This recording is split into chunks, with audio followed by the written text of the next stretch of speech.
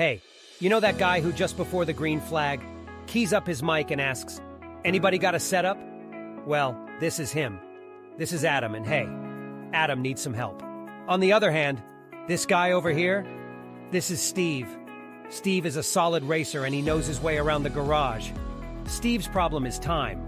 With a job and a family, he can't find enough time to build competitive setups and to race as often as he likes. But as luck would have it, Steve knows a secret. He lets the Majors Garage crew chiefs do the setup work so he can focus on the racing. At majorsgarage.com, Steve can get setups for over 60 cars on the iRacing service. So no matter what series he wants to jump into, he is covered. Somebody, anybody, really should tell Adam. See you at the garage.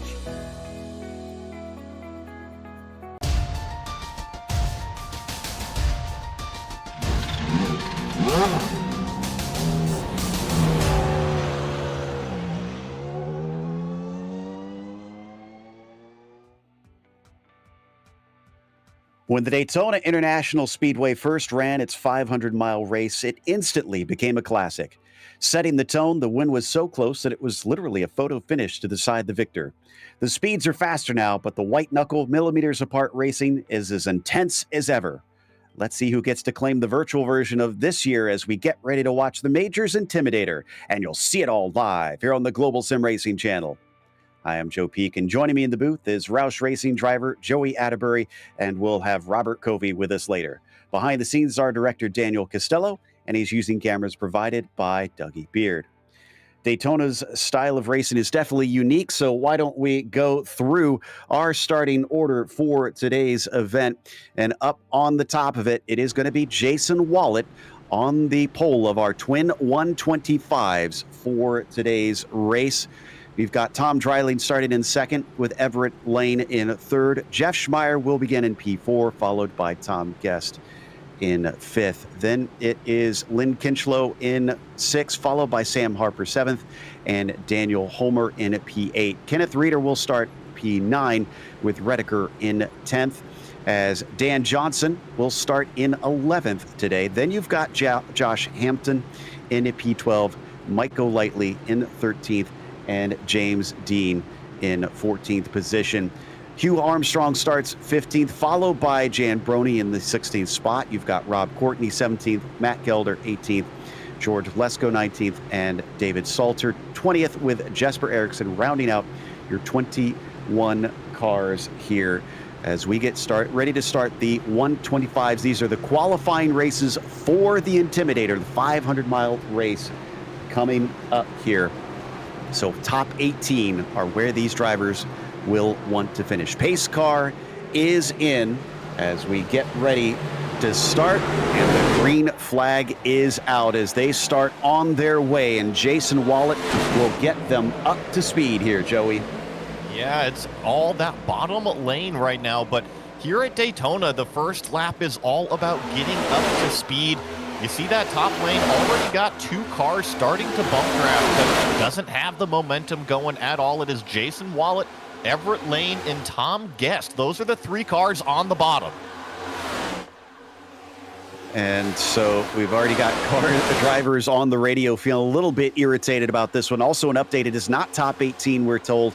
It is top 15 in each that will advance. And already I'm seeing cars push up to the outside. I saw the 22 make an aggressive block there.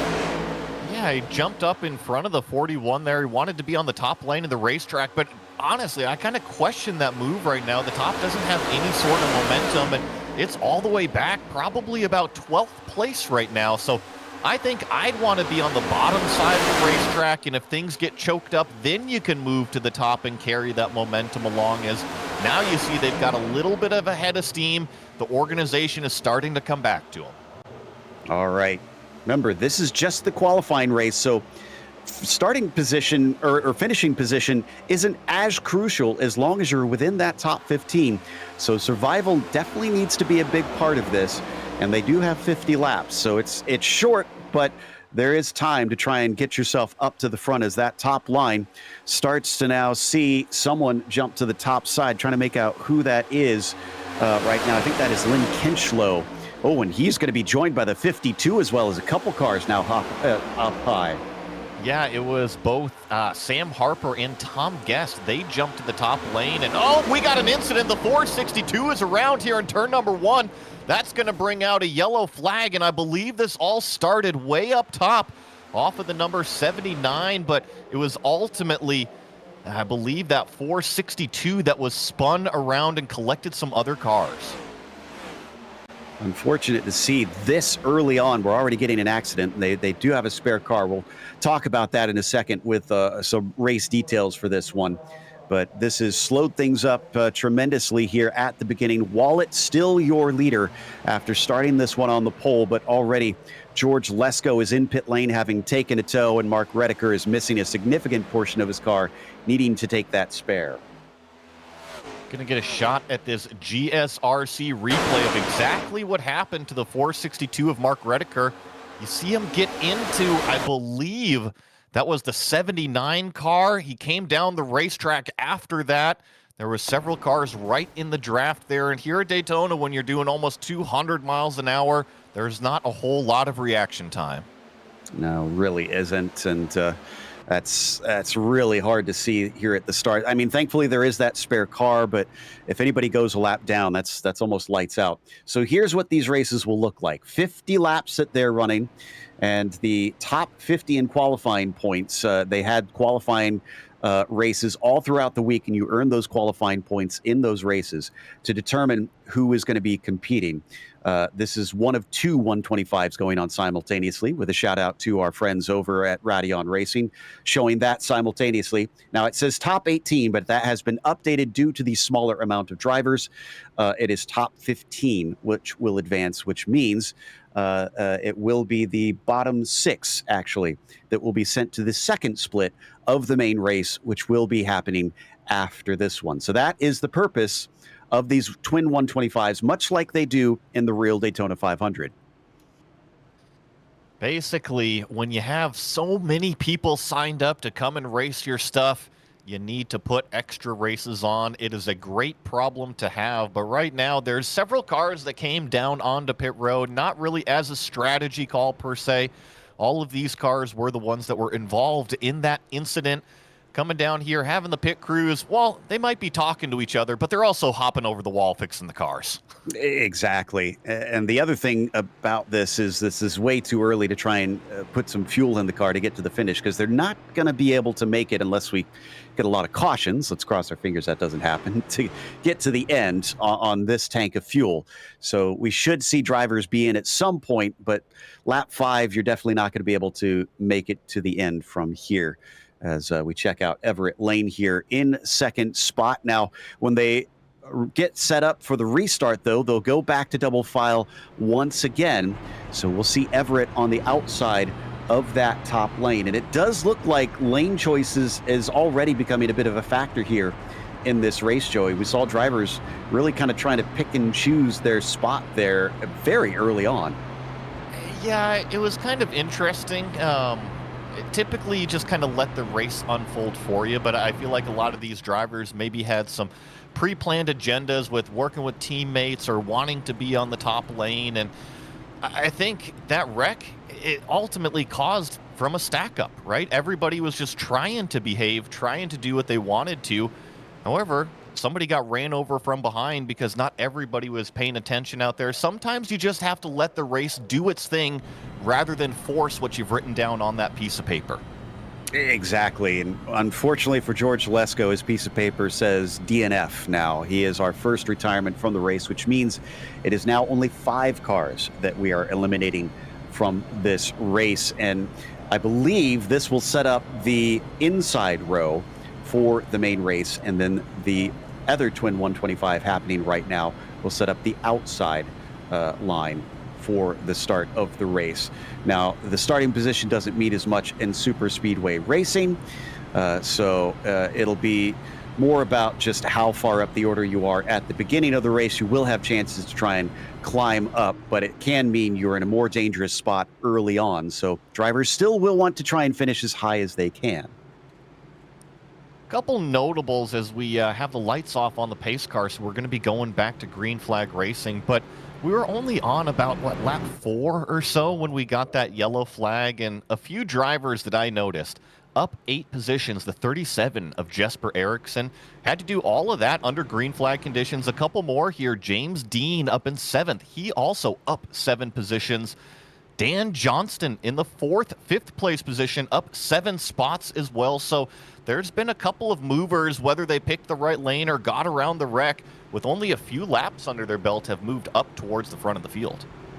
Absolutely. And it looks like a few drivers definitely eager to try and make those up as quick as they can to stay out of trouble, I'm assuming.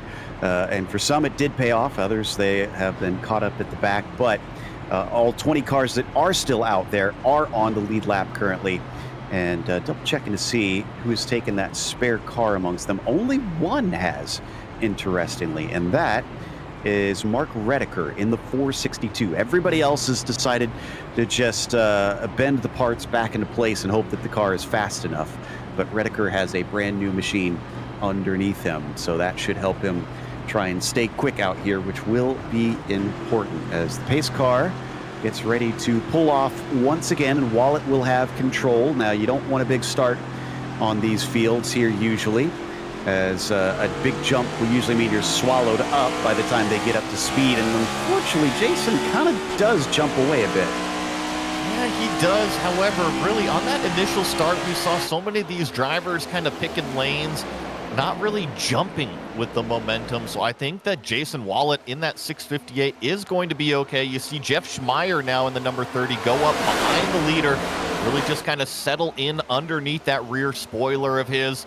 Now we've got Dan Johnston, that 3rd car in line, and look at how well Patience, so nice to see out there. Very minimal bump drafting, and the bump drafting that you do see seems calm so far.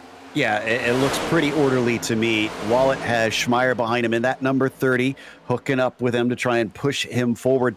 And Jason's gotten a lot of experience here on the NASCAR side, because this series races all different types of cars. And Jason has been racing with the eNASCAR College Series recently, which includes a lot of the black stripe eNASCAR drivers. So there's a lot of quick ones out there. We saw Tom Guest push Everett Lane straight to the lead, and then he uses that draft and duck down to the bottom side. So now Tom Guest in the 058 machine, our new leader. Sam Harper running in 2nd in that number 52. And you saw they just immediately moved down to that bottom lane. I feel like when we run 2 lanes here at Daytona, that top lane carries the momentum down the straightaways. The bottom lane carries the speed through the turns. Certainly seems like it, but it's gone extremely single file now. We see a couple cars in the back maybe ducking out of line, hoping to see if they can get something going, but no takers up at the front. We got another yellow immediately. Oh my goodness. I think that's Josh Hampton that goes around. There he is, the 89. Yeah, and you know, this is just another stack up from everybody running the low lane. It starts at the front of the field, and it's kind of crazy how it transferred all the way back to the 89 back here, but just everybody is stacking up rather than taking the runs, and unfortunately it causes these huge accordion compressions in the back of the field, and unfortunately the 89 as well as I believe the 41 involved. Yeah, I think it starts with the 37 really kind of having to have a huge checkup. The 22 of Dreiling as well slowing up, and Hampton and trying to respond to them finds Kenneth Reeder turning him around, and the two head up into the trioval. Thankfully, looks like from that replay, it was just those two involved and nobody else. Thankfully, right? But it does drop another couple out. Everybody at the front of the field is saying, hey, you know what? I'll take less cars to have to compete with, especially if they run into a late race issue. However, it does break up the pace of the race quite a bit here at Daytona. You know, you got to get the cars up to speed once you get going green flag racing. And when you get that yellow flag, like we're about to see here from this GSRC replay, it just kind of slows things down a little bit. This is from onboard Tom. Looking back, and there you can see the accident go by, so he managed to avoid it, but it was definitely not good for Kenneth or Josh, who now have taken what should be some pretty significant damage. And Oh, did we get another spare car taken by somebody? No, Hugh Armstrong, I think, just was slowing up and letting cars catch up to him, it appears. So they're just trying to get them back into order. So I just missed a bit of a trick there as we're coming back around. This might be close enough to take a pit stop if we get more yellows, but I don't know why you'd try and take a risk like that, especially up front. Some of the back are looking, though. Looks like the two wow. leaders. Yeah, the two leaders, that's Guest and Harper. They are coming down pit road. They're bringing a handful of cars in the back half of the field as well, but you're right, kind of a split strategy. At 40 laps, yeah, if we have yellow, you should be able to make it no problem, and that's kind of the way things are trending, but it's still very early. What if it goes green? The only thing I can think here is if they do wind up with more cautions, this will cycle these cars back to the front. So maybe they're just getting it out of the way early. Figure, okay, we'll swallow the pill and go farther back in the field now so that we can be sent to the front so that everybody else who pits now suddenly has to climb their way forward. Because it is split almost exactly in half between them. I hear you. I'm stretching a bit on that one, yeah. Right. And I mean, they usually run about 35 laps or so at Daytona is what a fuel stint is. So it's a little shy of that. But like we were saying, if there's yellow flags, no big deal, right? It'll make it to the end. We just don't know if we're going to get the yellow flags. And when you're talking about strategy, I don't like to bank on things that aren't guaranteed. Same, exactly. And at least we're getting some good sportsmanship out there. I just heard Kenneth Reeder get on the radio and apologize. I guess he had a chance to maybe look at the replay a bit while he was taking his repairs and is now back out on the track. And we did not lose anybody a lap down that time. Everybody else gets back out. But Josh and Kenneth both took their spare car, so they are now under it as they cannot afford any other big incidents, or they will find themselves having to sit and take repairs. We're still waiting to go double file once again to get restarted on this one. Only on lap 11, getting ready to take lap 12 of this 50-lap race. And they do have a time limit on this, so that don't worry, we won't kind of cut into that the 500-miler a little bit later. It goes only an hour and a half in length, and that would take us right up to the start, unfortunately. But let's hope that we don't go that full hour and a half. In fact, I don't know if you could manage to stretch 50 laps an hour and a half. I'll have to do the math. I'll pull out the calculator.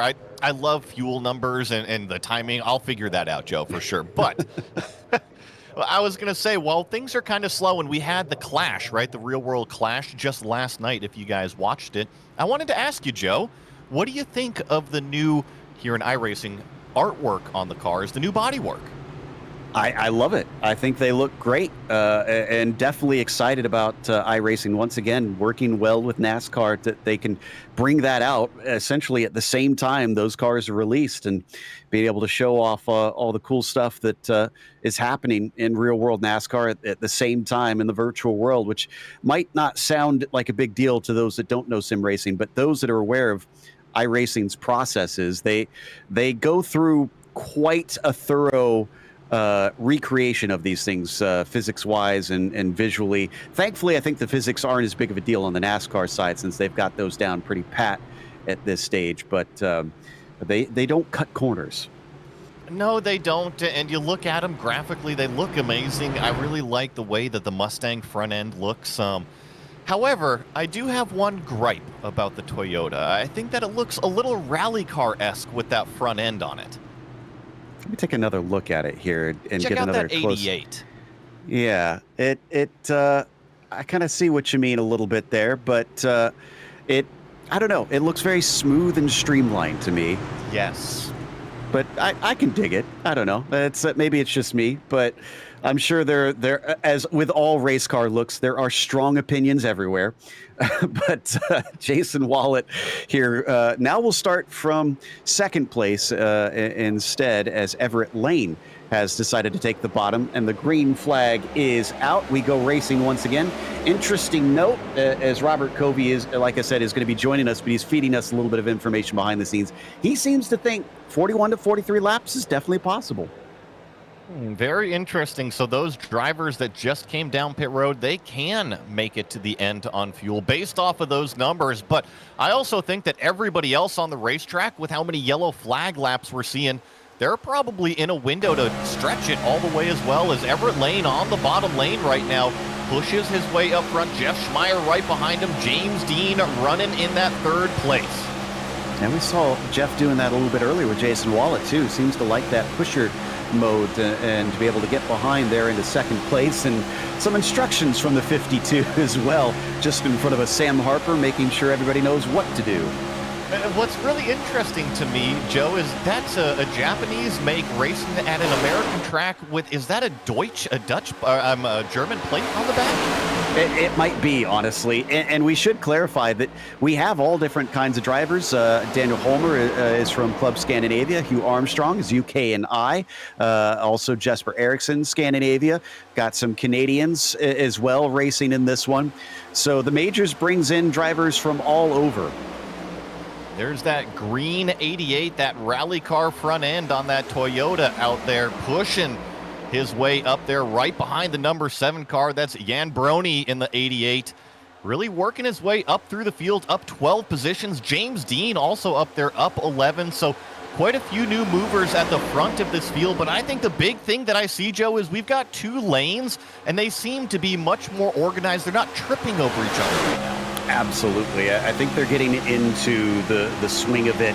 And that comes down to what we were talking about with drivers being from all over the world and all over different disciplines. We have to remember that the majors brings in drivers who might not be as savvy with oval racing, and especially super speedway, which is a niche within a niche, if you will.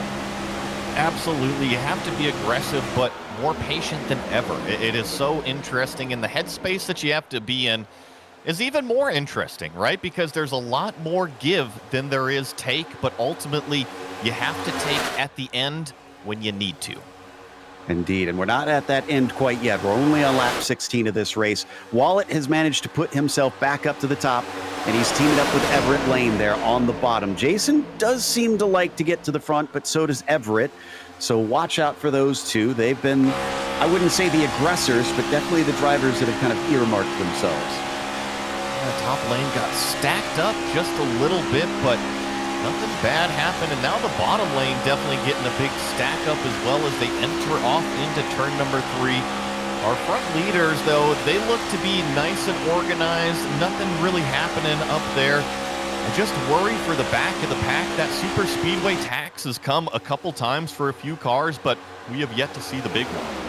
Exactly, and a little bit of 3 wide in the background there. Someone going into the middle. I think that might be, I thought it was Salter. No, that's Kinchlow, actually.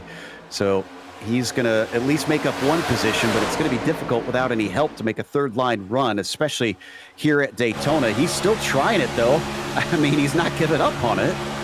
Yeah, and oftentimes it's kind of called the sucker hole in the middle, is that it looks great, but ultimately you don't really have anybody to pull you along, and you don't really have anybody that's joining you to push, as we saw a big move right there. I believe that was the 22 switching lanes all the way to the bottom of the racetrack, and here comes another stack up from that top side. Lynn Kinchlow continuing to ride this middle lane. And I think it's now finally starting to bite him, as either side looked like they were getting ahead, but his momentum off the tri-oval looked good. He's just got to be careful as he drifts back and forth a little bit. And 2 wide at Daytona is plenty comfortable. There goes Kinchlow down to the bottom, so he avoids that 3 wide situation any longer. But 3 wide at Daytona, plenty doable. It just gets a little bit nervous. Exactly. You need some trust. You need some skilled drivers to make it work. And that looked a little bit too sketchy for my taste. But we'll see who's brave out here today is, wow, big slide up to the top side, causes another checkup there. I think everybody was heads up, thankfully, this time. And those two, I think, was Sam Harper and Tom Guest, I think. Yeah, I believe it was the 52 and the 058. And I don't know if it was the 52 changing lanes or having a loose moment, and then the 058 followed them, but they both either ended up in the wall off of 4 or got very, very close to it. I'll be honest, from the races that I've covered here at Daytona, and there have been many, there's a lot more checkups than I'm used to seeing in this group, and I'm not sure if it is that unfamiliarity. It's tough to call. Now, this is purely speculative, right? I haven't talked to these drivers. I haven't talked to race control. We haven't been sitting in on these driver meetings, but I just feel like everybody either has an agenda or is playing too nice, and when you try to do that, you oftentimes trip over your own shoelaces. Is the best way to describe it. That's a good point.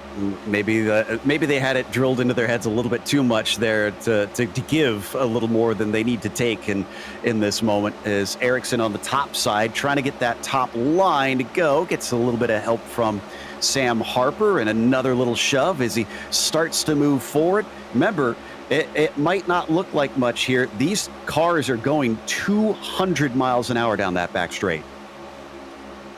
The 37 still leading the charge on that top lane. That's Jesper Eriksson.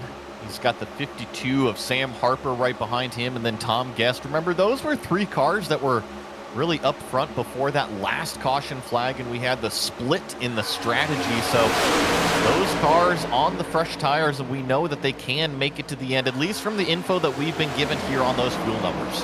And I think this is the longest stint we've now had under green flag racing as we look back off of the number 88 of Jan Groney. That's the 22 of Tom Dreiling in sitting there, trying to see if he can maybe get that line to move forward a little bit more so that he could clear that high line. Always about positioning yourself here in this style of racing and trying to find yourself at the front of one of the lines by the end.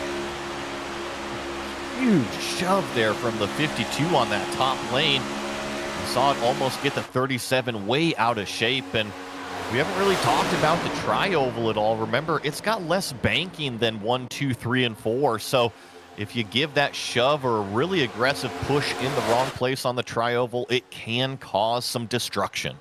So right now your cut line is Daniel Holmer in 15th and Hugh Armstrong in 16th. Obviously that'll switch around a little bit there with them having 2 lines. But those are the drivers that need to be a little bit more nervous because they need to get out of those lower positions, especially now that we're going to get past the halfway point of this race already. And I'm looking down around that line and actually a handful of positions in front of it.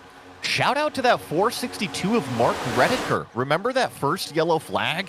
He was involved and had to take that spare car. He now finds himself back into a transfer position.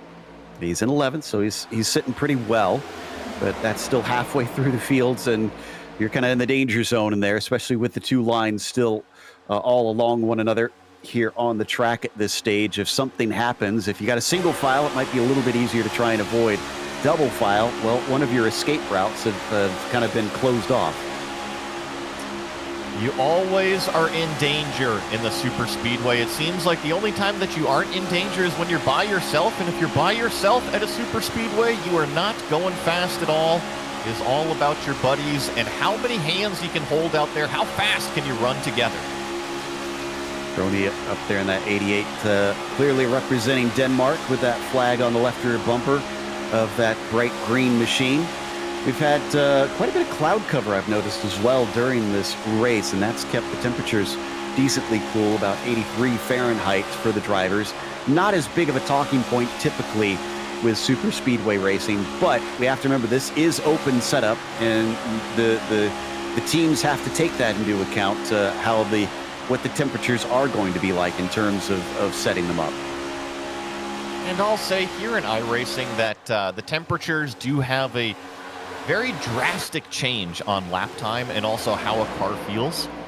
So you're right. I feel like the open setups and the teams, the drivers, in the sim world, they can take all of the time that they want to set the car up for practice. They'll spend days and days of practice.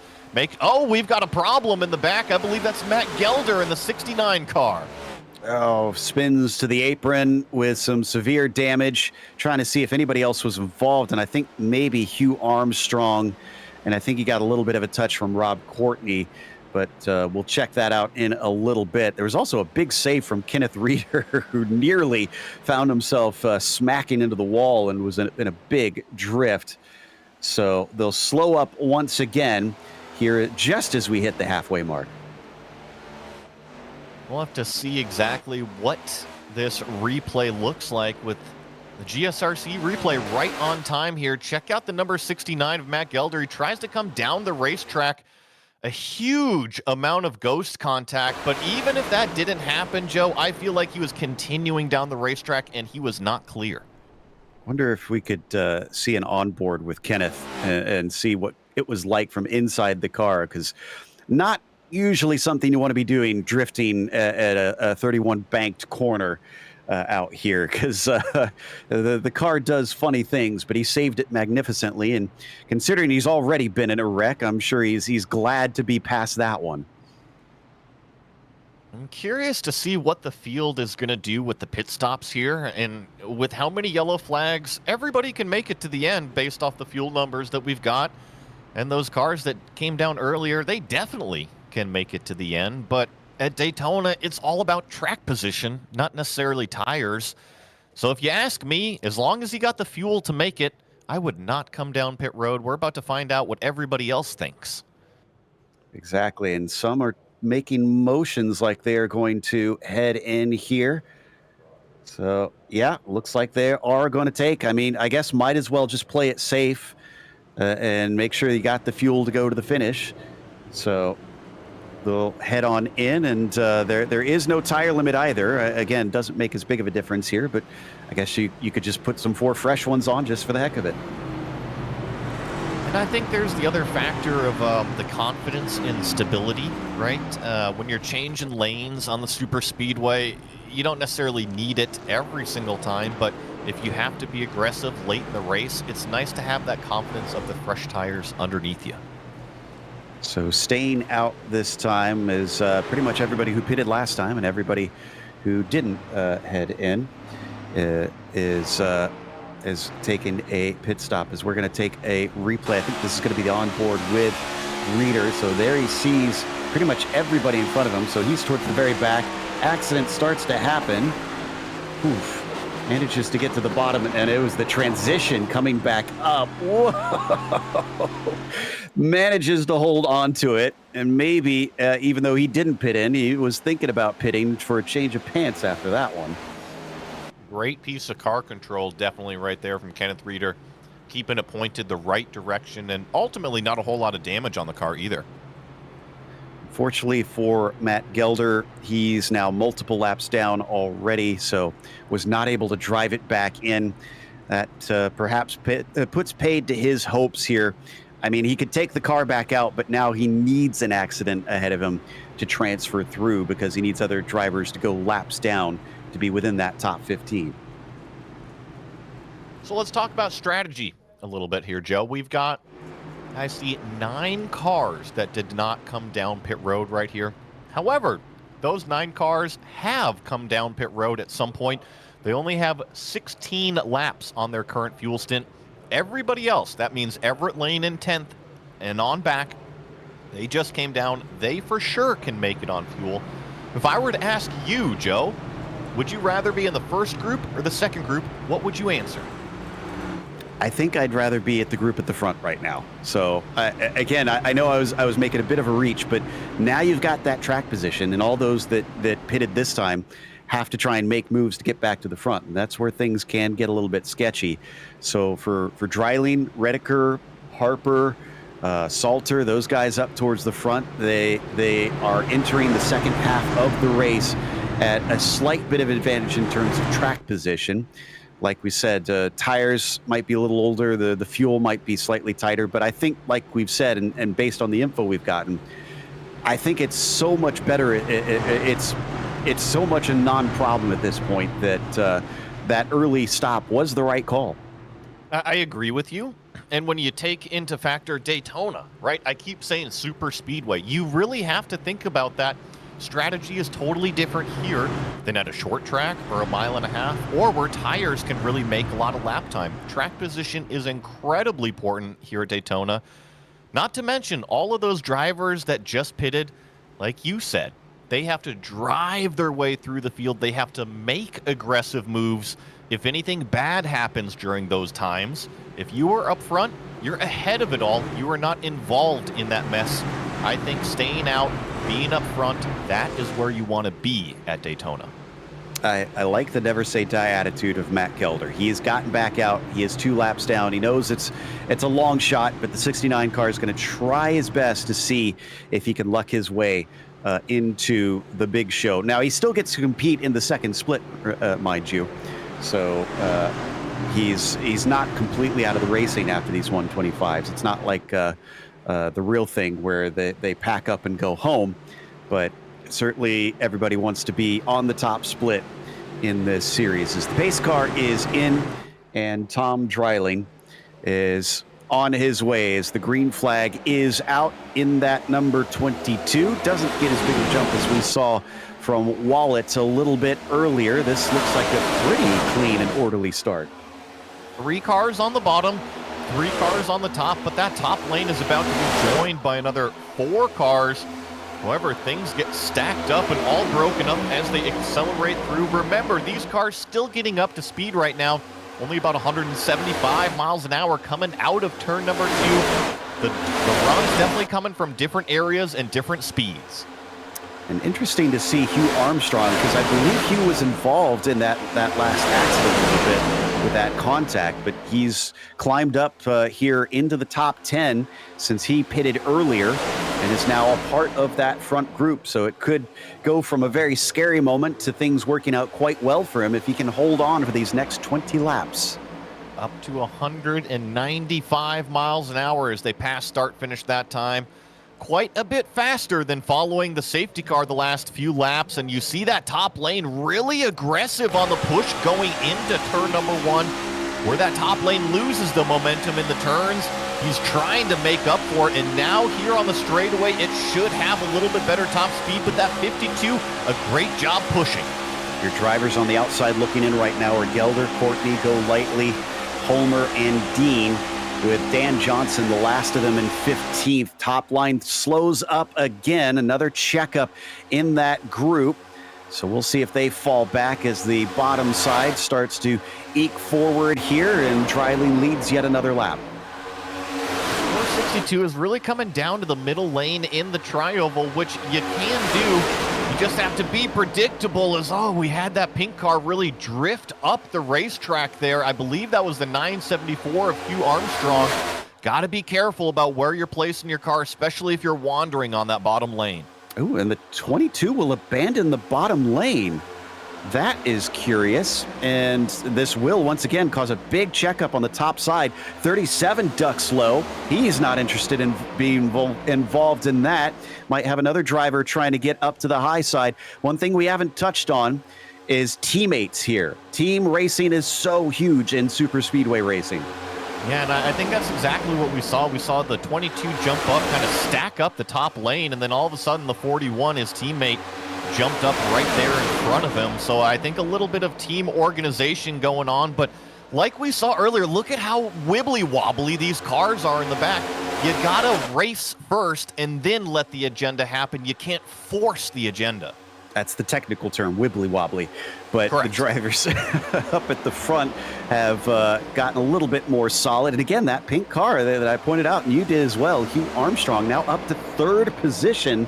And he was at the very back of the field when that accident happened before. That's how quickly things can change in this race. And we're coming up. We're well past halfway through. Got about 18 laps here remaining at Daytona in this first race. Can't wait to see what the rest is going to bring, but look at how long this bottom lane is. It breaks up about 4th or 5th car in line. I see the 89 leaving a huge gap between himself and the 37, and that's what's really holding up this bottom lane.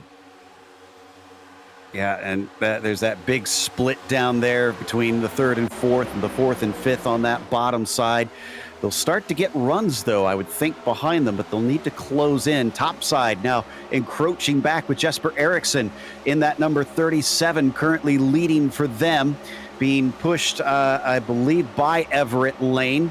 They're almost up to second in line on that bottom side. I see more and more of these accordion effects, call them stack-ups, happening as these drivers are trying to push their way up towards the front. I've seen a few of the yellow flags really fly earlier because of those effects earlier. I wonder if we're going to see another one soon. Yeah, there. Wow. Just big run after being so far back down the order. Top side has suddenly gotten organized, and it looks like the place to be. Bottom line going to come back on him. It's a shorter distance there. The lower side, inside line of the racetrack. And the 52 of Sam Harper will at least get side by side or halfway up the 37, but not in front of him at the line. And I tell you what, I know that we've got, call it 16 laps remaining, but this bottom lane is not going to go anywhere if that 89 stays 2-3 cars off of that 974. He's got to get up there and do something if they want to move forward in that bottom lane. We ride on board with Guest as Lane asks him to push me and just touch me because he can't get no satisfaction until he wins this 125. The 37, though, is still beating him to it at this stage and coming down to just 15 laps to go at the line. Now we're starting to see a little bit of shuffling behind them. Our drivers starting to think it's go time.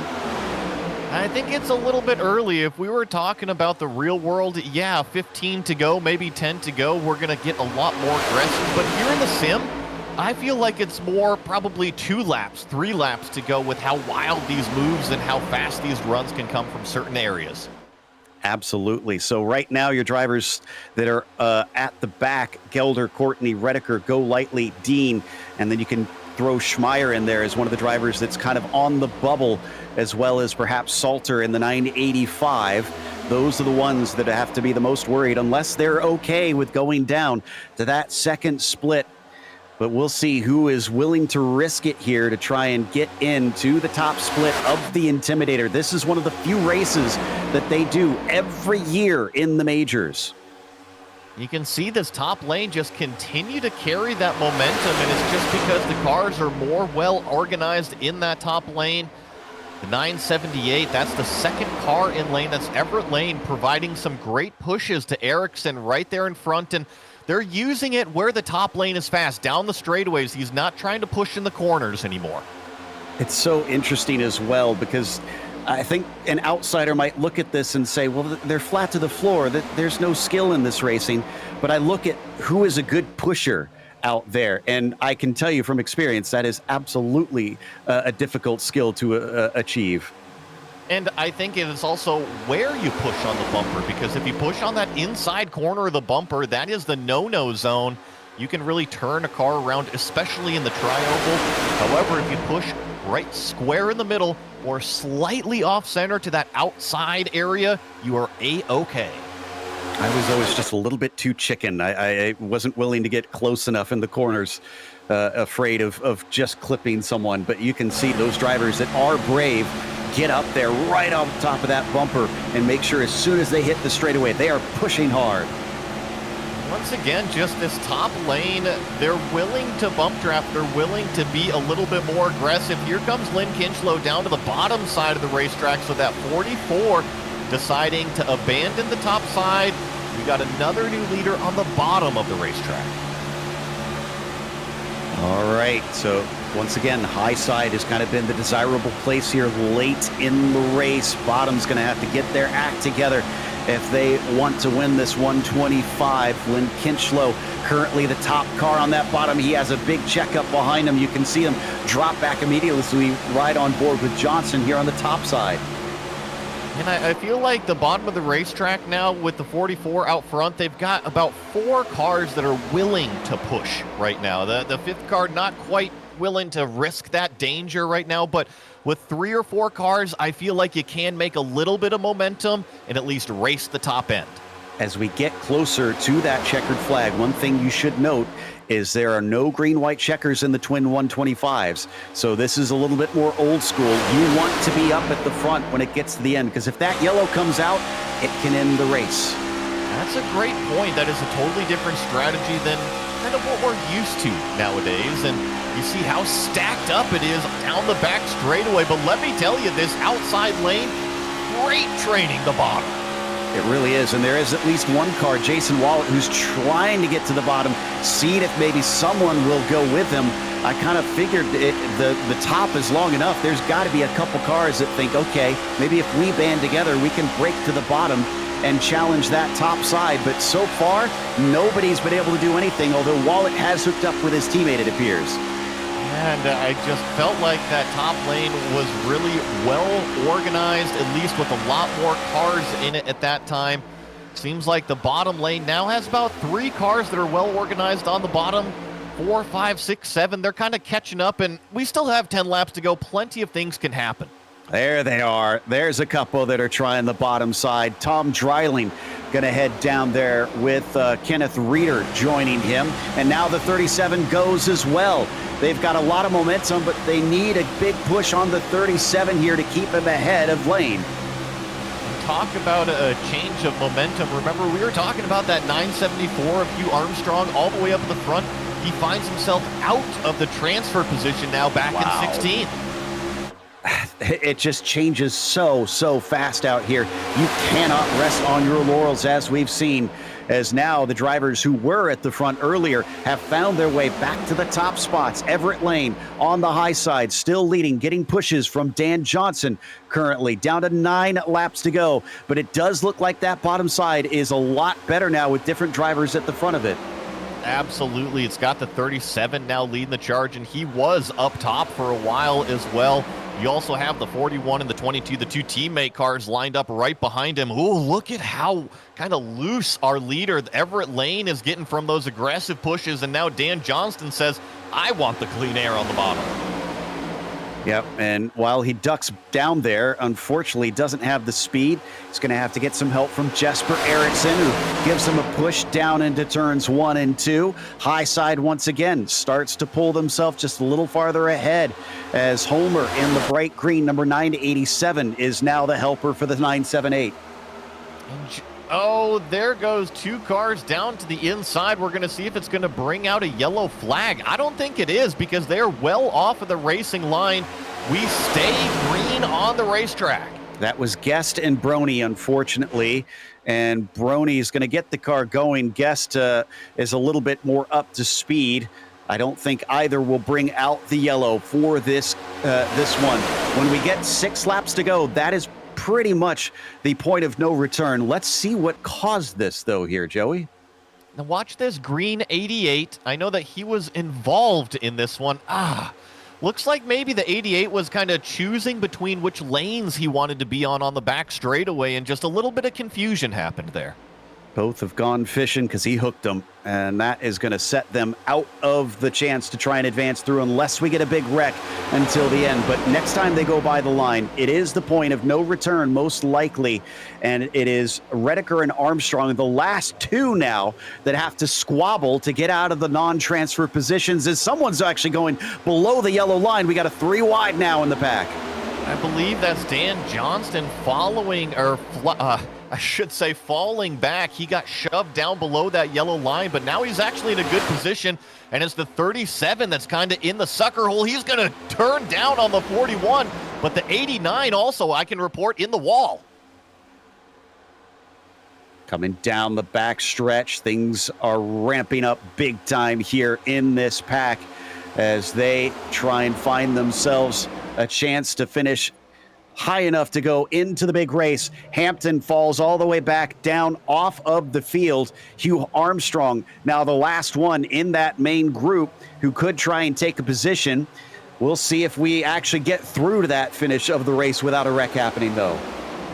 And the bottom lane is far more organized. It just doesn't have any sort of momentum at all. You see Kinchlow now ditch up to the top. He says, I want to be in that momentum lane. Everybody going to that top side, the 985, that's David Salter. He's the first car down low. He's going to get the push from James Dean, the number 7 car. But once again, on the back straightaway, you can physically see it. That top lane just has so much momentum. And I'm curious who has someone on the box here, because they need to let them know there's only one position in this pack that you don't need to be in, and that's the last of them. It's a game of musical chairs right now. Absolutely, you just don't want to be in 16th spot, the very last car basically in this draft pack, so pick the lane wisely right now. Jason Wallet was in that last spot. He's trading it with Mark Redeker. Those two will want to desperately get out of that final spot in the lane. 4 laps to go now. Ducking down to the bottom back there. The 52 of Sam Harper trying to join in with Armstrong behind him. And really, I wonder if there's any damage on any of these race cars in the back that might kind of dictate who finishes outside of that transfer position. But up front, it has been all aggressive bump drafts. And it really has been the 978 and the 987, the two teammates up top. They've dedicated themselves to that top lane.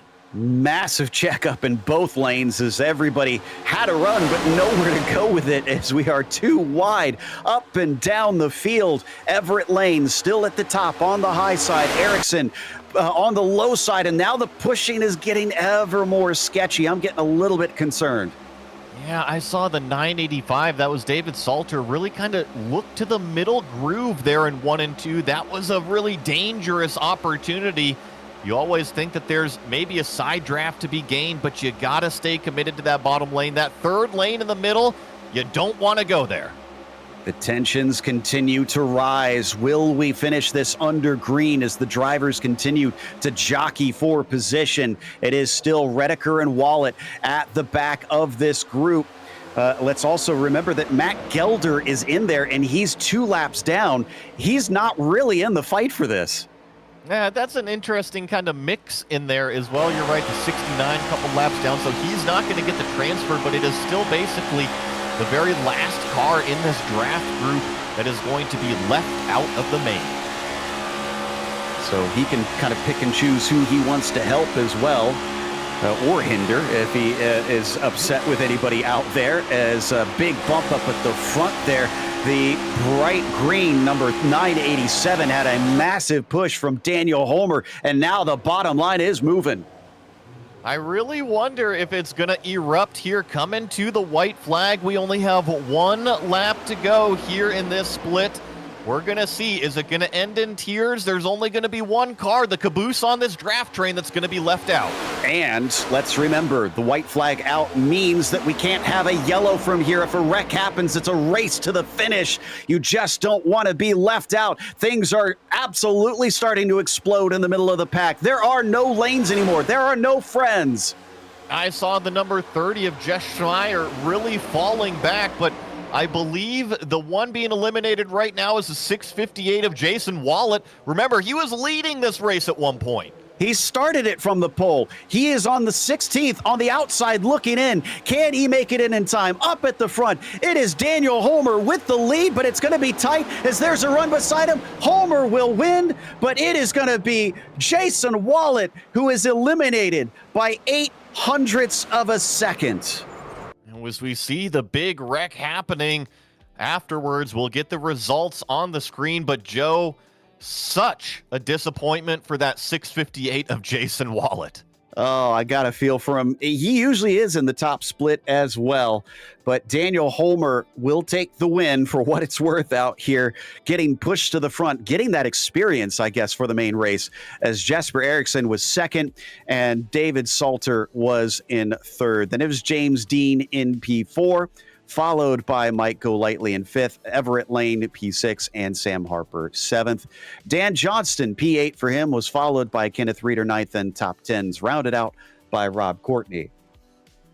Then in 11th place position, we have Lynn Kinchlow, Jeff Schmeier, who had a late race fall, but still transfers through in 12th, Hugh Armstrong in 13th, Tom Dreiling in 14th, and then the last car to make it through, the 462 of Mark Redeker. Remember, he was involved in that first yellow flag, but does make it through to the main.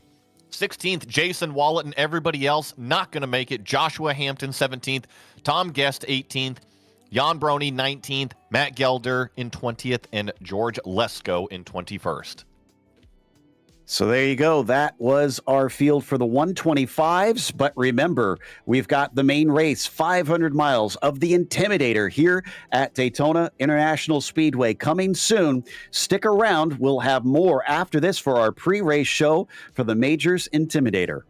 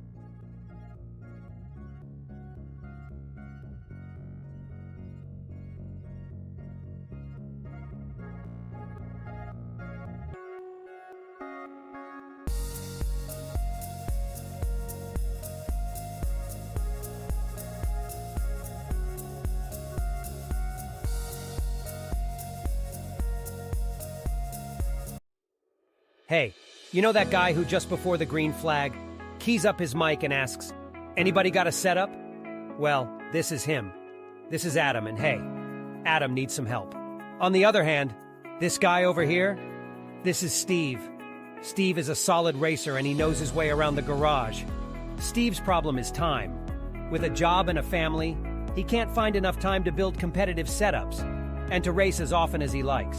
But as luck would have it, Steve knows a secret. He lets the Majors Garage crew chiefs do the setup work so he can focus on the racing. At majorsgarage.com, Steve can get setups for over 60 cars on the iRacing service. So no matter what series he wants to jump into, he is covered. Somebody, anybody, really should tell Adam. See you at the garage.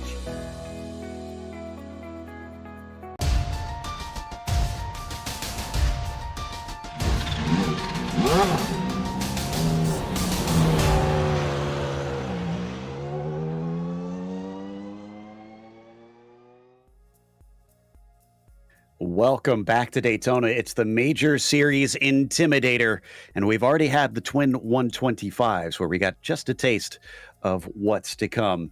But of course, there will be plenty more action with a longer race and more cars out on track. Now, if you didn't get to see what happened with that race and you aren't familiar with Daytona, it's racing in a very unique style. We can show you what super speedways are like as we head to our GSRC track guide. Welcome to Daytona International Speedway.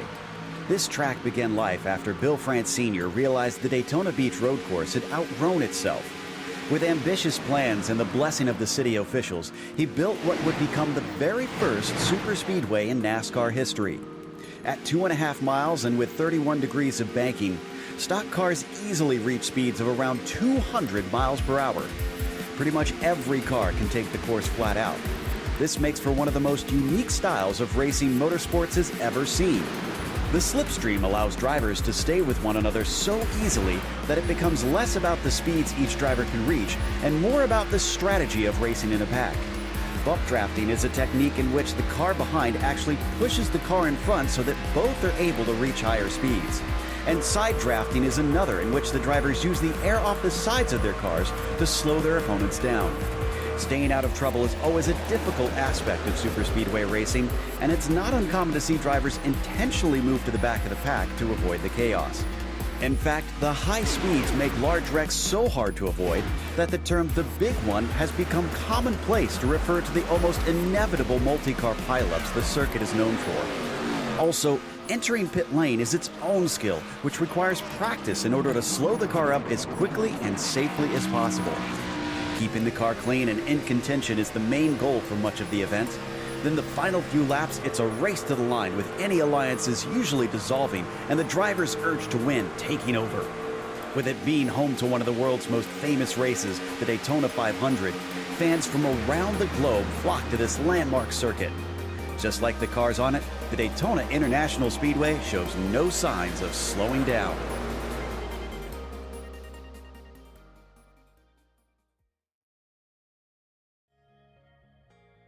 This place and Talladega are definitely two tracks with almost nothing else like it out there in the world. And Joey, every time we come here, you're almost guaranteed to see some wild stuff. Super speedway racing is kind of a nuance in its own, and here we look at the track map. Daytona International Speedway, 31 degrees of banking in the corners, a little bit less through the tri-oval there, but 2.5 miles is what makes up this place. And it's all about drafting. It's all about pack racing, especially in these cars. The more buddies you have with you, the better off you are in terms of that top speed. And the other thing at Daytona, 2 lanes, totally raceable here. 3 lanes, it's doable, but things get very, very nervous. You really have to trust all of your competitors on the racetrack when you're going 3 wide. But here in the Major Series, I have a feeling we're going to see some single file. We're going to see some 2 wide. We're going to see some 3 wide. We also might see the big one because of it. Absolutely. This is definitely one of those races a lot of drivers want to win, even here in the virtual version. And not only do they want to win the race, but the championship that they hold for this series as well. And up at the top after our first race back at Fuji, it is Martin Pearson with Jesper Eriksson trailing him. This is pretty much the finishing order that they had at that first race as well. So Edward Shelley, Garen Batten, Daniel Homer, etc., all kind of trailing down as they finished back at Fuji. But as you can tell, and as we've mentioned, it's very different style of racing each and every round that they go to. So this could easily swap around a number of times. And they don't just have a driver's championship, Joey. They also do a team's championship here. Right now, it is Fusion Gold leading the way, 17 points. Look at how close it is for that top spot right now between them and Force Esports 1. Then tied for what is third place position, Dog Bear Bite, Grizzly TFR, and I also saw some of those cars in that earlier 125, so we'll just have to keep an eye on this team's championship. Things are very, very tight between the battles, though, as you see as the points go on. Easy Grass Yorkshire, UDOC Scooby, Sapphire SimSport Atlantic, and Evolve SimSports Atlantic. Those are your 8 teams inside of the top 8 currently.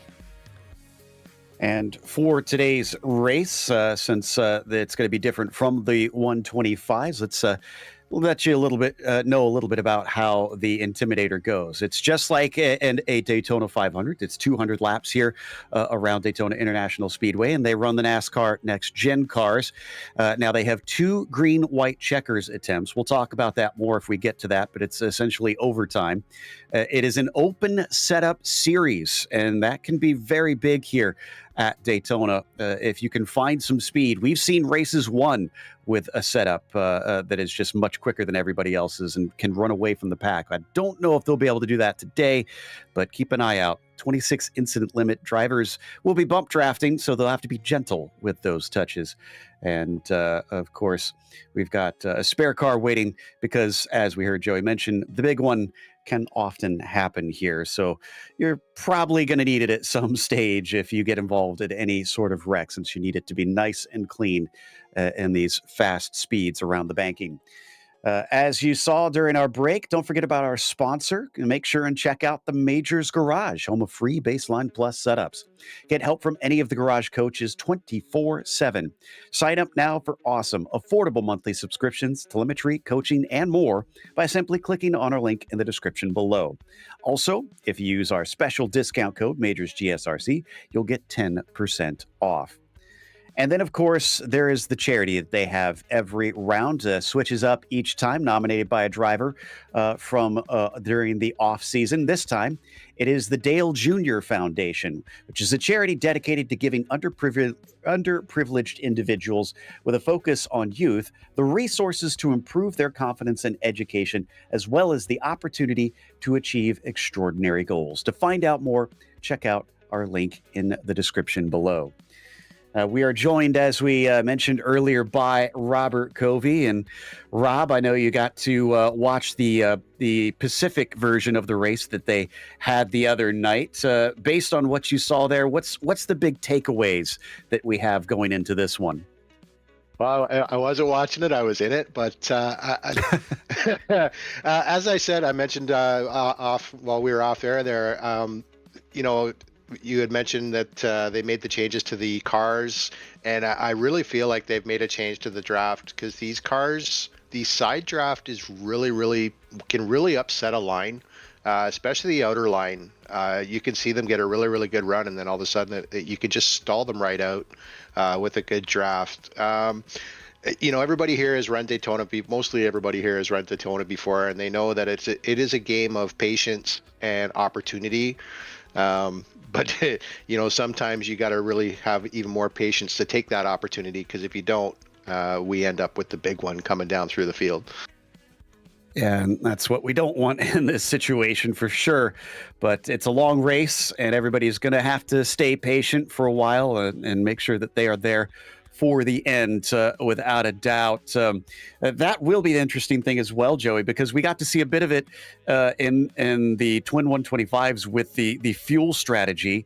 If we manage to get long green flag runs, I'm wondering how that's going to play out, if some of the teams are going to try and work together to save one another fuel and get some longer stints.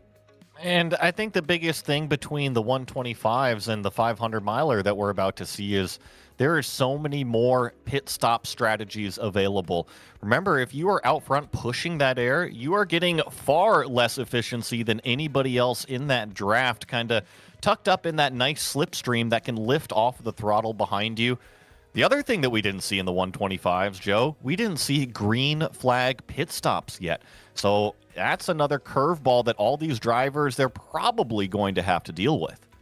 Absolutely. I mean, if we don't get any green flag stops, then that means we've had quite a few cautions out there. But we'll see how it plays out in the end. As Rob, I touched a little bit earlier on how there's so many different types of drivers that compete in the majors because of the variety of styles of racing they do. And Joey and I were discussing how this is such a niche style of racing, super speedways. I mean, there's not many tracks like this in the world. So, I mean, what advice do you give to a road course driver or a rallycross driver coming into one of these races and finds themselves a little bit of a fish out of their regular pond?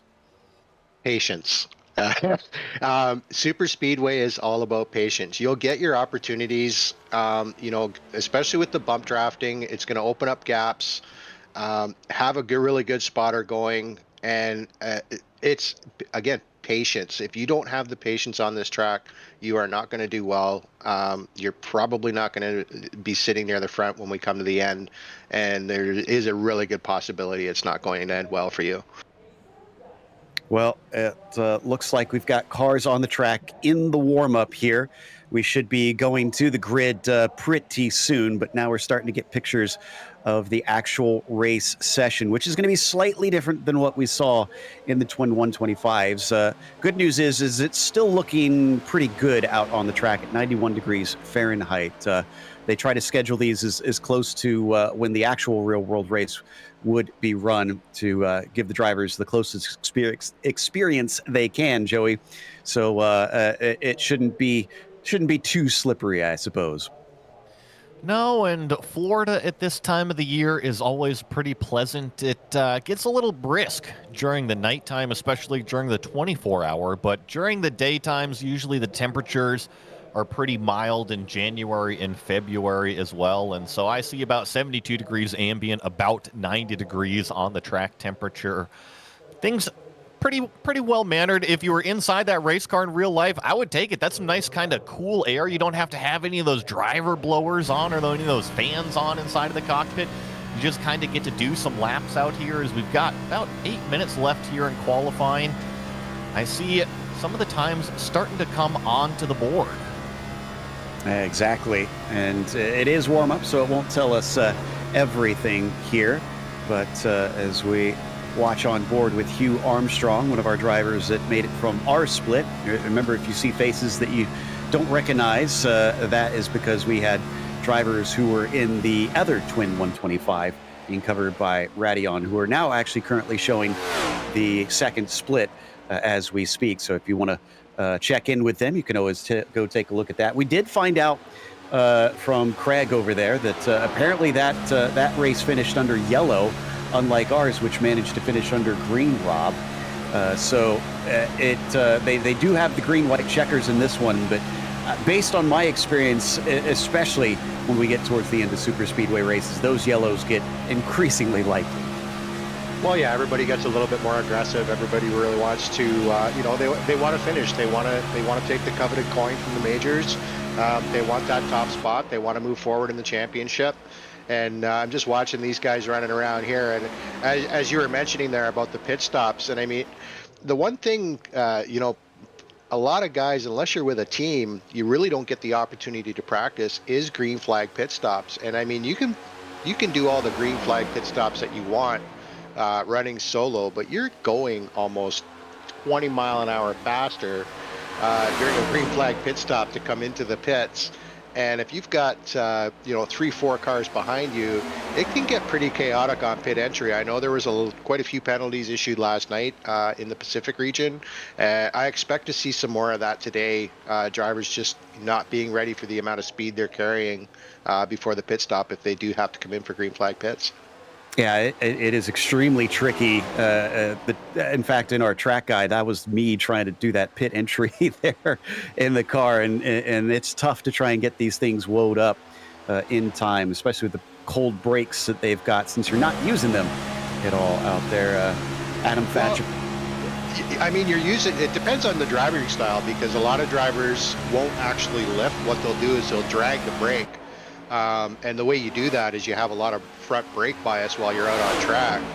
But then you got to remember to move it backwards when you got to come into the pits. Otherwise, you're going to lock the fronts up and slide yourself through the past the pit cone. So a lot of different driving styles too. I mean, a lot of road racers double foot. Some guys drive, 1 foot, which I personally don't know how they do it in a race car, but lots of different driving styles, lots of different ways to get into the pits, and obviously, like I said, some guys just drag the brake so that they can stay right on the bumper of the car. Exactly, and here is the onboard once again with Adam Fatchapani trying to get a little bit of practice in pack racing, which you're going to have to do a lot here, obviously, for this one. Just about 5 minutes left, as there you can see the cars on the apron. Now, it will be important to watch those cars when we do get green flag pit stops, because they are not allowed to get above that yellow line until they go by the blue cones. You'll see a blue line and blue cones on the backstretch where they are required to wait until before they can merge in with traffic. So important that you know the rules in each style of racing, which has got to be even trickier, Joey, because yes, they have consistent rules here in the majors, but I mean, when you switch between disciplines, there's always going to be specific rules to that style of racing. There is, but I think the good thing about this schedule is that they allow the drivers at least a couple weeks between the events to kind of get used to what's coming up next, right? You can hop into these sessions, you can hop into essentially iRacing official sessions and practice on that track. I'm sure that a lot of these competitors are throwing up practice sessions themselves, so I don't think it's too far off pace from what the drivers are used to doing regularly. And especially the coolest part about iRacing here, Joe, the sim. You can just go to your basement, you can go to your bedroom, go to your living room, wherever you have your sim rig. You can load up iRacing and go practice whenever you want to. That's the beauty of it.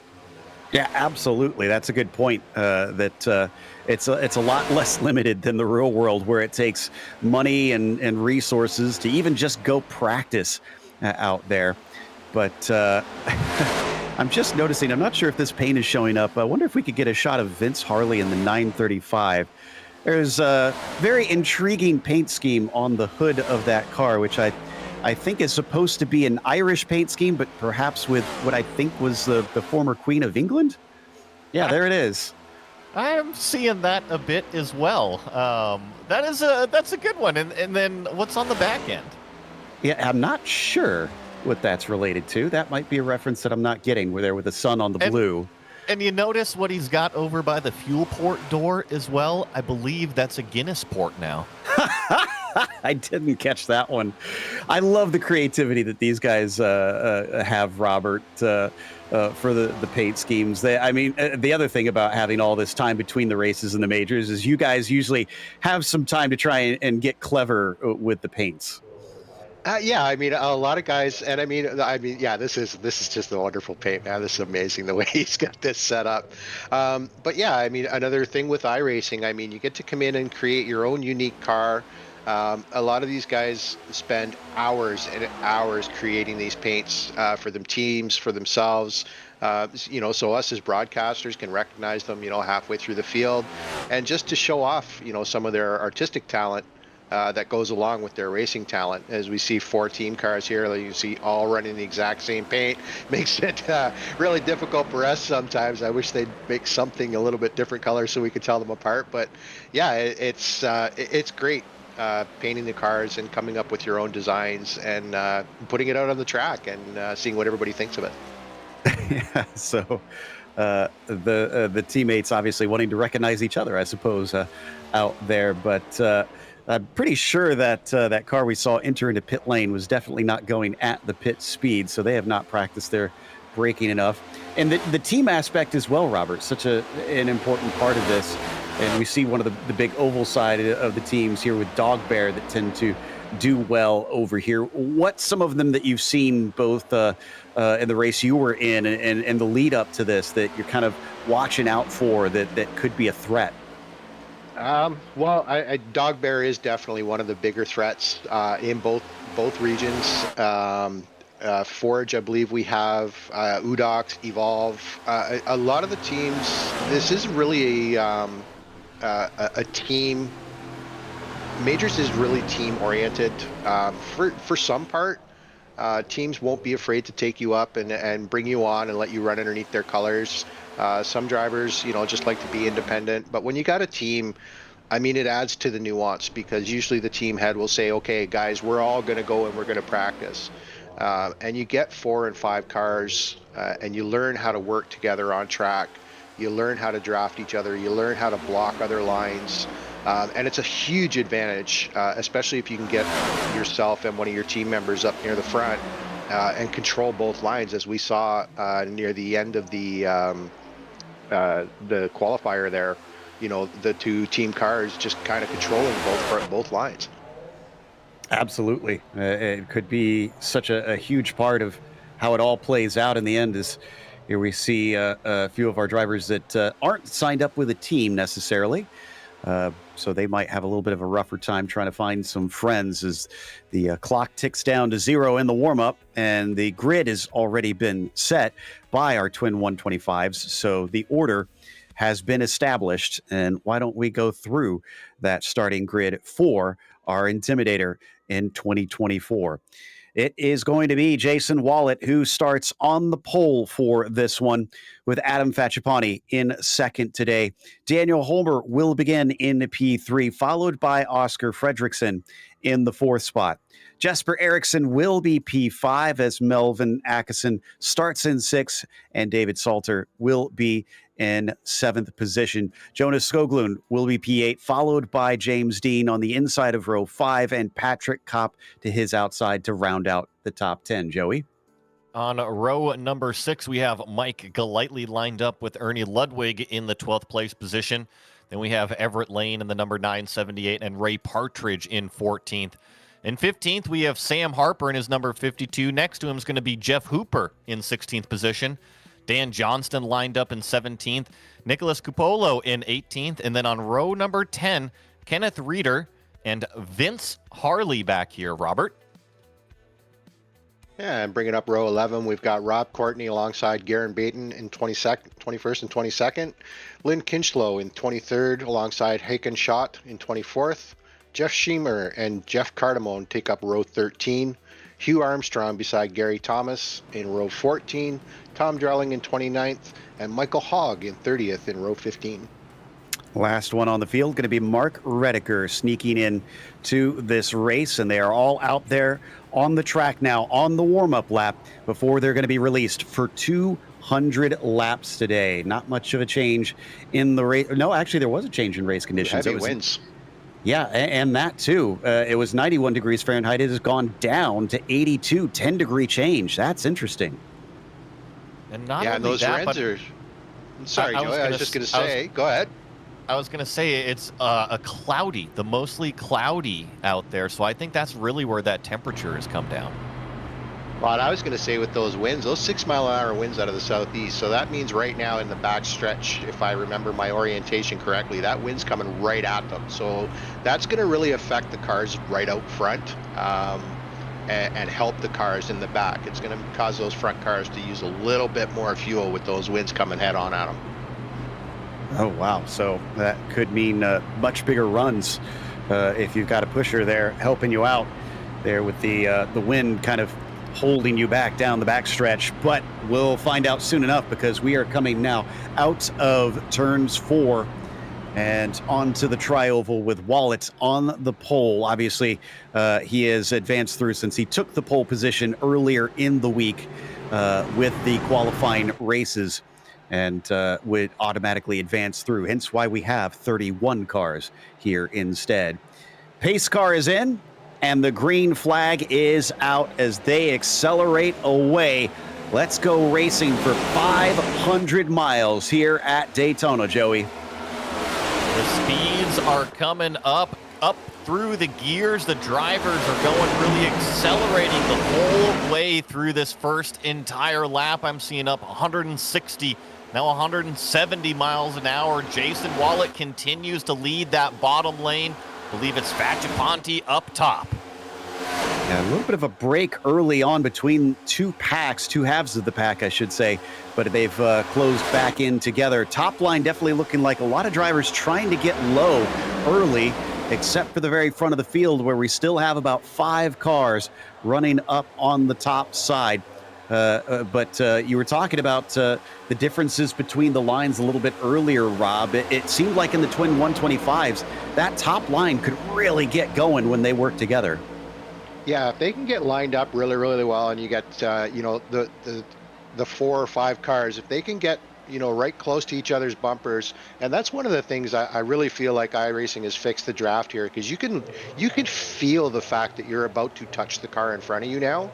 So I really feel the draft has really changed significantly from last year. So you can see the guys starting to link up here, and they'll start moving forward the closer they get to each other.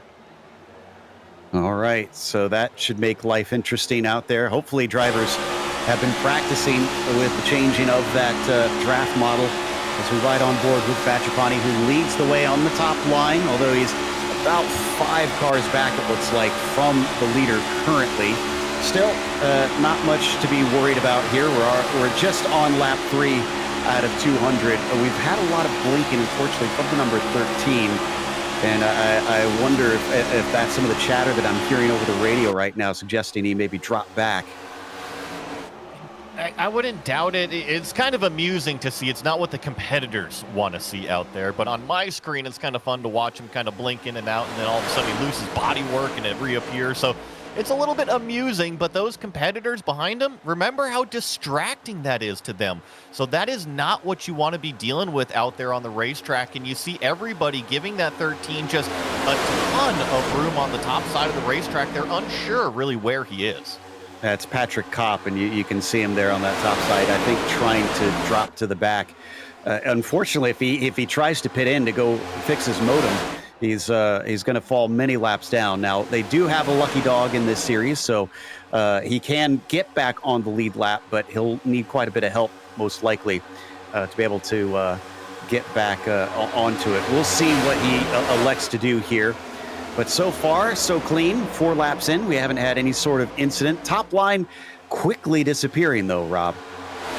Yeah, everybody's kind of lined up here down at the bottom. I'm hearing some chatter on the radio there, and as you were saying about the 13, I mean, this is a super speedway, and I mean, if you can't have faith in the car in front of you as to where he is, if he's blinking on and off like that, it just, I think that's why everybody kind of dropped down and said, you know what, let's run single file, let's kind of get him out of the way, because this is all about the draft. If you don't have a draft here, you're pretty much on your own, and you're not going to move forward at all.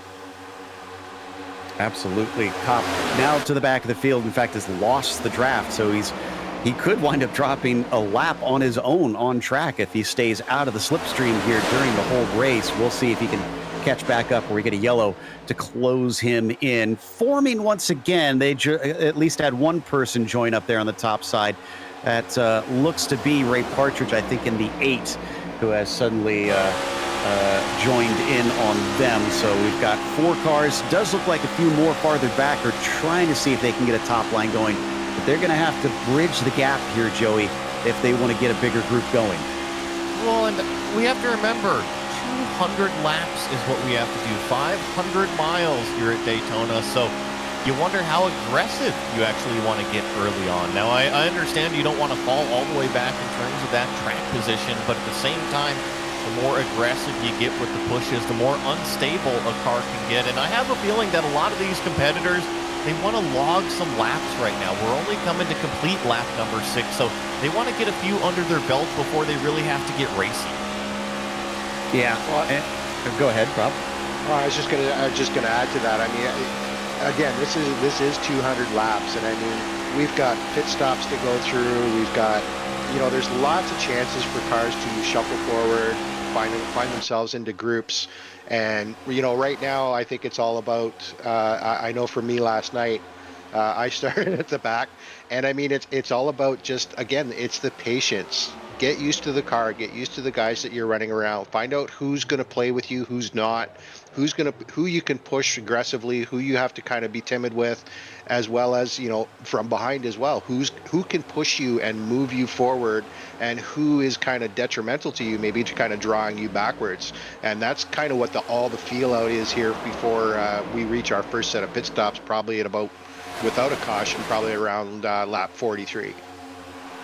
And we saw there's a group of 3 that has also dropped back. Gary Thomas, Michael Hogg, and Vince Harley have grouped together but have lost touch with the main pack here.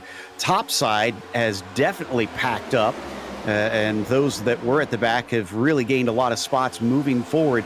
But still, oddly enough, it's like 5 or 6 cars back that Facciapani has just been hanging out. Now, Rob, I'm kind of curious, is there a reason not to try and push forward for him to be up with the top there? Or I don't think I've ever seen this before, someone intentionally hanging back like that. Fuel safe. I know, again, like I said, I ran last night, and I know when I was up front, I was running the top line. And I wasn't actually full throttle on the top line. I was kind of backing off the throttle a little bit and letting the car behind me give me a push to try and give me that little bit extra fuel save. And again, 200 laps, the last thing you want to do is push your car to an area where you really don't want to be. I mean, that all goes out the window when we get to lap 180, but I mean, right now it's sit, be comfortable. He's probably sitting with, he's got Fredrickson behind him saying, okay, give me a push. He's got 2 teammates behind him. Give me a push. Let's see how we can all work together. And then when it comes to later on in the run, if the 3 of them are hooked up, you may see them just actually take off on everybody else. You can see them drop back through the corners as well on that longer line up on the high side. And then they get the momentum off the corner usually, as well as a decent push. And he was moving forward a little bit. Now they're going to have someone jump in front of them, Joey. I think that is David Salter, actually. Yeah, the number 985 car moves from the low lane to the top lane. And I think, Joe, you really nailed it. That bottom lane, it accelerates through the turns with the shorter distance around. And then the top lane really has the momentum and the top end speed down the straightaways. And I feel like each lane has to understand where its strengths and where its weaknesses are, because if you're in that top lane and you try to push in the corners, it's just not going to work. You have to get the corner exit, get it lined up, and push where you're going to be making that time, where you're going to be making that top end speed. And once you understand that organization, I feel like that top lane comes alive. Speaking of pushing where it's correct, Facciapani unfortunately got into the back of Salter in the tri-oval, and that caused him to get a little bit squirrely. But I think he got away with it, Rob. Just if I was David, I would kind of get on the radio a bit and say, "Hey, please don't do that there." Yeah, there was some communication last night there. Push away, man. Ram into me. I don't care. Just don't do it through the corners and don't do it through the tri-oval. The car is pretty settled through the tri-oval. As long as you have somebody you can trust behind you, they can actually push you through the tri-oval for the most part, as long as they do it softly. But I'm just seeing so much movement with everybody here right now, and that's causing a lot of checkup. For these cars. They're just breaking the draft. And I noticed that last night too, is if you get 3 or 4 cars, and I mean they line themselves up perfectly, nose to tail, left and right. I mean, they can move forward extremely quick if they make a really nice drafting line. And it is a little bit broken up, especially at the back, although they're probably not as concerned as the front here on trying to make that distance. So 13 laps in, still haven't seen any sign of a caution. It's been, honestly, I'd say relatively calm out there. Haven't seen some wild moves yet as we ride with Everett Lane here in the 6th position. down on the bottom side of things, chasing behind Mike Golightly in that number 43. But now the top line gets its momentum once again, just as it enters turn 3. And this is where you can lose it. You can see here how much this side drop is really affecting these cars through the corner.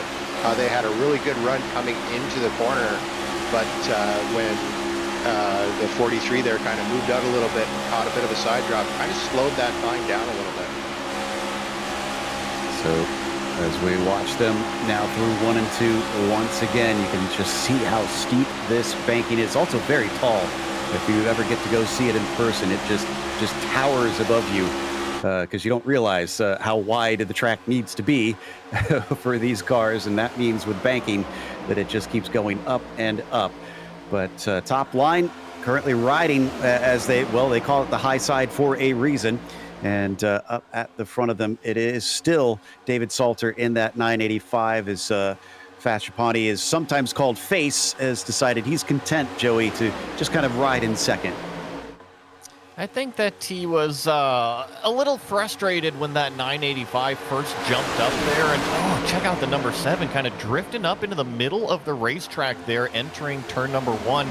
Really pushed that 985 even further up into that top lane. But I was going to say that Fachapani has kind of settled into that second spot in line in that top lane, and that's not always a bad place to be. Once you understand that bump draft, you can actually fuel save quite a bit, and that comes in handy when you have to do these green flag pit stops, or even later in the race when basically you just have to put less fuel in and kind of leapfrog other cars on pit road. Sure thing. And you know, Rob, one thing we haven't touched on though yet is what Joey mentioned, just go and push that car. We haven't mentioned the need for the fresh air on the front of it, though. Now, it's, as we said, not super cool out there, but cool enough that I don't think overheating's a great issue for them. But how long could you find cars could push you before you started to have to poke your nose out? Well, and that's where the open setup really comes into play here, because I mean, depending on what you're running for your gearing in the car, where your RPMs are at, directly affects the heat on the car. I'm sure Fachapani's getting really upset here with Salter, but yeah, he lost control big time for a moment, so everybody had to check up. Yeah, the pushing was getting a little bit aggressive there, and that was a sideways moment for the 985. He'll remain in front of Face for the time being, but go ahead with your discussion there, Rob. Well, and this again is where it comes down to open setup. Some cars, depending on your setup, the car is set up to run out front. It's really low to the ground. It really breaks that air up. And you can, if you have somebody behind you, you can really get a lot of speed. And what I'm kind of seeing there from Salter is, maybe he's really got the good speed when he's in a draft. But when he's out in front and being pushed, he's just not cleanly breaking that air up. And like I said, I think Fachapani was getting a little upset with him, saying, you're kind of holding us up here. We've got to run, but we can't, if we can't push you out front, then you need to get out of our way. Well, he got him out of the way. He moved down the line. I don't think he appreciated that, and that moves David into 8th position there, or at least I think about 6th or 7th down on the bottom row at least. So things have dissipated slightly up at the top, it looks like, in the meantime. One driver jumps up to the high side. I think that might be Sam Harper, who joins in with his teammate Garrett Batten, just in front of them. Still are missing those 3 cars at the back. They're already 14 seconds behind of Hooper Thomas and Harley. The race trudges on, and is that a lapped car that they're approaching? Yeah, that's Mark Redeker, I believe. I believe that is the 13 car. Patrick Company gets loose. There's going to be a wreck here. The 13 is in the wall. How everybody avoided, I have no idea. We stay green flag on the racetrack. And I'm pretty sure that was netcode. We know that car was having trouble with connection issues. Apparently they have not completely resolved it, as Cop was nowhere near the other cars when that seemed to think they made contact. That is really frustrating and unfortunate, but the good thing is somehow we didn't have a yellow. Yeah, they've changed that. Yeah, we noticed that they've really changed when they throw the cautions now. If a car doesn't actually stop on track above the yellow line, apparently iRacing will not necessarily throw a caution anymore. So we're going to check out the replay now of what happened here. You're going to see, I think, a lot of air between that dog bear car and those below him. So, I mean, he was doing everything right. Yeah, I mean, they did not touch at all. And that car suddenly gets loose like it came together. Net code, yeah. So, and then 314 getting a face full of him on top of that. And he'll slam up into the wall. But he'll stay out on the track. He'll have to be even slower now, probably with some damage on that machine than he was before, just running on his own. Now, has this split us apart a little bit here? Yes, it has. I believe what we're looking at is a couple groups right here. We have a main group of the top 14, and then we've got a second group of about 5 or 6 cars, a third group of about the same, and then a final fourth group that's about 12 seconds back that's not really doing quite the same pace as everybody else. However, the first couple, they are definitely on pace. I just think they're trying to avoid the big one. Yeah, so that's being led by Cardamone there in that number 314 in that second group. So he's about 3 seconds off and had to check up for that incident. So he'll be hoping for some sort of caution flag to close him back in, because they definitely don't have as many cars as this front group still, which goes back to, I think we said about 13th or 14th. Yeah, 14th position with Rob Courtney at the back of it. Well, and a good job by Cop. I mean, that could have been a lot worse, but he recognized what was happening, and he just, you know what, he just let his car go up into the wall and just kind of held it there, because that could have really taken out a fair amount of the field. And that's the only unfortunate thing here. You know, with iRacing, it's one server for the actual race, but drivers from all over the world, and sometimes that connection just isn't good enough, and iRacing indicates, hey, you touched, and that, you know, that is what we see. And again, you know, good job by Cop to keep that car up in the wall and not bring out a first caution. He did come down to pit lane. I didn't realize he had a black and orange flag as well, so he had to come and get that repaired. Probably took his spare car so that he doesn't have to spend too long. He did go 2 laps down from the leader, so now he's well out of it as we ride on board with Lynn Kinchlow, and we're starting to get a little bit of sunlight finally. Poking through those clouds here at Daytona, like we were saying, riding on board with Lynn Kinchlow. This is part of that second group. You see him about 4 seconds off of that main group, and they're actually turning an okay pace out here, doing 46.7s.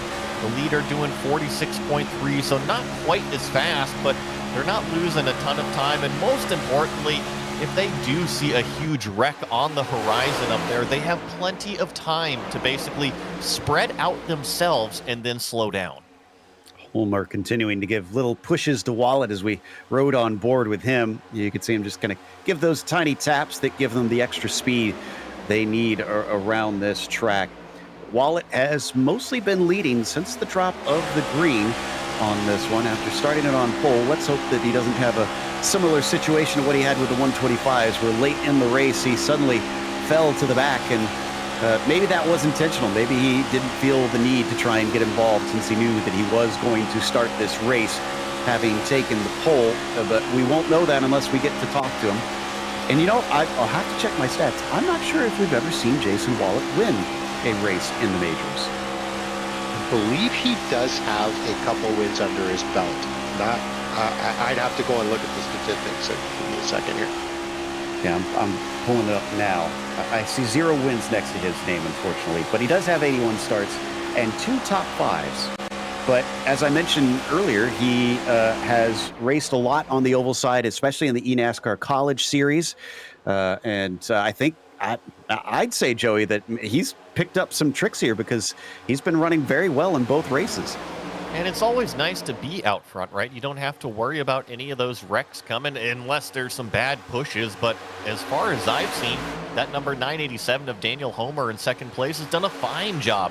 He's stayed off of the bumper of our leader. He hasn't put Jason Wallet in any situations that he should be nervous about. And I think that we got a caution. We got a caution. Sam Harper and Tom Dreiling, I think, involved in this one. And we were just looking at that pack before we cut away and the accident happened. It was the 22 getting turned, I think, by the 52. I don't blame our director for cutting away because it was just 5 cars that were kind of trundling around in a single file. So it's kind of strange that they went from single file to an accident. Well, and that's where the patience comes in. I mean, when you're running as 5 cars and you don't even have touch with the pack, you know, sometimes the guy will feel, hey, you know what, we can be faster if you let me up front, and you know they'll make a pull out and try and do something which kills their momentum, but then you know something like this can happen. Oh, this is going to be our first yellow of the day on lap 27. Wonder if we'll see drivers pit in on this one, or if they're going to try and stretch it out since we still have a few laps. But we had such a long green flag run, Joey. I got to imagine the call would be might as well come in. Absolutely. You got to come in, get the fuel now. We have so much longer left in this race. You just have to come in, fill it all the way up, and then see what the next segment is going to give you. Looks like we got a replay of the incident here to show you what happened. 52, I think, following pretty closely here, Rob. So I'm not sure if the blame is on them, but yeah, I mean, look at how close behind him he gets. Yeah, see, that's to me, that's just, you know, a little bit of impatience. He saw, you know, he saw him move to the right there and figure, you know what, I'm going to go down underneath you. I'm going to take this spot. When right now it really isn't the time to try and do something like that, and then just came up the track and caught his left rear quarter. That sent them both into the wall, but only those two were involved in this one, and they are now into pit lane. This will help Patrick Kopp, who will get at least 1 lap back, and hopefully his connection will be better and he can actually go racing with them eventually. But yep, pretty much everybody pits in here down to their stalls, all sliding into their spot. As around goes Patrick Kopp past us, so he's going to get his lap back. So a couple drivers have to back into theirs, but is Wallet going to come out first? No, Ericsson will beat him out on the lane, Joey. A nice stop for that number 37, a second shorter than Jason Wallet. That really helped him leapfrog up a couple positions on the pit road exit. I see the big time faller, that number 7. He came in inside of the top 10. Joe, he couldn't find his pit box. He had to accelerate a couple times out there, and he falls all the way back to 21st. Now, I noticed you tapping the screen there, Rob. Is there something you think maybe Jason's got in his mind? Is this maybe intentional? Yeah, I mean, well, and I mean, I think that's why Ericsson beat him out, is just, you know, where he was running, he was able to, like I said, you can actually run, even if you're only like 3 or 4 cars, you can run almost half throttle and then just kind of, you know, step on it a little bit extra through the corners so that you have the momentum coming out of the corner. And I believe, like I said, you can save almost a full lap of fuel over 3 laps, even if you're only running in a pack of 4. Just as long as you're not like trying to be aggressive and putting that throttle to the floor, you can actually save a significant amount of fuel. And with that 1 second, I would say that's probably about 2 laps of fuel saving that he had on Wallet there.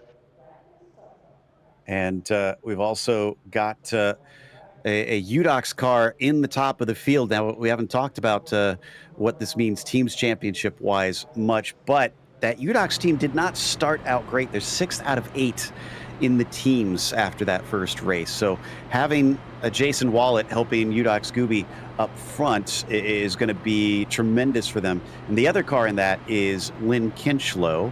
Did he make it into this race? I'm forgetting on if he is. Yes, he is. He is out there, and he's in 11th.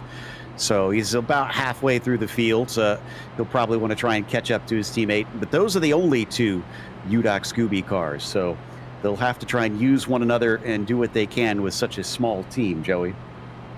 Well, it's always nice to have teammates out there, no matter if it's only one or if it's a few, especially here at Super Speedway Racing. And the other thing that we really haven't talked about too much yet, Joe, is we've talked about bump drafting, but not about the different types of bump drafting that we see, kind of the soft bump versus the hard push out front, as we get a little bit of comedy with some of the cars going up and trying to kind of imitate the pace car. Yeah. Although we recently saw a bit of an interesting situation with someone following the pace car a little too closely that we had never seen before. They actually ran into a lapped car that was told to go behind the pace car. So he doesn't have that problem right now, but I've seen reason to not goof around too much in certain situations, as lights are off on the pace car. So we're going back green this time by, and Jason's going to be starting on the outside of that front row instead. He will have Adam Facciapani behind him. We'll see if Adam likes pushing Jason any differently here, Rob. Yeah, it's always nice to have somebody different in front. Like I said, this is the feel out time. This is where you find out who's your friend, who you can push, who's got the top speed to be able to push them and move you forward. And again, patience is as much as I keep harping on it, but that is the race. I think there's good reason for you to keep repeating that. Hopefully the drivers can hear you from up here, and as they take off, that was a very poor start for Wallet, as Facciapani gets into the back of him, has to check up that top line. Down below them, Ericsson and Holmer start to pull ahead. You see quite a few of these cars migrate to that bottom, that yellow lane already, especially as they are getting up to that top speed. The shortest distance around often prevails on this initial lap on the restart. But now that we're on the back straightaway, that outside lane should be gaining some momentum. Oh, and they're going to get another friend up there as well. Everett Lane decides he wants to try the high side as well, so he's going to jump in front of Jason Wallet and see if he can lead the way. Now, he did this a lot during the Twin 125s, Robert. He was up at the front of that high line for, honestly, I'd say a good majority of that race. Yeah, and it looks like he's got a lot of pace in that car, so he's going to be a really good car to push to move that top line forward. And as I said, open setup. He's probably got a really good setup for this car, that it wants to run out front. It runs well out front. It really breaks the air up. And if he gets somebody behind him, that can hook him up really well. And you can see they're sticking with that lane pack as they come into the back here. You're going to see them start moving forward as they line themselves up.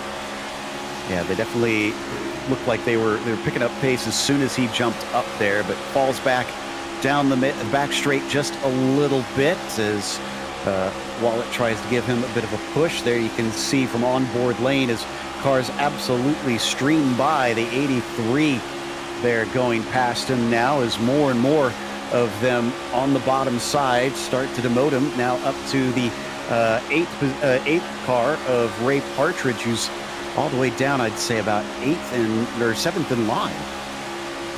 Really, that top lane, sometimes if it doesn't have that organization, it just gets absolutely freight trained. But we also see the flip-flop of it when the bottom lane doesn't have that organization or drivers that are really willing to push and gang up on everybody else on the playground. You see only 3 cars on that top lane right now. It's really, really tough to push all that air when you're doing 200 miles an hour and your buddies aren't helping you along. Oh, well, there's another one, and I think that might actually be Kinchlow. It is indeed. Kinch has now joined them and gets a nice little shove from the likes of Lane, so they're going to start moving back forward once again. It is still early, but we have at least lost 2 cars out of the pack. Redeker has dropped off, and Patrick Kopp once again fell back behind them. Still have the 2 distinct lanes going down the back straightaway here. It is Ericsson that's leading the way all the way out front in that bottom lane. He's in the number 37. Got Daniel Homer pushing him. Then we've got the 43 and then Oscar Fredrickson. It seems to be about 5 or 6 cars before we get to that 2x2 racing. Yeah, they're still working hard. It seems like initially they start to get a push forward up there on that high side, and then things sort of stall out for some reason. So we watch back from our leader, Forz Esport, getting a view of the almost entire pack there behind him. Forz is what was Forge Racing back then, and this was a team that was well known for their prowess on the oval side. So it's no shock that one of their drivers is now up front. Yeah, it's interesting to see how the outside line is. And like I said, I felt when running last night, it can be really, really frustrating up there watching that bottom line just kind of take off on you. But, you know, you just got to have the faith that the guys behind you are going to line themselves up. And it's not a lot of side drafting going on, which is, you know, good for everybody. But you can see that huge push there coming into the corner, how they can move forward 2 or 3 cars, but then they just kind of lose the momentum halfway through the corner. Yeah, very strange, especially after what we saw back in the twin 125s. But Highside just seems to not want to go anywhere at this stage unless they are intentionally just trying to save that fuel. But we can carry on now up to lap 35 out of 200. We actually still haven't crossed over where we think the fuel window should maximally go.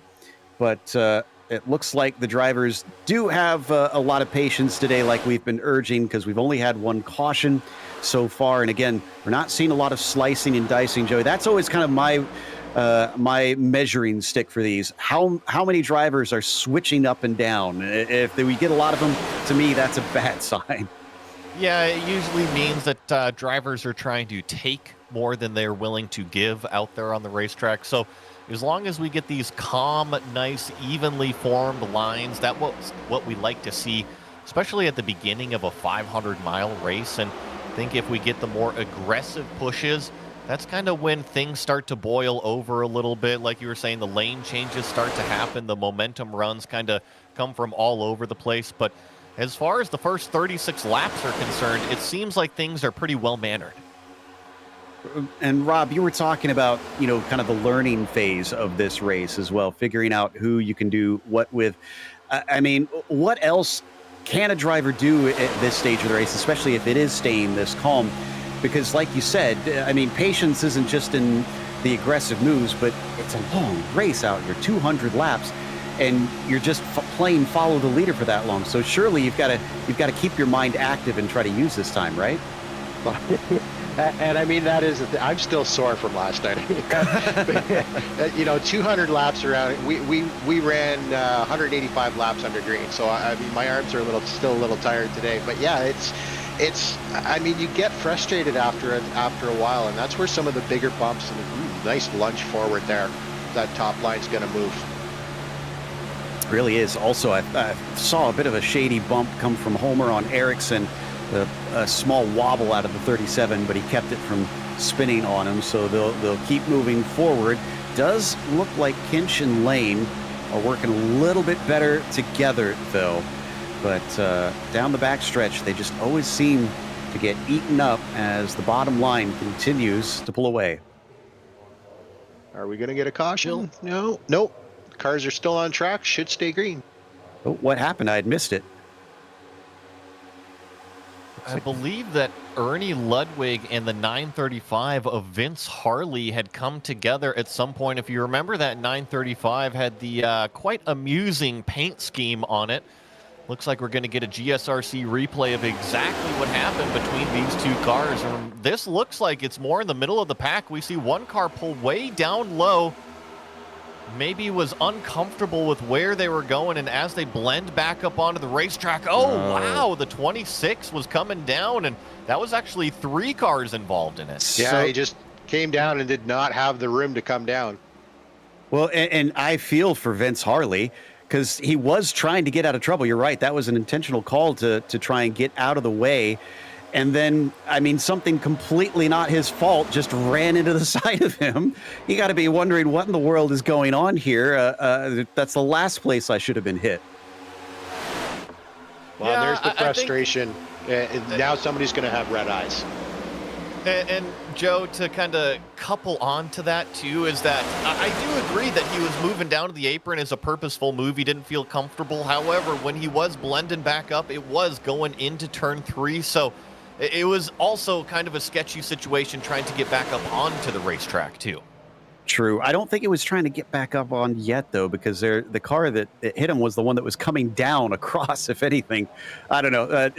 Half dozen of one, 6 of the other. But we'll watch as now the top line, not only is getting ahead, but they've got a deserter as Jason Wallet decides he likes the look of that bottom side and a big shove from Lynn Kinchlow, his teammate. Yeah, aggression. It's surprising to see, but I think it's picking up a little bit there in the front now. Now that we've got these, outside row, inside row, nose to nose, and now it's who wants to actually be the leader across the line. They're starting to really, really tighten up here, and this could get sketchy. It really could, and as the two teammates of Udox hook up there on the bottom and abandon Everett Lane. What can they do together with what seems to be the desired line, at least in these early stages of the race? Still seeing them try to form up behind them, those lines kind of packing back up as here we go again. It's Patrick Kopp. Oh, boy. Oh, he's in the wall again. I think some more ghost contact. Put him up in there, and now he's got another car that was really running up high. If you know the 13 has got issues, give him more room. Yeah, absolutely. And now he actually goes to the apron. I wonder if Kopp might... he's got another black and orange flag. Well, that's pretty much his day over then. So sad to see for Kopp that he didn't really get a good shot at this, and we didn't get to see what kind of pace he genuinely has. In the meantime, back to the lead battle, where Lane getting a huge push here on the high side from Rob Courtney here, Rob. Yeah, they've really started to open up here. I'm really surprised they're doing it this early. But we've got two teammates in the bottom row, two guys working well together in the top row. I'm not even not teammates, but I think they've been with each other before and they know their tendencies. So yeah, seeing a lot of push and shove here. See who can get the best line running. Finch gets up to the back of Jason Wallet, gives him a nice little hello as they enter turn 3, and then backs off as they try to keep the momentum up through the corner before he will probably try and get up to him once again here shortly. There is Everett Lane now dashing on by, and also Hugh Armstrong in that group in the 974. We had seen Hugh Armstrong in our 125, and he had a bit of an up and down 125. He did make it into the main here, as you see that bright pink car on that top lane doing really well. Working that high groove, is going to find himself in third place as that momentum carries that top speed down the back straightaway to still the 658 of Jason Wallet getting pushed by Lynn Kinchlow. That's the front of the bottom. So we've got some interesting stuff going on out there. And on top of things, Hugh Armstrong, we were talking about him, having an up and down day. He's up 24 positions already here for this one. He started in 27th. So yeah, he's kind of doing it again. He likes doing that. Redeker, unfortunately, having a very, actually not a down day. Redeker started from last. He's technically up 1, but he's 30th out of 31. Oh, and this is the sketchiest part of running here, especially when you've got two lines running exactly side by side, battling for position, and you come up on a lapped car. And that's the one thing that I haven't mentioned or nobody's mentioned is a lot of guys are really scared to run close to the wall, because if you get it wrong, you're in the wall and you're scraping it, and you're going to lose anywhere from 3 positions or more because of the momentum loss. It always feels like it just kind of sucks you in. So Kopp did not pit in, I guess. I guess maybe he must have, because the black and orange flag is gone. So that must have been an extremely fast fix for the number 13, who's back on the track once again. Thankfully, it looks like it's getting a little bit better with each practice run that they get on trying to lap that car. But is this another one that they're approaching, though? Here we go again. Yeah, 3 wide at the front of the field as we're going by a lapped car, entering turn 3, and now there's a little bit of contact there with Hugh Armstrong. And now we're going to get 3 wide up in about the 6th place position as this 462 of Mark Redeker tries to let the field go through, but that was definitely a shakeup, and I mentioned 3 wide, now back to 2 lanes. Yeah, it looked like he went up and tried to do a side draft off that lap car, and that's just not something you want to do, because you never know. Like I was mentioning, if that car is not comfortable up against the wall and you try and side draft him, it can get really, really sketchy, as we saw. Well, thankfully, they are past that car. But if we get a lot of green flag racing, we might see this a whole lot more because, man, they keep catching them pretty quickly. And we've got a couple more cars that have lost the pack. Ernie Ludwig, Michael Hogg, Vince Harley. We mentioned them earlier that they're going to be crossing very soon here. So this has suddenly this has changed complexion pretty quickly here, Joey. Yeah, it's changed complexion, but the big thing is we're not even a quarter of the way into this race. I feel like there's a lot of things being stirred, a lot of kind of antsy in the pantsy out there, but we're not even through 25% yet. Are we seeing a breakaway at the front here? Wallet, Yeah, Kinchlow? they're working well.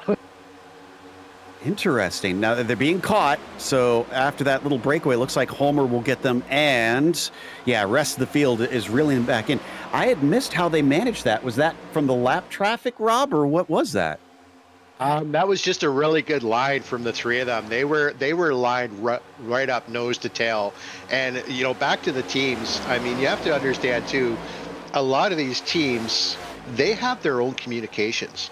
So, I mean, they're communicating with each other back and forth. I will guarantee it in private conversation as to saying, okay, push me now, move up and block that top line. So a lot of communication going on that we're not able to hear and that a lot of these drivers don't know is going on. That's a good point. So we don't exactly know what is happening out there in some cases. But Jason Wallet knows that he trusts Lynn Kinchlow to be the pusher as they've been together for a number of laps at this stage. And here we go. As we cross the line this time, we will now be a quarter of the way into this 500 miler. Just have to do 125 miles 4 more times. No big deal for these competitors. Like we've been hearing between Rob and everybody else, they've already put so many miles here at Daytona. What's another 500? Exactly. And that's 3 more times, correcting myself. I can't math. Everybody knows that already. But up on the high side, Lane still trying his best to get back in there. You can see him now approaching on the right-hand side of the screen as he's got Hugh Armstrong behind him trying to push. But after that breakaway, it looks like the high side definitely not as far up as it was for a brief while. Rocking on board, looking backwards from the number 978 at the pack through the tri-oval.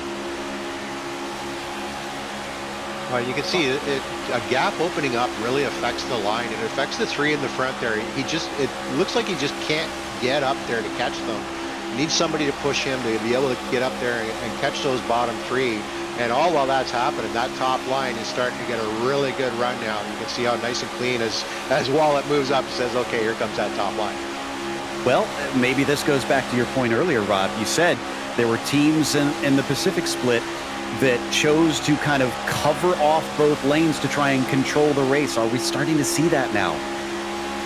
I think you're definitely going to see that. I'm sure he wanted to bring his teammate with him, but wow, that top line has really got a good run right now. As you can see, Lane is right up on him here. Surprised there's even any space in between those two right now, even going through the corner. Well, you know, Joey, I'm kind of curious because I thought that it was them trying to control the race. Maybe Lane said, no, you're not, and pushed him forward so the two were broken up here. I think the main thing happened with the 44. It just did not get a good exit out of one of the corners the prior lap here, and he really got checked up on the bottom lane. And here's the 44 coming back on the top side now. So he's got the momentum, and you see Wallet shift up right in front of Kinchlow. So I do feel like the team games are still being played. I just think it was a little bit of a checkup that caught out the 44. And right in front of us, we're actually going to be dealing with some lapped cars. And Joe, not just a single lapped car like we've seen before, but we're approaching 3 of them. Yeah, that's going to be something entirely different. And that was Go Lightly you saw go under the yellow line in the 43 as he's going to use his momentum, seeing a big checkup on the bottom side as we watch them approach those top 3 now. They're going to catch them in 3 and 4. Yeah, and again, this is the hard part. They're going to move up. This is where you kind of separate the men from the boys. It's when you've got 2 lines, you don't want to give it up. but you want to get around those two cars, and they're going to catch them coming right into turn one. So it's going to be fun to watch, actually, but may not turn out well. I don't know how fun it's going to be for the drivers. Probably nerve-wracking for them. And they are staying up to the high side, it looks like. They see them coming. I was wrong. They didn't quite catch them through 3 and 4. Maybe they'll get them on the back stretch. Hopefully that'll be a little bit easier where they can spread out. Well, and you have to remember, these 3 cars, they are quote-unquote on the lead lap, about to go a lap down, so they are racing for their life right now. It'll be interesting to see if they kind of try to form up on the top lane and take away that momentum, or if the 2 lanes are going to go by them.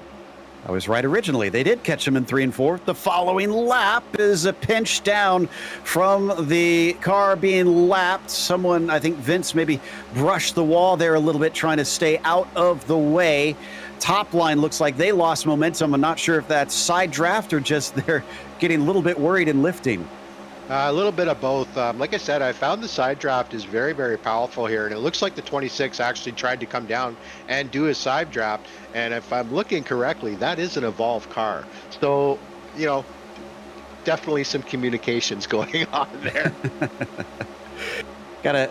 Especially if you're a lap down, that's the best thing you can do is try and help your buddies. So back up towards the front, a big climb on that high side is things once again getting a little bit iffy out there, but looks like that Evolve car was able to latch onto the back.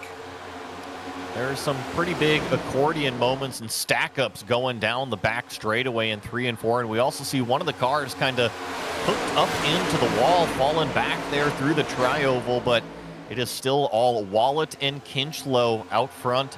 Everett Lane in that 3rd place position. Hugh Armstrong in that bright pink number 974. He's done a really terrific job. Remember, he was in that top lane when everybody was up there, but he has continued to stay with this lead group, sticking with the speed. Now finds himself on the bottom.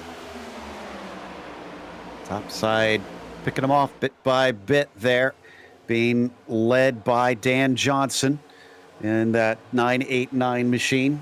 They go across the tri-oval once again. We still have a little bit to go before that pit window starts to become an issue. We're on lap 29 for these drivers for this stint, so maybe about 10 more laps, and then we'll start seeing drivers come in. We'll see if it's still green then. Well, I'm just watching this pack here too, and the top line is starting to get a little bit hooked up here. They just don't have enough cars lined up cleanly. But they lost a lot there. And again, back to the team communications. You got a couple teammates on that top line now. And we saw how much that side draft can actually take away from a line. It doesn't affect the bottom line as much as it does the top, but it is definitely an effect on the car if you can side draft correctly. We always have to keep an eye out for dark horses as well, especially in super speedway races. I was kind of looking through to see who's lost the most. And Melvin Atkinson has right now 16 down from where he started in 6th place. And he is literally hanging out at the very tail of the field in that number 959. So I have a sense that this is him just trying to play the long game on this one and hang out where he can stay out of trouble. How many laps do we have left? I don't blame him, right? If it gives you a little bit more buffer room so you can avoid any sort of accident, I think it's a great strategy. And I would say that if you can get 5 to 10 cars together to form a legitimate second pack, you can do that. It just, here in the sim racing world, it's a little bit more difficult than it is in the real world. When you have all the spotters up there, you have all the organization, it's a little bit easier to do there. Here in the sim world, a little bit more difficult. So hanging out at the tail end of the draft pack, just kind of attach the fishing line onto the back of the big group. That is plenty A-okay. We've been riding with Dan Johnston. I looked behind Atkinson, and there is actually a second pack. Hawkenschut, Kenneth Reeder, looks like Tom Dreiling, Jeff Hooper, all in that group for position. And working quite well because they haven't fallen all that far behind. It's about 2 seconds. Now, that's too far for the draft, but if they work together well enough, they could catch back up. Well, and keep in mind, we're only 60 laps into this. We've got pit stops, we've got cautions, and again, this is the moment, coming up excuse me, to the first green flag. But this is the moment where I know, even myself as a driver, you're like, I'm really, really tired of sitting back here. I just want to move forward. And you have to kind of dial yourself back, or you're going to try and push, and it can get very scary like that. Off go a couple of our drivers, but they're out of the way. It's a big wreck, though. Will they come back onto the course and cause a full course caution? Hugh Armstrong will get to the apron. No yellow as he stays below the yellow line. Dan Johnston looks like he might be done. So unfortunate for two cars that were running up at the front of the field. I had commented on that pink 974 of Hugh Armstrong a couple times, and definitely two cars that were just kind of arguing over the middle of the racetrack at the time, hooked bumpers, and both ended up with hard contact on that inside wall. Well, you know who won the argument? The wall on that one, unfortunately. So, and we got a couple other drivers once again getting on the radio sounding a little upset, and you talked about having to keep that patience. Is it going out the window finally, Rob? Well, like I said, this is the time. Now's when you're, and honestly, probably we're in 33 laps into this stint. For the first 30 laps, you're just kind of running along, and now you have to turn yourself back on and go, okay, how much fuel have I got? How many more laps can I go? Can I save fuel here? Do I want to get up? Do I want to move forward? Who's going to go and pit? Like your brain, as we come into a replay, see what happened here. Yeah, so this is pretty straightforward. You described it already, Joey. They both wanted the same piece of track, and physics say, no, you can't do that.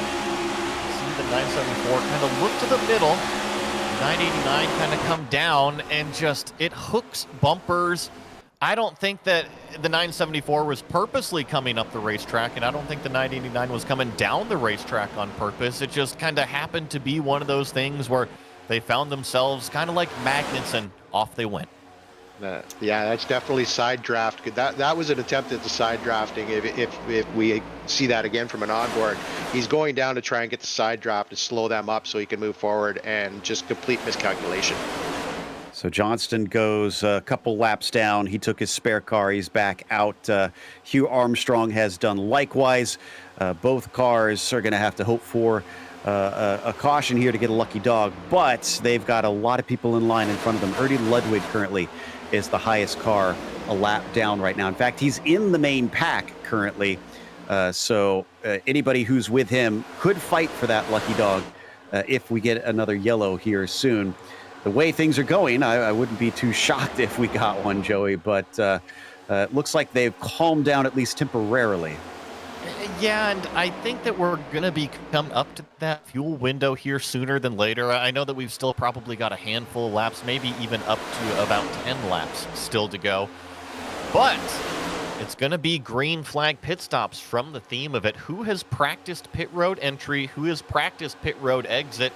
And I think what's even more important than that is you need to come out with your buddies, because if you come out as a solo, you are not making up any time on the racetrack. Others are going to freight train right by you. Really are. And as they come off of turn 4 once again, will we see that top line try to get to the bottom? I think is that all lapped cars actually on the top side right now?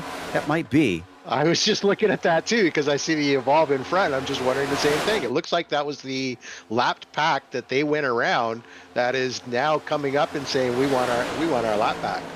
It looks like the two front ones are, but Nicholas Capolo and Adam Facciapani are on the lead lap. But yeah, those are the two that'll want to get down here soon. The others will have to pit as well, because I think they're on that same strategy, but I don't know, maybe they'll try and just go a lap longer, since they technically haven't done the same amount of laps as those around them. I think you just kind of have to ride what everybody else is willing to give you right now, because I'm checking on these two cars that are not on the lead lap, and they are on extremely similar fuel strategies out here. So yes, you could technically go a lap longer than everybody else if you've saved the fuel, or if you have one more lap, but I would want to stick with the pack. Oh, absolutely. Yeah, I think that'd be the right call, which is, again, surprising that they haven't tried to get down to the bottom, because we're on lap 38 of the stint at this stage. It's definitely towards the end of it, and we've been nothing but green flag racing since the yellow ended a few laps ago. I think we restarted lap 30, it looks like, and there they go. A bunch of them diving off into pit lane, being led by Holmer. Did he get it down to pit speed limit in time? Yes, he did.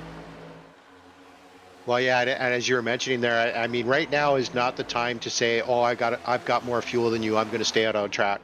Right now is the time to get it, see a pack going in, follow them in, fill yourself up, maybe gain a couple spots because you've got the extra fuel on board and not sitting as long in the pit. And here, like the front line is going to be pitting this lap. All right, so we wait for service to be taken. First one out going to be James Dean, though, actually beating out Homer, even though he was first to the cones.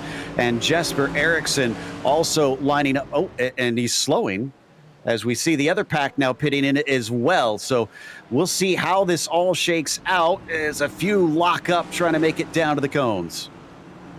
Everybody's coming down to pit road. There are a handful that have stayed out. I'm seeing probably about 10 cars or so that have stayed out on the racetrack. So we've got the different groups coming down pit road, and we finally have our first real data point.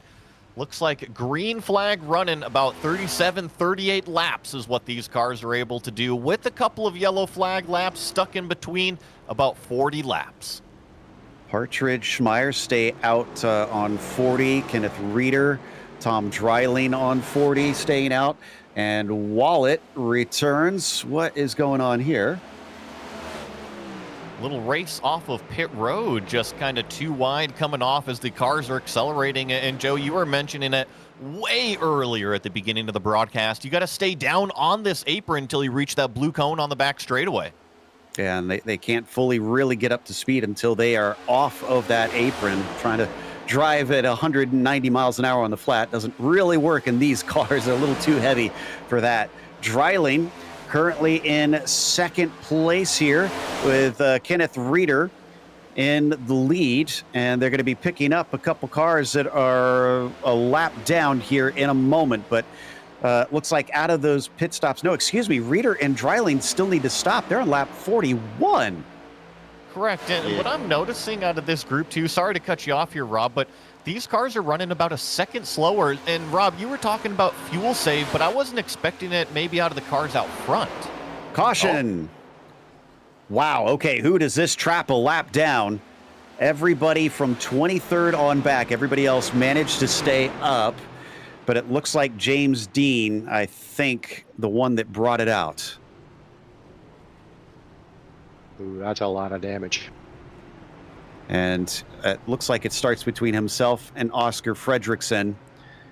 He was already back up to speed after taking his stop and had a big hit. Oh, there was a bunch of other cars involved, actually, too. Once we see this replay, Rob Courtney in that might go lightly. Cars absolutely had a scatter. Cardamone missing a ton of bodywork. So watch this initial incident, and let's stick with James Dean because it gets worse.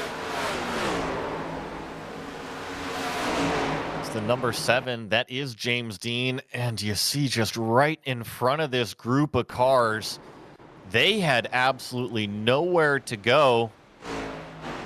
So and he did everything he could. He had his brakes on. He was trying to keep the car on the wall, but that upper line, as you were saying there, is just nowhere to go. Just nothing they could do. I mean, it's a worst case scenario for everybody involved in that one. I mean, where do you go to try and avoid that wreck? A car's in motion. You have to try and predict where it's going to go. So this won't necessarily help those that stayed out because actually they're pitting right now. And are the pits open? Because if they're closed, they're going to get a penalty. Okay, good. So that'll be good. But they are going to be sent behind a whole bunch of cars here. So they'll take their service here, Joey. Sorry, go ahead. No, I was just going to say some of these cars coming down pit road taking that option to basically fix their car up, especially that number 7. Going to take that fast repair that he's got available there and get a brand new car, hopefully get back out there and get back to racing and everything. But I was going to say, just kind of comment on that incident itself. It looked eerily similar to the first yellow flag that we had, that we had a group of cars that were really running single file. It was only about 4 or 5 of them, but somebody really forcing the issue on the bottom lane that probably is not going to benefit in terms of speed, and unfortunately it resulted in a huge wreck. That's a good point. So I guess, drivers need to take note that trying to do that side draft might not be the wisest thing here, at least at this stage, unless you know what you're doing.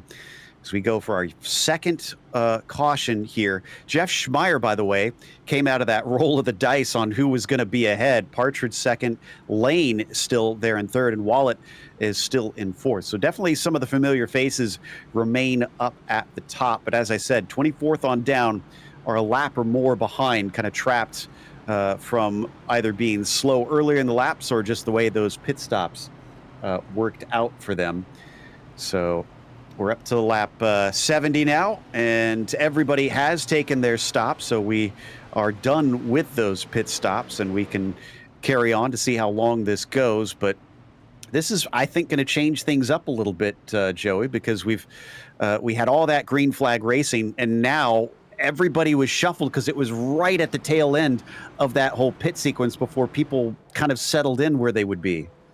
You're right. It was kind of towards the tail end of the pit stop cycle, but I think with that being said, they don't need to come back down pit road right now. They don't need to come back down, get tires, get fuel. They are plenty content to stay out there on the racetrack. Are they? So, because Schmeier and they just came in. 2 of our front runners just pitted. Very, very interesting. And the only thing that I can maybe think about right now is that if you can stretch it 42 laps, that's about, about 80 laps or so. I got to start doing the math. You might be about 3 stops away, but I just think it's way too early to start talking about strategy here at Daytona. Yeah, I agree, which is kind of strange that we're seeing them do that, and that's going to send some of them backwards. Maybe they just want to kind of stay out of all that's happening out there and go to the back of the field, take the extra fuel. So a bit odd that we're seeing a couple of the leaders pit in there late on this caution. As we go double file, we're ready to restart this race with the lights off already. So it's going to be Partridge, Lane, Wallet, Kinchlow, your top drivers. Rob, man, Wallet and Kinchlow, they have been just glued at the hip and working together extremely well in this race. I think they got to watch out for them. Yeah, if you get a couple drivers that can hook themselves up and they play well together, and I mean, these guys are going to race each other all season long. The Atlantic is very competitive, and lots of good drivers. I mean, everybody's really good drivers, but we have some guys that are, kind of the top of the pile here, and definitely 2 of them sitting right there. Okay, so we'll get ready for the restart now on lap 73 of this race. We're definitely doing pretty good, I'd say. We've had some messy Intimidator races in the majors before where there were lots and lots of cautions. So far, we've only had 2 out of 72 laps. That's a good sign. And the racing, for the most part, has been relatively orderly, but now it's starting to get a little bit stranger out there, and everybody's going to have to keep their head on a swivel. Green flag is out, and Ray Partridge takes off on that bottom lane as Wallet sits in behind him, ready to gather him back up and start to push. And we've traditionally seen that the bottom lane accelerates quite nicely on these restarts. See a lot of these cars migrate to that yellow line, and then on the back straightaway is when that top lane starts to gather that momentum back up again. Things are quite spread out here through turns 1 and 2, though. And no surprise there, Kinch tried to follow his teammate. In fact, wow, no friends for Ray Partridge, who absolutely gets dropped there, Rob. Yeah, that's, and that's Daytona. I mean, if somebody doesn't want to be your friend, they can hang you out to dry. We saw earlier, a car drop into the middle of between the 2 lines, and if nobody in either of those lines wants to give it to you, I mean, you're just hung out to dry, and all you can do is hope for an opening. But this now moves Wallet into first and Kinch into third after they quickly tried to find one another once again, but they are separated by Everett Lane, who is maybe going to try and stand between them as much as he can just to kind of keep them from controlling things as we check out Vince Harley, who is still a lap down here towards the back. There's that second pack forming of Hugh Armstrong and Hakan Schutt back there in 20th and 21st place. I've been noticing that Hakan back there in that number 101, he's been preferring kind of that second draft pack versus getting up here into the mix with everything. I don't blame him. Only 74 laps. Click it over to lap 75 right now. Lots of racing here at Daytona. Yeah, there's still plenty that could happen out here, and that second pack that you're talking about definitely needs to try and work together. Think long term. Don't panic quite yet. Just try and keep the pace up as well as you can. Garen Batten, in the meantime, in the 4th or 5th spot there, but he's leading that top row, getting a big shove from, I think that was Capolo. No, that was Holmer in behind him, excuse me, in the 987. Yeah, and I really only evolved the split up there with the car in between. Not a lot of teammates really running together here to get these lines moving and get them tightened up. But Lane has worked well with Wallet and Kinchlow up to this point. And I can't see him kind of bailing on them, even if he's in between them. Just run with them, and right now for him, it's perfect to sit back there and save some fuel. Yeah, I'm with you. Ride the coattails.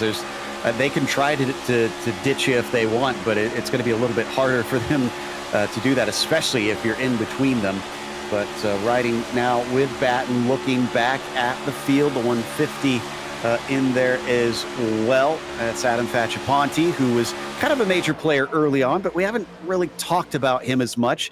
Almost looks, Joey, like he's been pretty content most of this race, just ride along. Well, and I think he kind of got swallowed up in the middle of the draft pack and hasn't really necessarily made a bunch of aggressive moves. Like you were saying, has settled into the pack, which sometimes it's what you have to do. You just kind of have to play the cards that you're dealt, and if you're stuck in the middle of the pack, there's not a whole lot that you can do sometimes. You just take what you can. Remember, it's all about giving here at Daytona. You can take at the end, but if you take too early, oftentimes you find yourself in trouble. Meanwhile, on that top side, it's been some good pushing between the 61 and the 987. They've teamed up quite well there, but haven't managed to at least come alongside Jason Wallet, who's been leading the bottom line. Been getting more and more of those clouds over this circuit recently. I haven't seen the sun out in a minute, I'm afraid, but temperatures have gone up slightly since then at about 85 degrees Fahrenheit. Not the most drastic of change, no doubt, here at this track. But as they carry on through 1 and 2, getting ready to head down the backstretch, another good run for the bottoms. Unfortunately, the 61 falls back some more. Yeah, it looks like the bottom line is a little bit more organized than the top line there. Again, a little bit of side drafting, but just better organized in the bottom line, and that it's going to move you forward, as we now got at least 2 teammates in that top line. See if they can move that line forward. Yeah, Joey, I just noticed you saw that as well. I saw the same thing happen.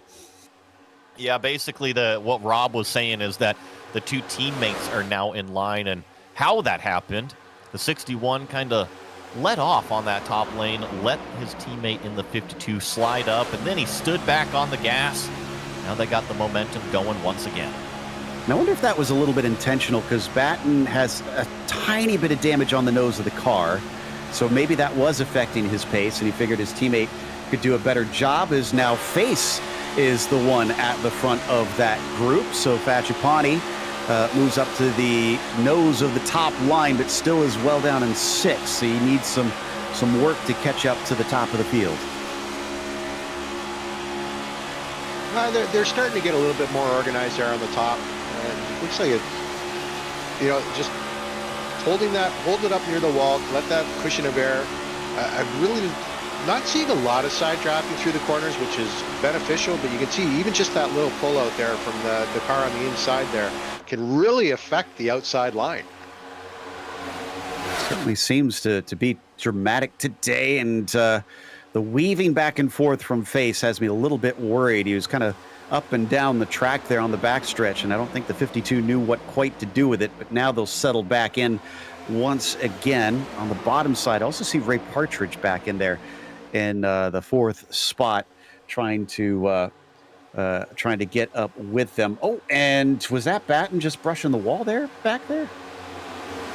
These three cars, they've really been trying to push aggressively on this top side, get the momentum going, and the 61 does already have a little bit of damage on the front right, I believe on the right rear as well, so I wouldn't be surprised if there's been some wall scrapes, maybe some aggressive pushing. Well, and I just saw your point there, why we're not seeing a lot more guys getting out of control with the aggressive pushing. Again, I believe a lot of that has to do with the update to the model of these cars. I know from last night, I mean, you don't have to be dead center of the guy in front of you anymore. You can kind of be off to the right, off to the left, just a little bit down the straight, and it doesn't really upset the car. It was... it was really surprising the amount of that guys could hit me even through the corner, that the car just moved forward. Well, it's definitely given us a lot more green flag racing, thankfully, as we're checking in at the back with the last of our cars. I've been trying to figure out earlier, do we know who got the lucky dog on that previous caution? Because obviously it's going to be important to try and be on the lead lap. As long as you're on that lead lap at the final lap, then you've technically got a shot at the win. I'd have to go back and see exactly. I know that James Dean is a couple laps down. Remember, he was that car that was heavily damaged in that wreck. There are several cars, from what I see on timing, scoring one lap down, so it might be a race for that lucky dog position as Atkinson kind of tests the middle of the racetrack. That makes me extremely nervous up there. Same. It's not what I like to see, especially since we've already had at least one car kind of get to the side in the corners and hook somebody. So we don't want to see another case of that. The 150, once again, getting a little bit momentum down the back stretch, but the 52 is unable to make much inroads on trying to collect that bottom line and pass them. Definitely a good illustration of what you were talking about, Rob, where he is not afraid to be right on that bumper, even if he's not completely lined up. No, not at all. But I will say, and bad Sam, he should know if you pull out from in line and behind that third car. I mean, that's the thing. If you've got 3 or 4 cars and you're on the outside line, you do not want to side draft, because it just kills your momentum, because there's so many cars on the inside. They need to line up, and you can see just that huge shot forward with no side draft going on, that they can, as long as they can line up and they can be nose to tail, they can move themselves forward, even if they're only a pack of 3 or 4. Coming around to the tri-oval once again, starting lap 85 now of this race. We're getting further into the stint, and we managed to make it through that first full stint, or that second full stint, I should say, without getting a caution until finally the very end of it, and the last of the cars were wanting to pit. Will we see the same? If so, we've still got about 21 laps left in this one before they're going to have to dive in. And crucially, about halfway through this fuel stint, we saw about 40 laps. Some of the cars come down about 37, 38, but we also saw a group of cars stretch at 41, and even they were going on to their 42nd lap, I believe. So coming up about halfway through this fuel tank run, got a nice group of about 5 cars that are trying to break away, but it's so tough to do at Daytona. You just kind of get sucked right back up in the draft. Now this top lane has 4 cars involved in it, trying to carry that momentum. Well, when we talk about open wheelers, often we'll talk about the dirty air here and how the car is handling in that.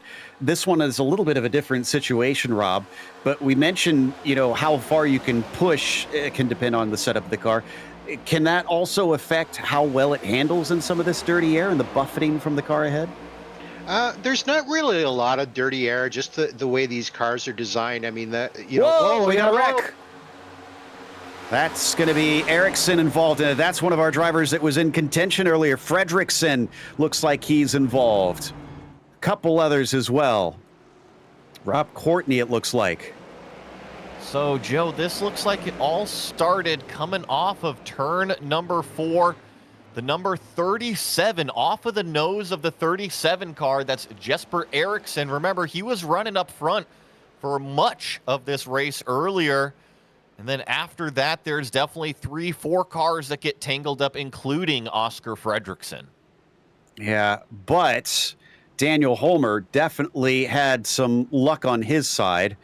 The 987 escaped that, I think, without contact. And if he did have contact, it was very, very light. So here we see Everett Lane up here in second position, currently falling in line behind Jason Wallet now that they've been picked up by the pace car. And did we mention that we lost Hawk and Shoot out there? Looks like he had a connection problem. Did not see that. I had made the comment, that we had seen him kind of drop back into that second pack quite a few times, but really unfortunate because I know that Hawken in that 101 is quite a stalwart here in the Major Series. Yeah, it has been since last season.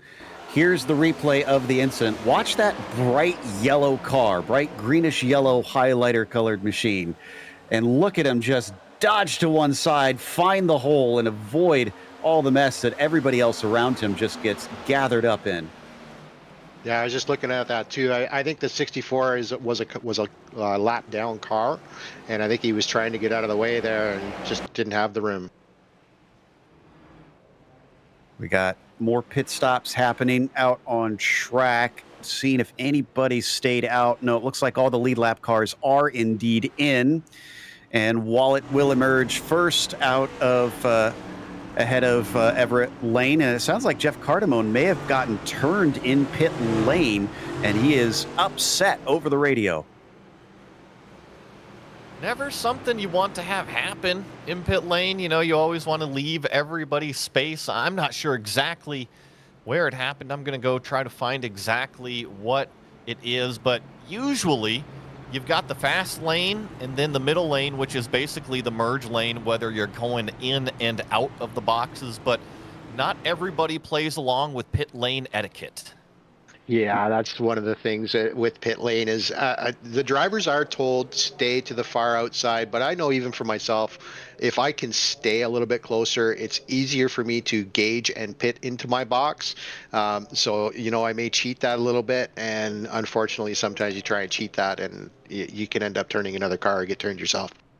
Well, it seems like Jesper Eriksson has been involved in a lot of incidents recently, because remember, he was involved in that wreck that started this, and now he was the one that made contact there with Cardamone on top of it down on pit lane. So clearly having a good time making friends at Daytona.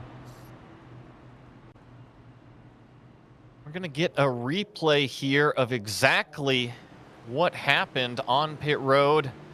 Now watch the 314 and the 37. This red and black car is on the inside. The 314's trying to get to his pit stall and just ends up being turned off of the nose of this damaged 37 car. And traditionally, if your stall is further down pit road and you are not completely alongside somebody, it's kind of driver etiquette to lift off the throttle, let them come across and get to their pit stall rather than just stay foot into it and spin them around.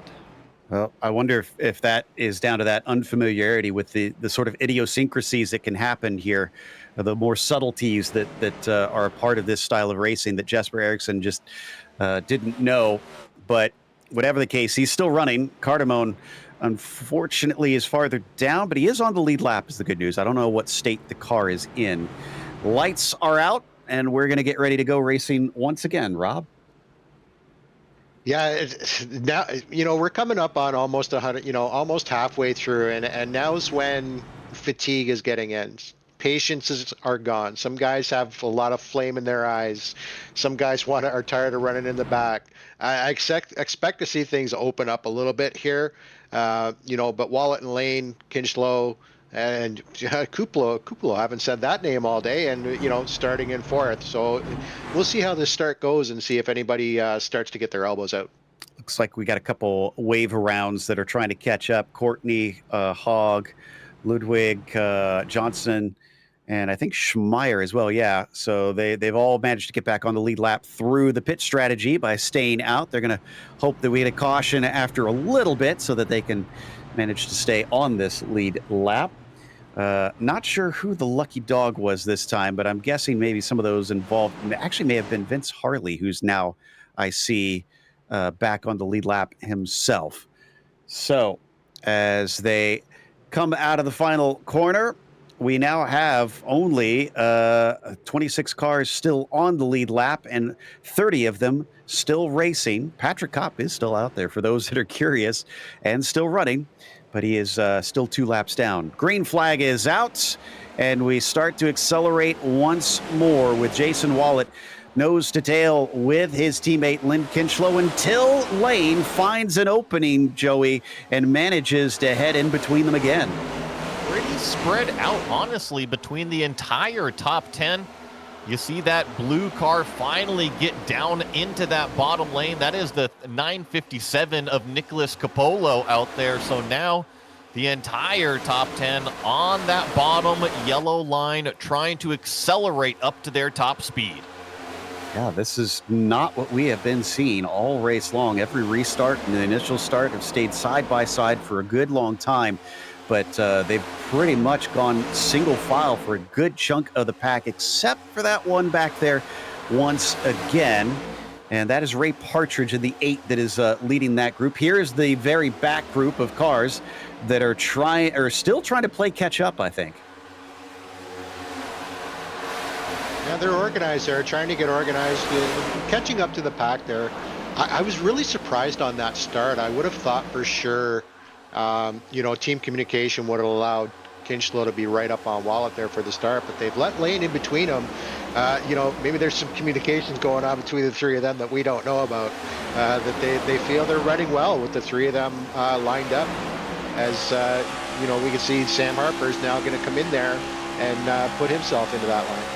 Yeah, that's a good point. There's nothing to say that they can't agree that, hey, it's been going well enough. Why rock the boat?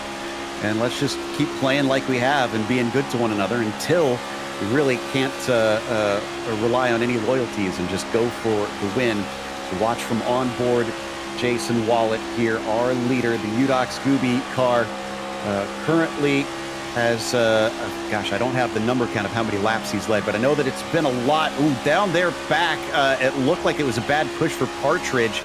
Oh, and we got a car spinning off as well, down into the grass. We're staying green flag so far. That is the 314 of Jeff Cardamone. Looks to be the only car really affected at this time. No yellow flag. That is bad news for Jeff. Real shame for him. Go ahead. I was going to say it's kind of bad news for Michael Hogg, Dan Johnston, and Ludwig. They're on, they're 25 laps into the stint. They're just praying for a caution right now so that they can stay on the lead lap and get their tires changed and their tanks filled up. Well, they don't stand for retaliation here in the majors. I got to think this is NASCAR racing. Cardamone has got to have his sights set on somebody out there, because now he's been turned in pit lane, turned on the track, and likely be sent a lap down if it stays green for very long. Here's what put him there. You're going to see the 37 is on the bottom. Cardamone comes down, but it's also happening kind of in the middle lane of the racetrack. And Joe, you were touching on it. Those were the 2 cars that had that pit road incident. Oh boy. Yeah, I'm hearing it too. Yeah, I'm pretty certain that if you're the 37, you need to keep an eye over your shoulder at all times now. He's done it twice, so this is from on board. Let's see what happens. The 314 is definitely coming down, but the 37 also in the middle of the racetrack there. That's tough, and especially with the pit road incident right before.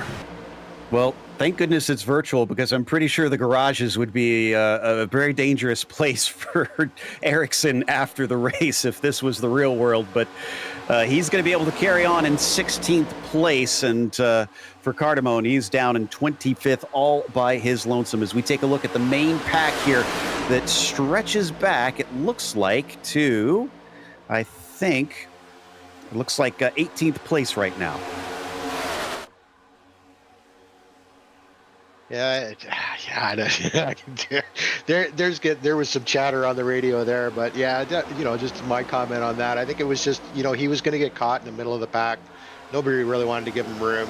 I don't even really know how to put that one on, but we can see the top line starting to get some momentum here. Come up on Wallet Lane and Kinchlow. See if they can pull alongside them.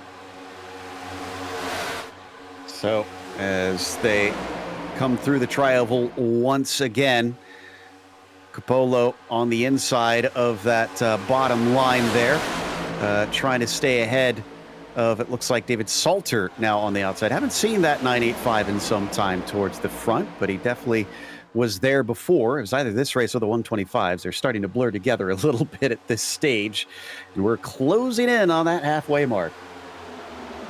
Not quite there yet, but almost. Just a few laps to go until we've done 250 miles of the 500 miles that we're doing here at Daytona so far. And you're right, when you were talking about Jason Wallet and leading all of those laps, he's looked plenty comfortable out front. And I gotta say, really the top three has looked pretty comfortable, Joe. Between Jason Wallet, Everett Lane, and Lynn Kinchlow, there's been a few little jostling moments with the bump drafting and getting up towards the front, but when you look at that top five group, usually those three names have been up there. Indeed. The only thing that worries me about that is I've often seen this where you get cars that are up at the front for the majority of the race, and then suddenly it's all fresh faces, or at least a bunch of new ones at the end of the race that were kind of biding their time and waiting. So yes, they look good now, but Rob, I mean, I would not bet on them look necessarily looking good at the end. Well, coming around, we're gonna be halfway home here, and I mean, I can definitely tell you when it comes near the last 10 laps, if these four guys are running nose to tail, they will not be running nose to tail for the last 2 laps of this race. Somebody's going to want that win. They're going to want that coveted coin. They're going to want those championship points, and but now is the time where guys are going to try and move themselves into a position between now and the next pit stop to be there at the end and be up near the front of the pack. They're starting to approach lap traffic, and guess who it is? Vince Harley and Jeff Cardamone. So when he goes backwards through the field, that's going to give him a chance to find his good friend Ericsson. We'll see if that happens or not. They've got a few more laps before they catch them, but it's definitely going to be on this stint. Well, I think if I was Jesper Eriksson out there, I'd be making that radio call to who is it, Snowman out there calling for the barricade as we go down, and you get boxed in by the semis out there and you just drive right on past them. They don't even see you. I think that's what the 37 is hoping for. Yeah, I'm pretty sure if I was him, I would maybe run to the yellow line underneath the apron there during the backstretch or something, just to try and completely dodge out of his way. Meanwhile, we saw jumping up to the high side, Jason Wallet. So he's going to give that to Everett Lane. Wonder if he's trying to hook up with Kinch once again a little bit here as we now complete lap 99. And there is lap 100 of this race. Now he's going right back to the bottom once again. Sometimes you just want that clean air. You want to be in charge of everything. You don't want to be in the draft. And that was a little bit sketchy from Jason Wallet. Definitely moving up the racetrack a little bit. He's been in control in that bottom lane. But when you have a challenger up there at the top, you just need to be respectful. Salter also had a bit of a strange moment there with Facciapani on the top side. So that's who's leading up there currently. Seems like after that brief stint up on the high line, Wallet decided he kind of prefers being with the two regulars. He's been joining for a good chunk of this race now at this stage. How far away are they from that lap traffic? Looks like maybe about 10 more laps, I'd say, before they get to them. Yeah, and I think that they're going to catch him with a huge head of steam. So I think if Cardamone wants to stay with this group, I haven't seen too many of these lap cars attach themselves to the back end of the draft train, but the draft train is only about 15, 17 cars now, and it's pretty spread out. I think this would be a great opportunity if they wanted to. Yeah, I'm a bit surprised by that as well, unless it's just proving difficult to latch onto the back of it. I would have figured a lot of the lap cars would at least want to remain with that pack so that they could fight for the lucky dog just in case and be the highest driver a lap down. But either it's difficult or they just feel like it's not worth it at this stage and are hoping they'll get back onto the lead lap through strategy later. There is Cardamone and Vince that we saw on your screen briefly, and that is the man that is probably going to be watching out for him if they catch these lapped cars. But up at the front, I'm starting to hear more drivers start to give some talk here. I thought I saw Johnston as well chatting with somebody about some sort of issue with the pushing. Well, I think it'd be a good time to talk about the different types of bump draft than if some people are upset about it. And here in iRacing, what I have found, especially with these stock cars, is that you have to go up there and just kind of push the bubble of air rather than ram into the car in front. You think, oh, well, I've got this huge head of steam. I can just go up there and literally push the car, but it doesn't quite work like that. If you can go up there and just get extremely well organized and essentially latch yourself onto the bumper and push that bubble of air, it seems that's what really gains that momentum. Looks like they're doing that off screen here between Salter and Facciapani. They got a great run down the backstretch, but he backs way off down the through 3 and 4. We're on board with Salter now. You can see how much he's gained. He's within about 3 cars there, but now the 52 starts to pull back ahead here through the trioval since Facciapani has stopped pushing. All about that organization and the buddies that you've got. And I've noticed that Facciapani, the number 150, a little bit happier when he's out in front in the clean air as we approach this first of the lapped cars. Trying to make out who that is. The 19, I think, that they're putting a lap Gary down. Thomas. Aha. Yes. Oh, and he slaps the wall on top of things. He'll thankfully won't cause a wreck, so we'll stay green.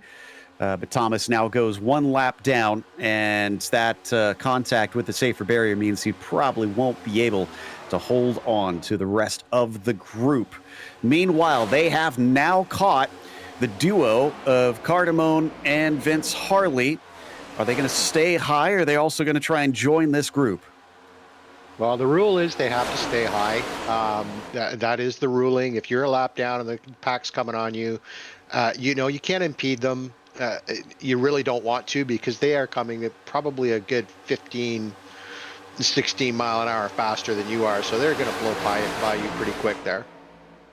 I think they should be able to get down with them at this stage. Ericsson is at the back of the field, and it looks like Cardamone is going to slot in with only 1 car separating them, which is now going to move to the side, and that is Holmer.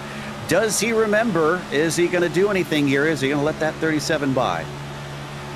This is the very curious situation, and it just happens all the time in racing that if you have an incident with another car, with another driver, it just seems like you're gravitated towards them on the racetrack. Here they are, right next to each other. He's not moving forward. I don't think he wants to go by him.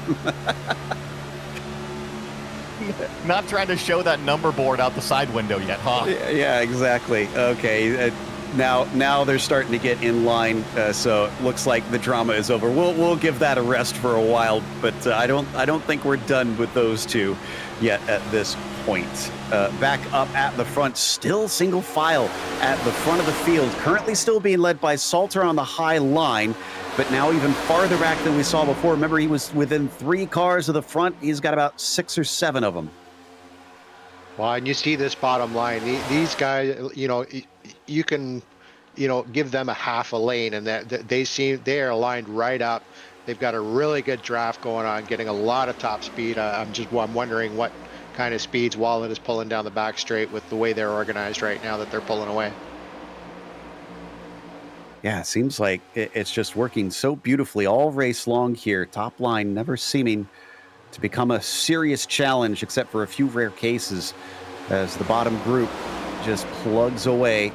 Now that we're past the halfway point of this one, we're down to only 22 left on the lead lap. Michael Hogg is the last of those, but he's got about half a lap before they catch up to him. So there's still time, but he definitely needs a yellow to get back with that main pack.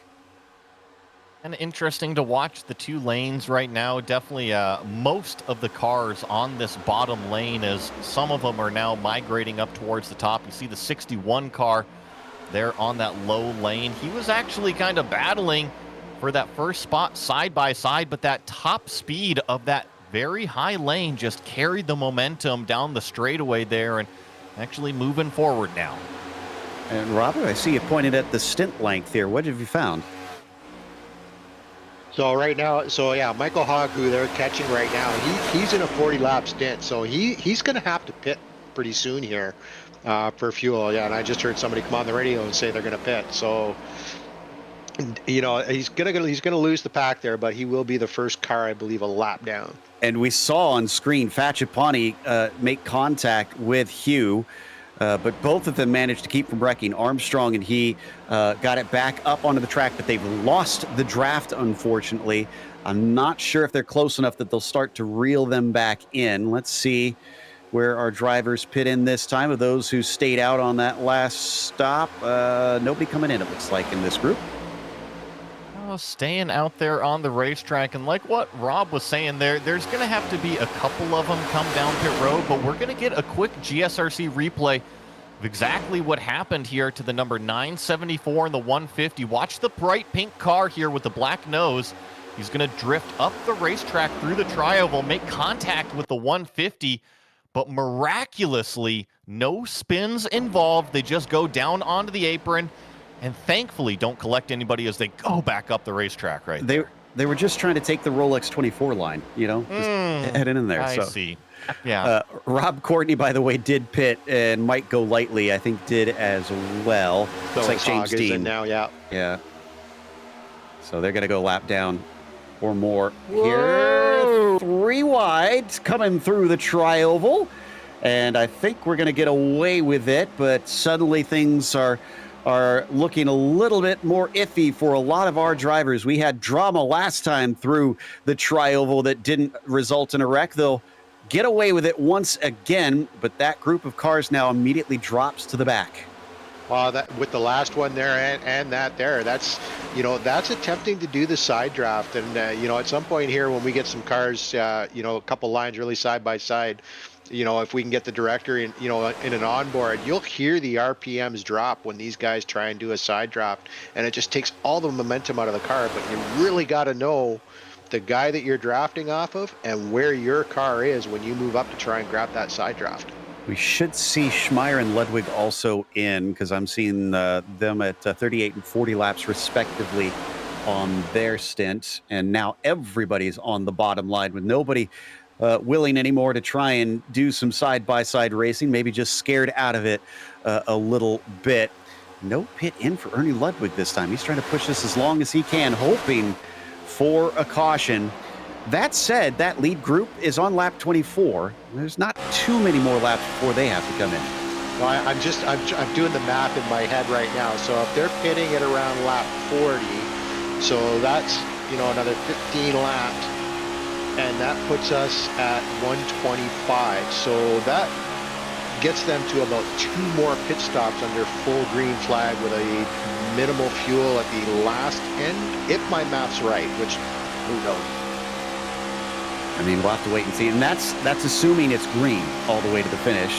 I don't know if we're going to manage that if they keep racing the way they have lately, although this is a nice solid push from Lane on Wallet.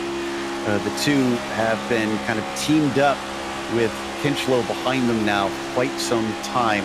In fact, now that I think of it, I don't think this lower group, have they changed position during this stint at all? No, it looks like Wallet, Lane, Kinchlow, Cupolo, Drelling, Partridge, they've basically been lined right up. Wow. Very well behaved, I have to say. Impressive stuff out of them. Thought I saw somebody say they were going to be pitting in this time. And I'm seeing them now. Schmeier diving onto pit lane. Looks like Ludwig and Patrick Kopp. Oh, Patrick Kopp just wrecked on his way into the pits, unfortunately, losing control of the car under braking. the day goes from bad to worse for the 13, unfortunately. Remember, was having all of those connection issues earlier in the race, but still up front, still single file. I'm actually surprised it took us about 100 laps to go full single file. I will say that a lot of the too wide racing necessarily wasn't racing per se. It was just more spreading out on the racetrack, but definitely logging the laps right now. For some silver lining for Patrick Kopp is he's not last place. He's 29th out of 30 still running. So, but he is 3 laps down, and he's got a ways to go. Unfortunately, now he's going to not have anybody with him since he lost the pack with that little slip up. In the meantime, checking in with Hugh Armstrong. Oh, big checkup here, as I think they were catching either a lapped car or a car that was solo. That was Jeff Hooper. And they'll once again get away with it, but the Fusion cars may have actually dented the front of those machines. They hit so hard. Yeah, it doesn't take much.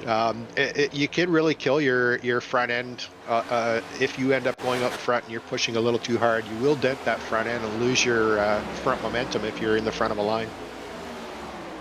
Meanwhile, back up to Skoglund here in 8th position. Eriksson, Akison, Fredriksson, all in there. That looks suspiciously like all of our Scandinavian drivers. Let me double check. Yes, indeed it is. I'm going to take a wager that that might be a team. I would team, assume guys with communication, yeah, for sure. Sorry, Joey. No, I was just going to say, I would assume so, especially if they're all kind of packed up together, and maybe they're all going to go bust out some ice carts later and go-kart ice racing if you've seen what they do out there. It's pretty cool. Absolutely, yeah. That stuff looks like a ton of fun. But, well, Club Scandinavia all kind of working together here and pushing the high line now. So that has reformed. Yeah, they lined up pretty good there. They got themselves a lot of momentum here, but the inside line's going to come out here and try and block them with the draft. Just get up and take the air off the nose of that front car and take away his momentum. Skoglund needs to get with the program. All his other friends have Sun in the name back there, but as the 970 leads this little quartet, not able to gain on the main pack quite yet. Gonna ride on board with Jonas. He gets a little bit more momentum once again, riding up high. But I will say that bottom line is not very close together towards the back of it. No, it's not. It's pretty spread apart, and I have a feeling that they can kind of close it up if they need to, but I really feel like these drivers are content right now. There are some drivers that are kind of wobbling from the bottom lane to the middle lane saying, hey, should we go up to that top lane for the momentum? But for the most part, it seems like these drivers are comfortable running where they are. For those curious, last on the lead lap right now is 18th, Jeff Hooper. He's in a team, or in a group with Fachipani, Hugh Armstrong, and Sam Harper. But they are actually not even halfway down through the lap, so they're not doing too bad, but they've lost a lot of time. And it doesn't look like that group is very fast right now. They still need some help from a caution to get bunched back up to the main group. So coming up along the backstretch, actually, are they going to have to get back in line? Yeah, the Scandinavian contingent will settle in just behind Garen Batten. Yeah, it's the best move for them there. You could see that the outside line they lost their momentum. They couldn't move forward anymore and started to lose. And I mean, you don't want to stay out there. Come back in, grab that inside line, get all your momentum back up for your guys. And the guy up front that pulls out to start that second line, if there's no team communication, gotta hope everybody's going to come with them. Up to lap 32 in the stint now. We're encroaching upon where we're expecting a few more drivers to be pitting. And somebody way up into the wall there, off pace. That's James Dean, just trying to stay out of the way. He is 5 laps down. Yeah, he was involved in one of those heavy incidents earlier on in the race, so definitely just letting this lead group by. But even though we're only 32 laps into this stint right here, Joe, the fuel window, it is officially open right now. It is 80 laps from here to the end of the race, so if you pit right now, it will be one more stop till the end. It doesn't mean that we're going to see groups come down immediately. However, The window is now open. Yeah, that's a tough call too, because the ones that might not go a lap down are the ones up at the front, but I don't think they're going to take a risky strategy like that. It's those that are at the back that kind of need to go off strategy and get something to go their way, Rob. And if they do that, they suddenly go a lap down and they're in the danger zone. Well, now as teammates are one thing, but now you find out who your friends are, because this is going to be, if we stay green here, which, I'd love to see, we're coming down to the penultimate pit stop to be able to make it to the end of the race. And now's when you find out who is your friend, who is your enemy, who's going to work with you, who is not, up to, as we come down around. That's a good point. And I'm sure everybody's kind of suspiciously eyeing everybody else out there, wondering who is indeed going to help them out to the finish, except for maybe some of their teammates, as long as they've got a good relationship and they have some sort of agreement ahead of time on how things are going to be handled. Checking out Oscar Fredrickson now in that 9:55. And Patrick Kopp has actually managed to pick up the slipstream this time, so he won't be completely surpassed by them. He can kind of hang out in their tow as we now go over to Jeff Cardamone. Yeah, I was noticing he's kind of hanging out in this pack right here. Cardamone is in it as well, so there's definitely a couple groups out there on the racetrack. But as we approach this green flag pit window, we only have 11 cars in that top group. And whenever we see green flag pit stops, if we do get there, right, it always seems to split up at least a few of them. If there's only 11 in that group now, how many are going to come out the other side in the same pack? That's a good point. It should spread things out a little bit based on our experience, but how many will be left? And when you get smaller packs like that, I feel like, Rob, that often sees one kind of show which pack is quicker, and you could have one either run away or get caught back up. Well, and it comes, it comes back to who's going to be your friend and who's not. And I'm actually just looking at my timing screen, and right now, Everett Lane, Lynn Kinchlow, Nicholas Capolo, Tom Drelling, and Garen Batten are all up over 10 positions from where they started. So these guys have moved forward a lot. It's going to be interesting to see what they've got left with that kind of pace to be able to move forward that much coming down into these last pit stops and near the end of the race. And Dreiling does have that hardest charger right now, 24 positions gained. A little bit easier to do here on the super speedways, but still impressive because you got to stay out of trouble and get up there to the front. They don't pit in this time by, but I have been hearing some chatter over the radio of a few drivers, I think, mentioning how many they have left to go. We're on to lap 37 now of this stint. Surely within the next 3 laps, we'll see most of the drivers pit. Now, from the earlier data point, 38 laps is when that first group came in. Then the next group came in at about 39 laps. And then we ultimately saw a third group come in at about 41 laps. So right now, it might open the door right here. But like I was saying, with only 11 cars out there, and if you are Jason Wallet, I'd probably run this all the way till empty. I agree. I completely agree. If you're up at the front, you take the safer strategy because there's no point in trying to take a gamble. You go for the high percentage moves, both strategically and as well for passes. But Udoc Scooby has been mostly in control of this race between Wallet and Kinchlow, with Everett Lane just kind of the wrench in between them. And I think I heard maybe a couple drivers say they might be pitting in. Yeah, I've heard a little bit of chatter going on there about the pitting. But again, this is where you find out who your friends are, because, Jason is going to have to come in before everybody else. And I mean, say the top 3 stay out and everybody behind them decides to dive into the pits. That can be very detrimental for them, providing, everybody gets through clean pitting and pit exit and doesn't bring out that nasty yellow flag. But this is where you find out who's your friend, who wants to play nice, and who doesn't. Up to lap 39 now, so they are going to try and run this thing all the way to the end, it looks like. Either this lap or the next one. We'll likely to see them in. And Kinchlow just announced he's pitting. So is Jason Wallet. So there's Udox. And that means 40 laps is what these drivers are stretching it. All they'll have to do is one more stop after this one. But let's watch pit road entry here, because you got to hit your marks. You can't speed on pit road. And most importantly, you can't get collected from behind. Exactly. Who is going to be able to charge the cones? Very tight there between Lane and Capolo, almost making contact on their way in. Did anybody get a speeding there? Yes, Salter did. Absolutely. I thought he looked very, very fast on the way in. The 985 absolutely got nailed on that one, so he's going to have to sit and wait patiently in his pit stall. Yeah, and it's a harsh penalty for speeding. I think it's like 40 seconds. It's really nasty. And I'm going to jump in here. That 985 was actually part of the second group into pit lane. So that was not part of that lead group. They were trying to make up some time, and it just went bad for the 985.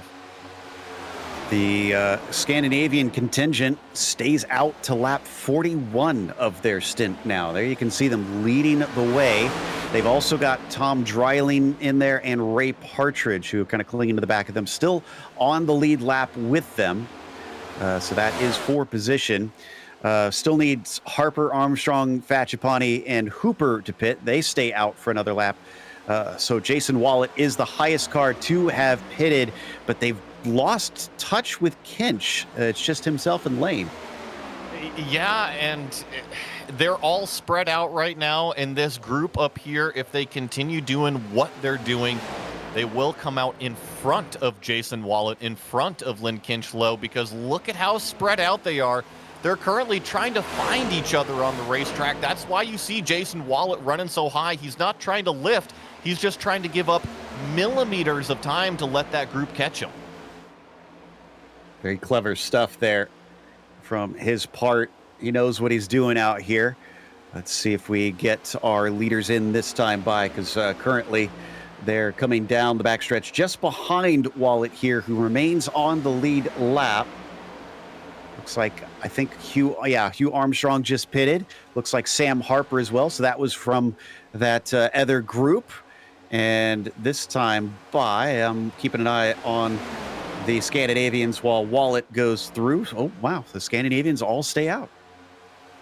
Wow, interesting move. Gonna run it right. Maybe they've got that little bit extra fuel on board. And if they can line themselves up, they can open up that gap to give them the opportunity when they pit to be able to come right out, possibly maybe even in front of the leaders if they can open that gap up. But I don't know how many more laps they've got in the tank. Certainly looks like it's going well so far. I mean, this has got to be a much shorter stop for the last one if we do stay green for this entire group, because it's just going to be about 10 laps short? Well, I guess not 10 laps shorter, but a few laps shorter than those around them. And coming down to the braking now, everyone in that group pits in at the same time. And honestly, an incredibly tidy entry. Very well organized from that entire group. Now, it's also important to stop at your box. Don't slide through it. It is so easy to give up that time, and it appears that everybody does, in fact, do so. Up on the right side, up on the left side, fill it up with fuel, and I wouldn't be surprised if this group comes out in the lead. All right. Yeah, they got a really good gap there. They're coming, but they're coming out now, and if they can get up the pace quick, they're either going to come out in the lead or right behind the current leaders. The current leaders are going through the tri-oval right now. These guys just getting up to it. I think Wallet and co are going to go by them, frankly, because they're still down on the apron, and they've got a huge head of steam here coming through 1 and 2. Well, maybe I'm wrong. Here we go on the backstretch. Here's the merge. It's going to be really close. They got to stick to the top lane with how much momentum they've got, and they are going to cruise right on by. But look at that track position. That second group definitely made some up, and they've done a terrific job to basically stay with the lead pack. Yeah, they were farther at the back of that front group, so for them to be able to catch them, maybe, they're starting to stretch away. They really got to work together here. They're on the verge of losing touch. Well, and this is where the again, it's the setups and just it's surprising how long it takes this car to actually really get up to speed. It takes a good 3/4 of a lap, and even then you're still gaining momentum and still gaining more speed on the car. I can tell you that Fredrickson is going 180. Dreiling, who's catching the back of that group, is going 198. So, yeah, they have dropped off of it. They didn't quite catch him. They were so close. It is up to 2 seconds between them, and that's too far. It is going to be too far. I think the only saving grace is that they've got another handful of cars that are coming to join their group, but they're going 2 lanes right now, so they need to get well organized, and they might be able to push their way back up through, but it was 2 seconds. It's now already up to 3 seconds, and what was an 11-car group up front is now only 5. So that is Fredrickson, Eriksson, Skoglund, and Atkinson all back together. In fact, yeah, every single one of them that was together. Ray Partridge, I think the only one they lost was Tom Dreiling, and they didn't lose him behind them. They lost him in front of them, actually. Yeah, I was going to say Dreiling did a fantastic job on that pit stop. He basically leapfrogged everybody into that first group. Very well done. So that gives them a good shot here at this stage. Still a lot of racing left to go. About 67 laps left, 66 now left for our drivers. And we've been under a pretty long green flag stint at this stage. I think we've only had 3 total yellows so far. Or was it 2? Really good run by 3, I believe. I think it was 3. Yeah, really good run by these guys. Everybody running really good and clean. Lap cars kind of staying out of the way. We've had a few moments, and like I said, a lot of that is, you get 2 lines coming at you. You're a lap car, you're up near the wall, your grip gets a little tighter, you don't want to scratch the wall, you don't want to impede them, and it can get a little bit sketchy. And I mean, for anybody that's, new to this too, like, oh, why these lap cars even out there? They're down so many laps. I mean, this is for championship. So, with Patrick Kopp, who's been having all the issues today, still out on track. He's 4 laps down, but he's going to stay out on track because part of the rule in the majors is you do have to run 75% of the race to be able to collect points in the race for the championship race. Yeah, and there's honestly just so many unknowns that could happen out here. So you got to stick with it to the end. It's a long race. You never know. Only 4 laps still means he could pick up a bunch of spots if we have the big one. A lot of drivers are out. Which, I mean, knocking on wood, I've mentioned it now.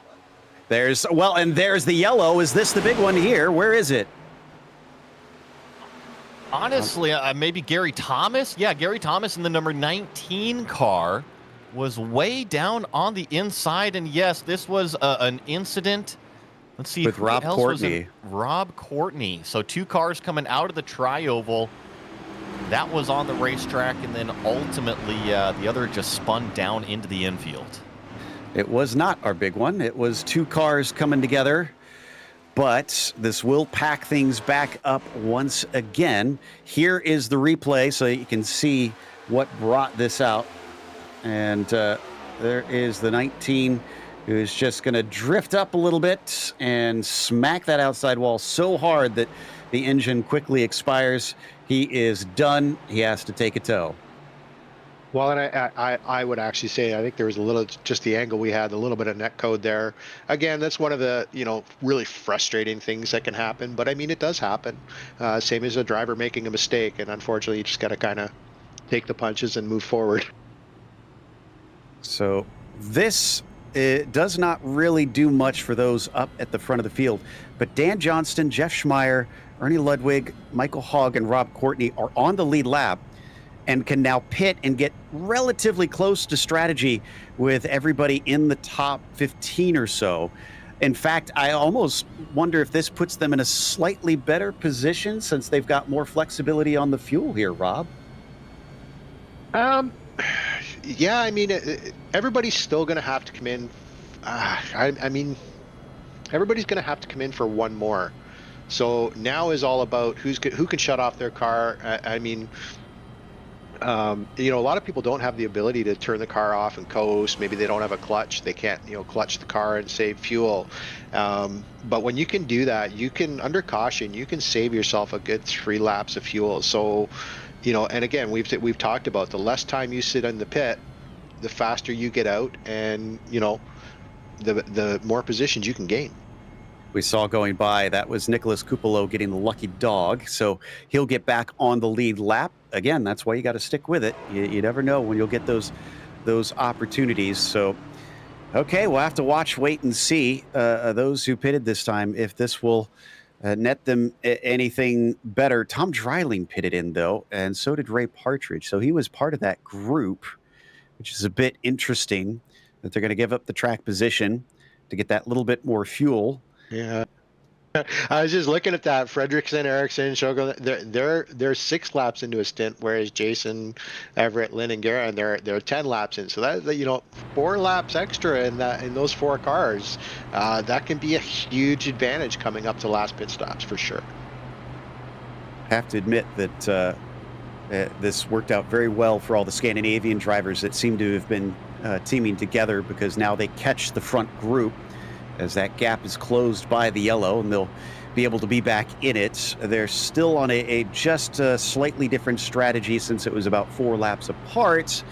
But I think the bigger issue for them was that they had lost the slipstream on this one. So we come down to 60 laps to go here soon. In fact, probably about 60 laps to go when we restart this race, Joey. Yeah, kind of slow things back down a little bit, be able to catch our breath after we've been doing 200 miles an hour for what seems like 60-plus laps. It was what it was, nonstop there. Some great racing from the entire field. We did see Wallet, Lane, and Kinchlow. They were really still inside of that top 3 the whole entire time. They dominated those pit stops. They came out front together. I want to give credit to that 22 of Dreiling, though. He was that only car in that second group that was able to attach himself to that front draft pack. And with what Rob Covey was saying, coming back in and topping up with fuel, you say, well, you lost a lot of track position. I only see him fall back down to about 14th place position. And essentially what it's going to do is everybody has to come back down to pit road one more time, right? Everybody has to come down to get fuel. Well, the fuel that they are going to have to put in their tank is going to be a little bit less, so that pit stop time a little bit faster. That's a great way to pass cars. Exactly. Yeah. Go ahead, Rob. I was just going to say, so yeah, those drivers that just came in and topped up and have just started a stint, we're currently under caution, a little bit of saving fuel, 40 to go. We've seen them go 42, 43, and they're going to be able, they want to move forward, but they're going to be able to save fuel because they're at the back of the pack getting really good draft mileage. So going to be really interesting when we come up near the end here. Absolutely. And are lights off? Yeah, lights I think are off. This is just a very sloppy looking couple of rows. I was very confused for a second. Now I think they're starting to bunch up a little bit more, but for a moment I couldn't tell if we were actually going to go back to green on this lap. So yeah, it'll be 61 laps left when they hit the line and the green flag flies. That's definitely more than a single stint. But it'll be a question mark of whether or not it stays green, and also when and if we get another yellow, who is going to be able to get in and get out quicker to get that track position for the end. Green flag is out, and Jason Wallet is off. He was with his teammate behind him, but on the high side, Everett Lane again likes working with those two and will ditch the 61. Definitely looks like that is planned. I think they've got a little bit of communication going on there, because that, I mean, just that gap that opened up between Wallet and Kinchlow there, that totally looked planned. A lot of them coming down to the bottom side pretty quickly here. So top side, once again, not favorable for most of the field, although it's quite spread out on that bottom line on the restart as they come around here. The first lap back under green flag racing, getting up to speed. It's Wallet, Lane, Kinchlow, Fredrickson, Ericsson at the top. I really wonder what is going to be the mindset of these drivers. They just had such a long green flag run, and when they look at that lap counter now, They're approaching 3/4 of the way through this race. I'm sure a lot of them are scratching their heads saying, hey, I think I've waited long enough. I want to start to be a little bit more aggressive and move my way up towards the front, but there's still a lot of racing left. I'm just curious how the drivers are going to approach this one.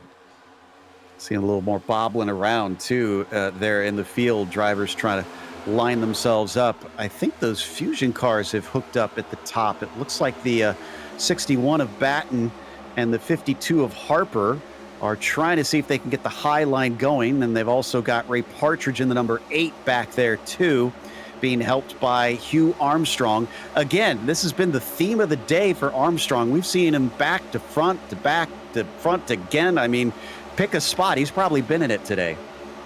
Definitely, and I think that a couple times he's drifted up the racetrack a little bit, and I think that that top lane, he might have found a nice little home there. Certainly seems to prefer it and tends to try and gravitate towards there. Ernie Ludwig rocks up behind that bright pink car once again.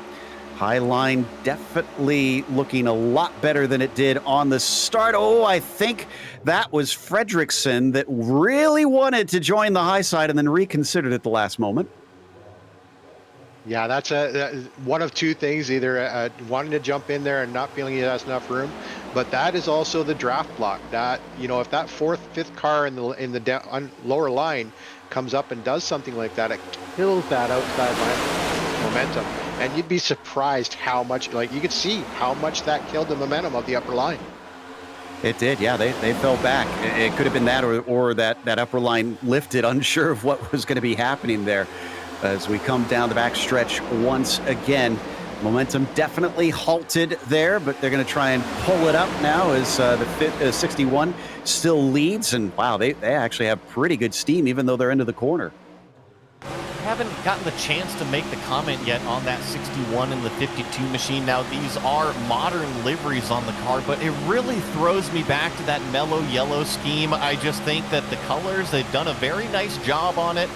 And even the manufacturers with the Mustang and the Toyota on the side, just a nice livery. Yeah, it's very cool seeing them match them up like that and getting the different cars out there. But as we come back onto the backstretch once again, that upper line is growing. That's the biggest we've seen it for some time. Yeah, if I'm near the rear, I don't know if I want to be back there, because they're again, you can see how much momentum is lost. Because the other thing you have to realize too is, even when a car comes up and grabs the line, if they're not directly in line, it's going to pull that entire field in front of you out of their. It's going to break up the air for them, and then it's going to make them fall back. But you can see here, this is actually the best place for the outer line, is the trial. You get so much momentum on the outside line coming out of Ford to be able to take the trial, but here's where you lose it, is coming through 1 and 2. The RPMs of the car just drop. Meantime, you know, we mentioned a little bit earlier that we thought the 51 has a little bit of damage, or 52 has a little bit of damage. The 61, his teammate also with some damage on the nose of the car. So is that also potentially hindering these Fusion machines? I can't tell if it's also damage on the right rear of this car as well, or if that's just a bit of the livery kind of themed into the bumper as well. But I have a feeling that anytime you have front end damage, especially when you are the front of the lead back here, it is not helping with the aerodynamics of things. You know, we were talking about whether or not there was a European plate on one of the cars. Is that that must be like Looks his like a New first, York. Yeah. And it also looks like an actual plate. Those are real numbers on there. So I love the little things they do on their cars here in this series. But right now, I don't think that is the focus of the 52, who's still trying to stay close in behind his teammate to give him that cushion of air and push him forward. And that's the hard thing. And I mean, a lot of people don't understand about this kind of racing is you can get tail locked, where you're not looking at the track and where you are. You're looking at the back end of the car right in front of you, and you get locked on that rear end, and it actually takes away your focus. It can really throw you off. Yeah, so hopefully drivers will not get that target fixation here and wind up doing the wrong thing in the moment. Well, Hugh Armstrong is starting to get close to the back of those two as well. He's third in line there in that top side. Kind of trying to figure out what exactly is going on with that 974. Does he have the speed? Is he lucking out moving forward, or what is going on? Because like we said, he's kind of been in all different positions all day long. But I'm sure the tale of the race will tell itself by the checkered flag, and we'll see where he winds up. And I think that he's in a good position now. I think that just because you were in some troubles earlier in the race doesn't mean you have to stay back towards the back of the field. And Hugh Armstrong in that pink car is a perfect example of that. He's gone from the front to the back to the front a few different times. But most importantly, here in the closing stages of the race, he's back towards the front. Just a little upkeep here. We've only lost 2 cars so far. Technically one. Hockenschutz is out of this race. And Gary Thomas has been in pit lane taking repairs for almost 15 minutes at this stage. So I suspect he's probably either out of this one or he is going to be finishing last place, since the nearest car to him is 10 laps ahead right now, and that's James Dean. He'll need an accident to happen to really get back into this one. Definitely a pretty good rate of non-attrition, I guess you could say, so far into this race. It hasn't been without accidents out there, and drivers definitely losing laps due to some of that damage. But we still have, like we said, 29 cars still running. And we're about to come around with just 50 to go, 3/4 of the way through this race. And like I said, I know from last night's run, now that you're starting to get tired, you're losing your focus. You've been running nose to tail with somebody for 150 laps, a couple of them really slow, and the fatigue does really start to set in here, because keep in mind, 10 more laps and their pit window is open. Watch from Wallet here ahead of Everett Lane. What's going to happen with this working together that we've seen once they get to the end of the race? Everett still going to be working with them? Are they going to abandon that 978, or will the 978 maybe be able to snooker them all the way to the end of this race? 3/4 of the way through. It is now down to the last 50 laps. If you watch the twin 125s, we just have to do that, and this is over. Yeah, still plenty of racing here at the Super Speedway. 2 lines doing 195 miles an hour coming out of turn number 2 and on to this long back straightaway. Jason Wallet in that 658 has been very comfortable out front. For the most part, it has been Everett Lane pushing him from that second place position. Lynn Kinchlow in the 44 is never to be out of sight either. So really those 3 have been stalwarts up at the front of this race. But as with super speedway racing, you never really know how it's going to end up. These monster bump draft runs can really come from anywhere in the field, and we still have that 1 remaining pit stop. Saw a big snake too there with that lower group at the front. Thankfully, I don't think it caused any issues. They're still wobbling around here every once in a while. And just the slightest wrong move in this style of racing could definitely cause a huge wreck to erupt, especially if it's at the front of the field with these cars. But so far, so good. Keep crossing your fingers, your toes, and your eyes that we can stay green to the finish on this long 500-mile race today, along with 125 miles earlier for all the others. Is somebody's pitting in the back, trying to make out who that is. Might go lightly. Okay, so he is a lap down. So yeah, he's already off strategy. He was probably trying to run it as long as he could, maybe hoping we get a caution. He could stay out, get that lap back. No dice. The 43 has to come in and probably lose yet another lap to this group, which is already on the backstretch, just as Go Lightly reached his pit stall there on the lane. We are down to actually about 21 drivers on the lead lap, with Rob Courtney being the last one. He's on his lonesome, so I'm pretty sure he's going to be gobbled up. Well, it's you see how the drivers are moving around here, I mean, it is it really kills the momentum of the line. But for anybody that's not, fully familiar with how this kind of racing works, the closer you can get to that car on your inside or that car on your outside, and if you can get your nose up near their rear quarter panel, you can take all the air, upset all the air on that car, and make that car lose almost 3-4 mile an hour. Yeah, and I mean, we've seen that used a couple times, as you pointed out, during this race. So yeah, you're right. It has been quite effective, and drivers are now managing to go by another of our lapped cars. I think that may have been Go Lightly that they just went through, and they've had such good practice so far. Yeah, that is Go Lightly. That one was actually extremely drama-free compared to some previous lapping.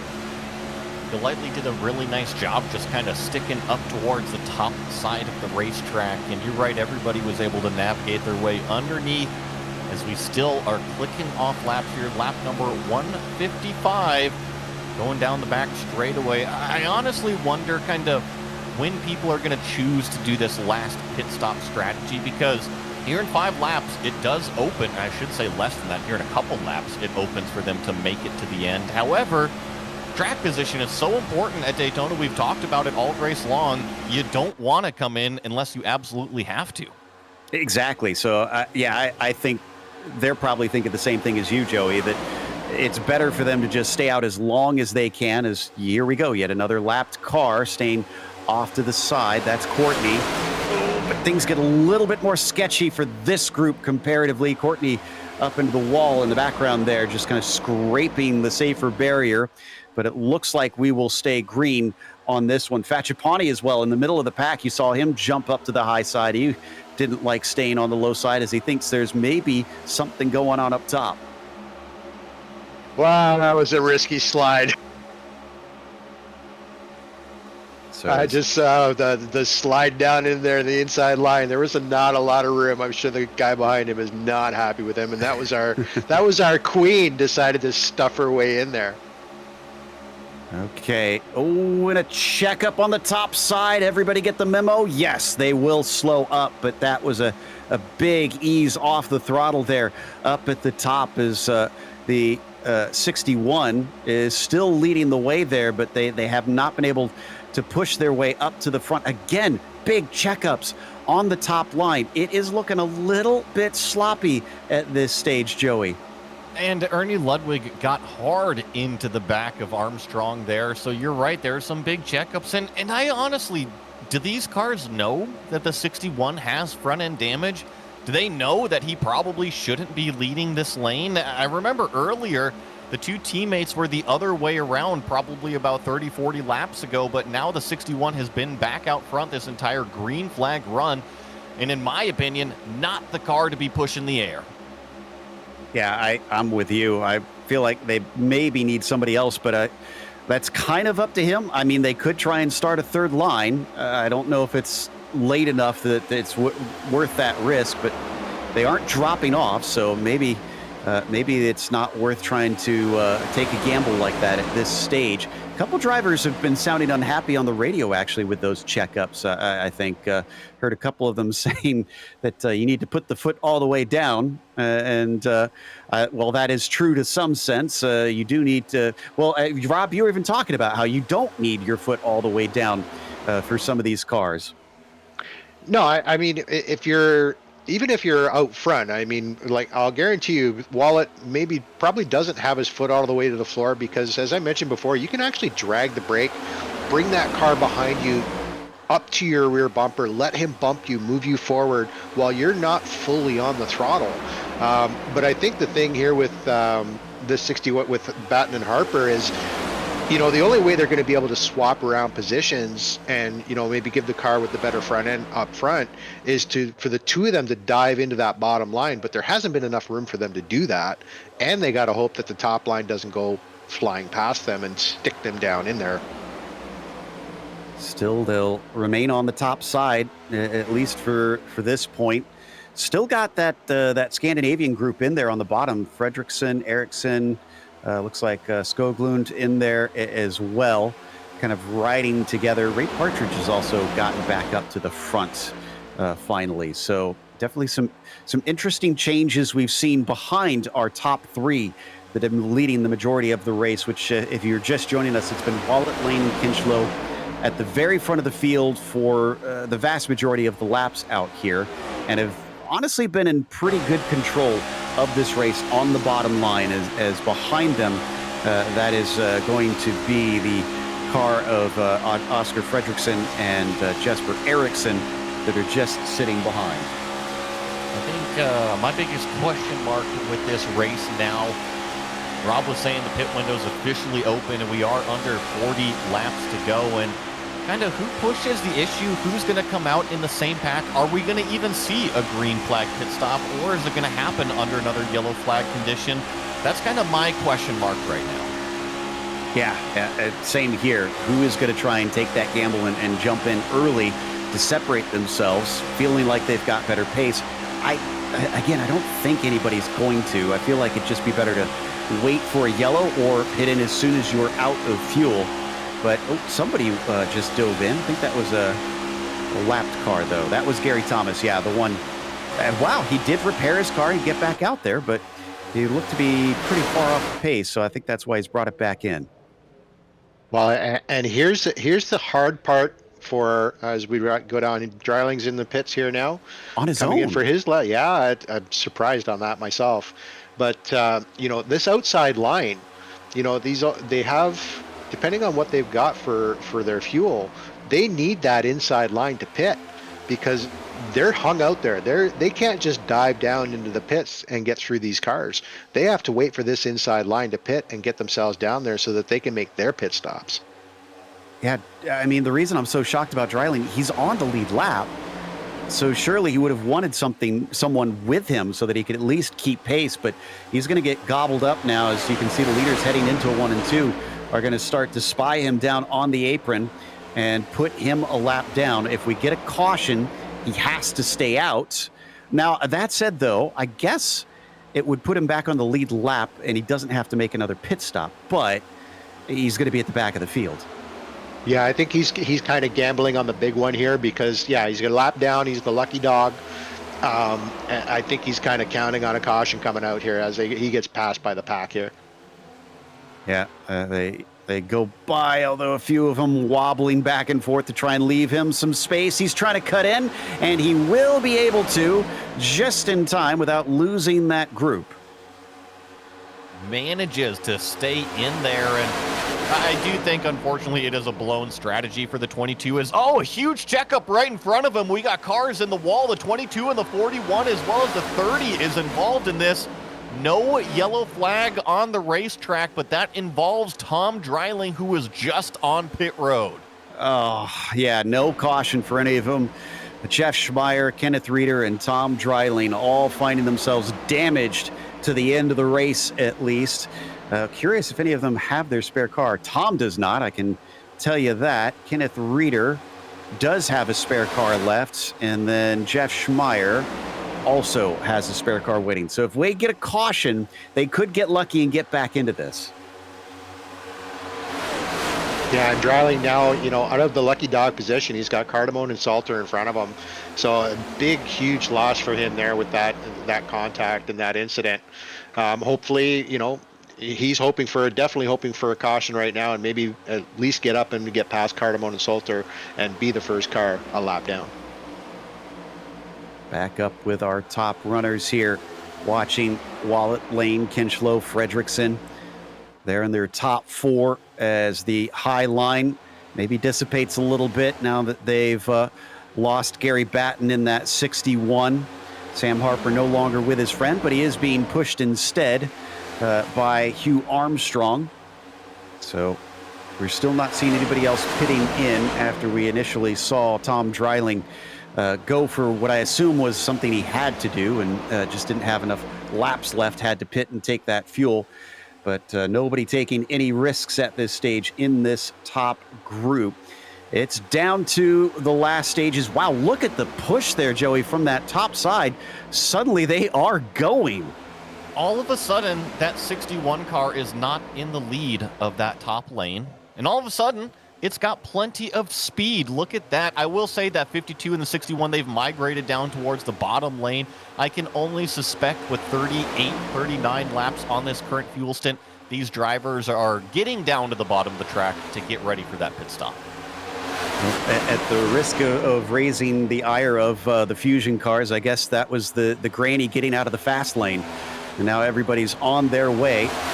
And Hugh Armstrong gets ahead, but he loses his partner briefly. Down on the bottom side, they're much tighter together, although instead of Wallet at the front of it, it is Fatchapani who jumps down to the bottom side. Well, it made his way back up there. You know, he was stuck back in the field for.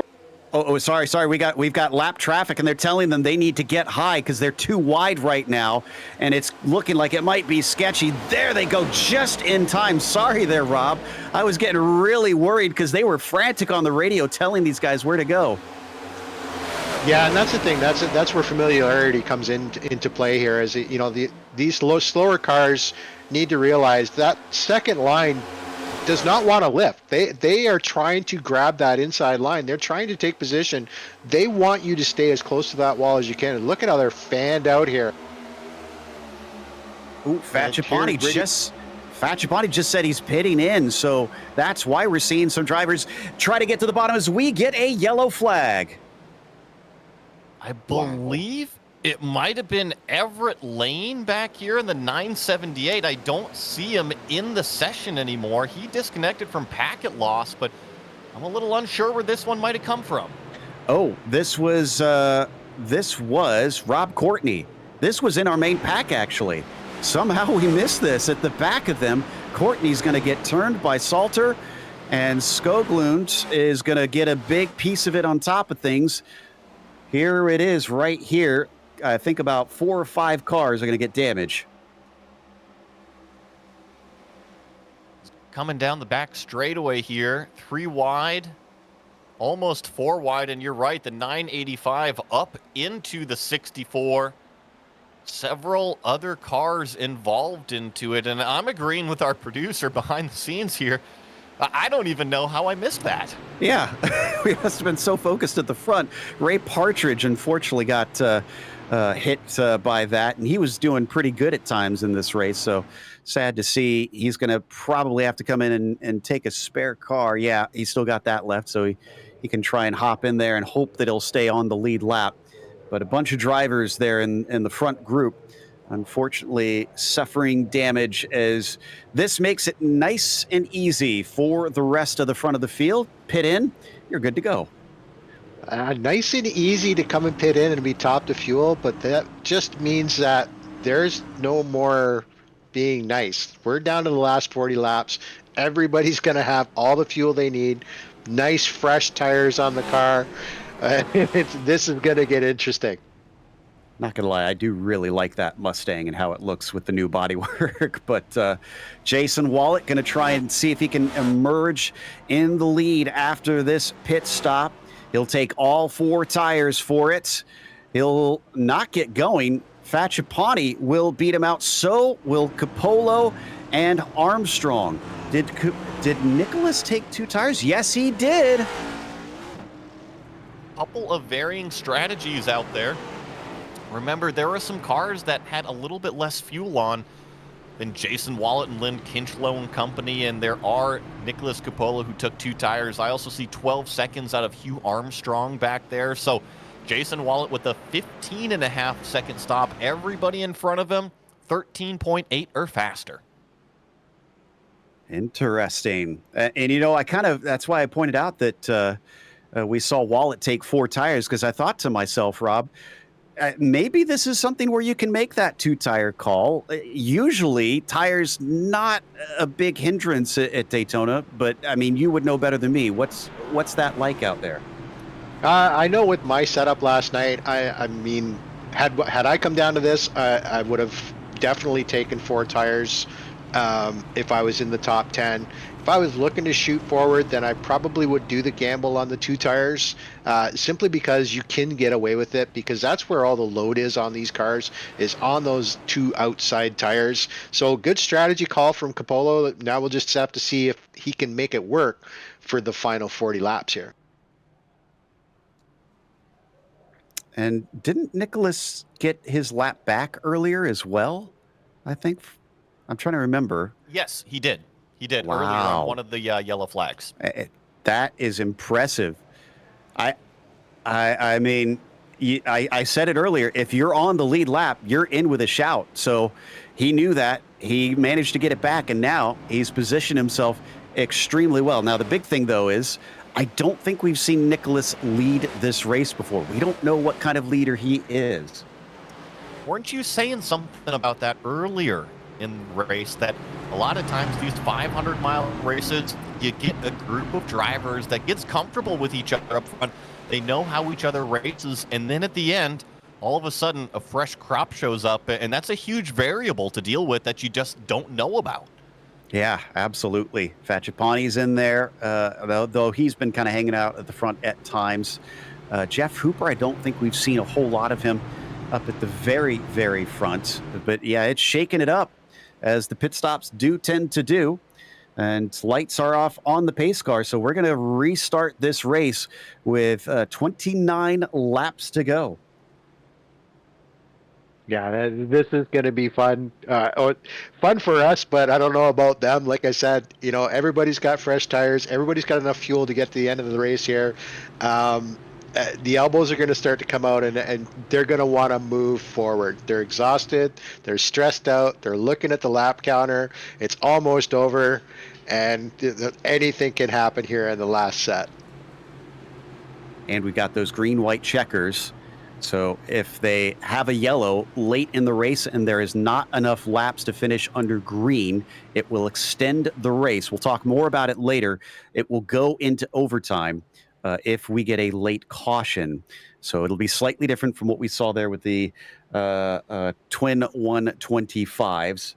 And here goes the pace car with Nicholas Capolo now in control of this one for the first time. Hugh Armstrong to his outside. Here we go. Green flag is out. They start to accelerate away. And for the first time in many restarts, we do not see Jason Wallet at the front. No, it is all that teal car of Nicholas Capolo in that 957 getting a huge push from Adam Facciapani in the number 150. And now Adam jumps to that top side way out there. He's got nobody to help push him. I wonder if it's going to pay off. Traditionally, we've seen a huge head of steam down this back straightaway if he can get picked up. Looks like both of them are pretty even here as they come down the backstretch. Both of them have second in line, pushing them hard, but it's a little bit better there for Facciapani up on the top side as he edges ahead at the end of the back straight, but coming back with a shorter line. Capolo is going to move his nose ahead as well. Remember, one of the other things about this is you can get the shot to the line here. This could be where they're starting to figure out, okay, where do I need to be to get the run? Sounds like Tom Driley might have a problem. Go ahead. Yeah, no, I was going to jump in and try to check on Tom Dreiling. He has fallen back about 15 seconds, and now we got more problems coming up out of turn number 2. No yellow flag, though. We stay green. Wow, and Partridge involved in that one again. You can see that bright blue car. In fact, I think he may have been part of the start of it, getting a bad push from Lynn Kinchlow in the 54 or 44. Yeah, I went back and looked at this one, Joe. I can't put that one on Lynn Kinchlow. It seems like the number 8 definitely comes down the racetrack coming out of turn number 2. I'm sure we will get a GSRC replay once things kind of calm down a little bit up front here. Yeah, but this separated the front pack massively. It goes down to, I think, about 10th place with Hugh Armstrong, who's obviously not at the front anymore. And then you got a gap to Ernie Ludwig by about 3.5 seconds since they had to check up. And this is the thing that we encountered last year. A wreck like that brought out caution, and I want to compliment iRacing, but I don't want to, because, normally we'd see a caution there, but no, we've got cars, 6, 7 cars involved, and we're still green flag racing. I mean, there's probably a few drivers that also don't want to thank iRacing for that one, but I have to say, I mean, I'm glad to see we're still going green here, and I'm sure we're not done with any sort of drama with now 50 or 25 laps to go, rather, here for our race. Capolo still our lead car. Now Oscar Fredrickson is following him in line. We see a couple trying to dive up to the high side and see if they can work together, and that's going to involve Wallet and Skoglund. Yeah, Jason Wallet was the first one to jump up to the high side, and Skoglund said, all right, I'm going to jump up there right in front of you. You've been leading this entire race. You must have a fast car.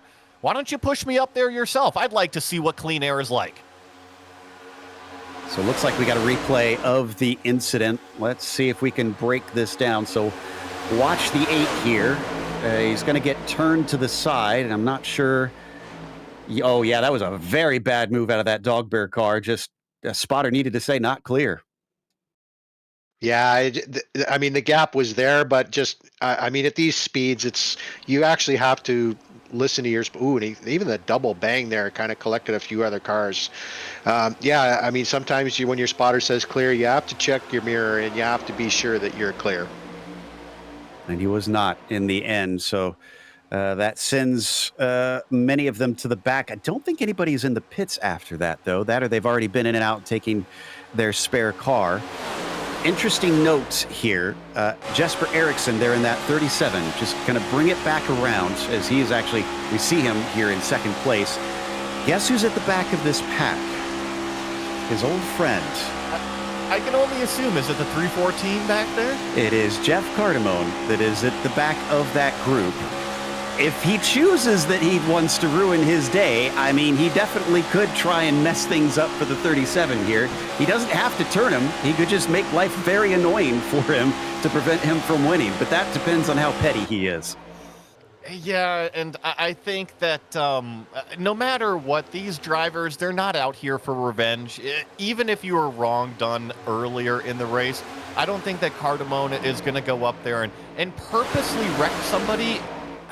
Maybe unless the opportunity came to him. As a racing driver, you can look me in the eye and say none of them are remembering and are feeling hard done by right now. Oh, please. A racing driver is an elephant. They never forget. Exactly. I was going to say, I don't believe you for 1 minute that they're not out for vengeance. At least somebody out there really wanting to get back at someone. But Cardamone is still at the back. And again, we're hypothesizing. We don't know what exactly is going on out there.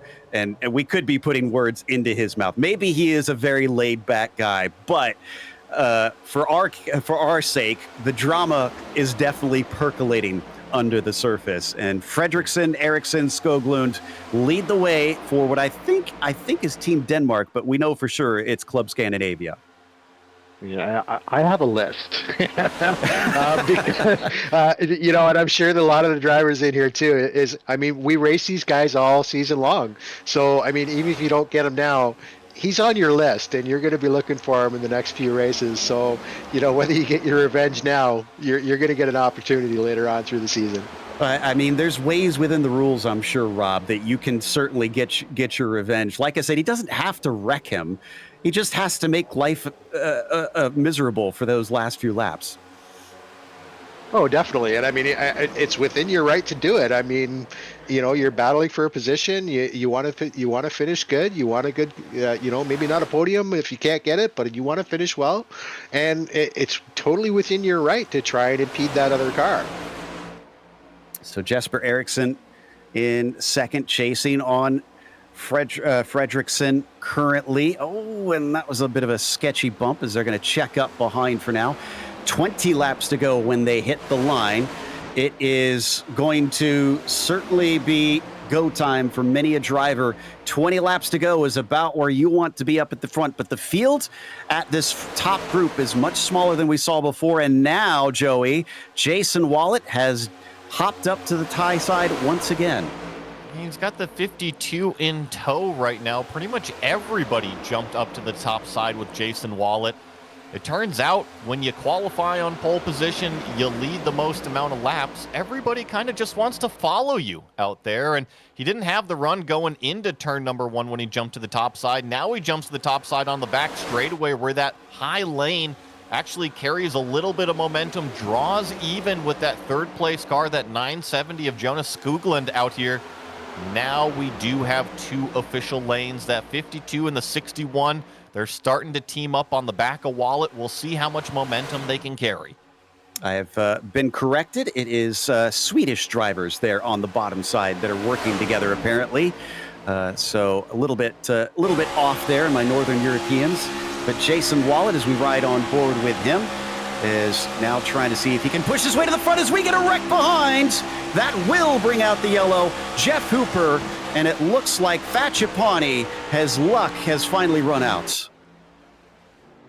Yeah, I'd have to look at this, but yeah, Fatchapani's been doing well all day. It's a shame to see this happen to him. And I think this was not Fatchapani's fault. This was Batten was up to the outside from what I can see, and Jeff Hooper kind of hooked him, which is weird because the 61 was literally in the wall at the time. Well, I think that's exactly what happened, is that the 61 got too high, right, Joe? And he got into the wall, which drastically slowed him. And then, unfortunately, the 15, he was just right there, hooks him in the left rear, and down the racetrack they go into Fatchapani, which really never even saw anything of it happen. Yeah, you're right. That I didn't think about that. It slowed him down. You know who avoided it though? who really needed that luck is Jeff Cardamone. He sliced right through that wreck, and he's still a lap down, but he's still in this. Actually, yeah, he won't. He's be a lucky dog. He is the lucky dog. Wow. This story has more twists and turns. I swear. And see, Joe, that's why you don't pay back yet. Good point. Yeah, he still has more laps to go, and there you go. Just dove through the middle and found his way by. And that's why you never give up in a 500, whether you want to call it a 500 or 200 laps. Never give up until the checker flag drops. Starting to see more of those yellows, though, which we tend to often see at the end of super speedway races. The risks are starting to be greater. The rewards could be greater, of course.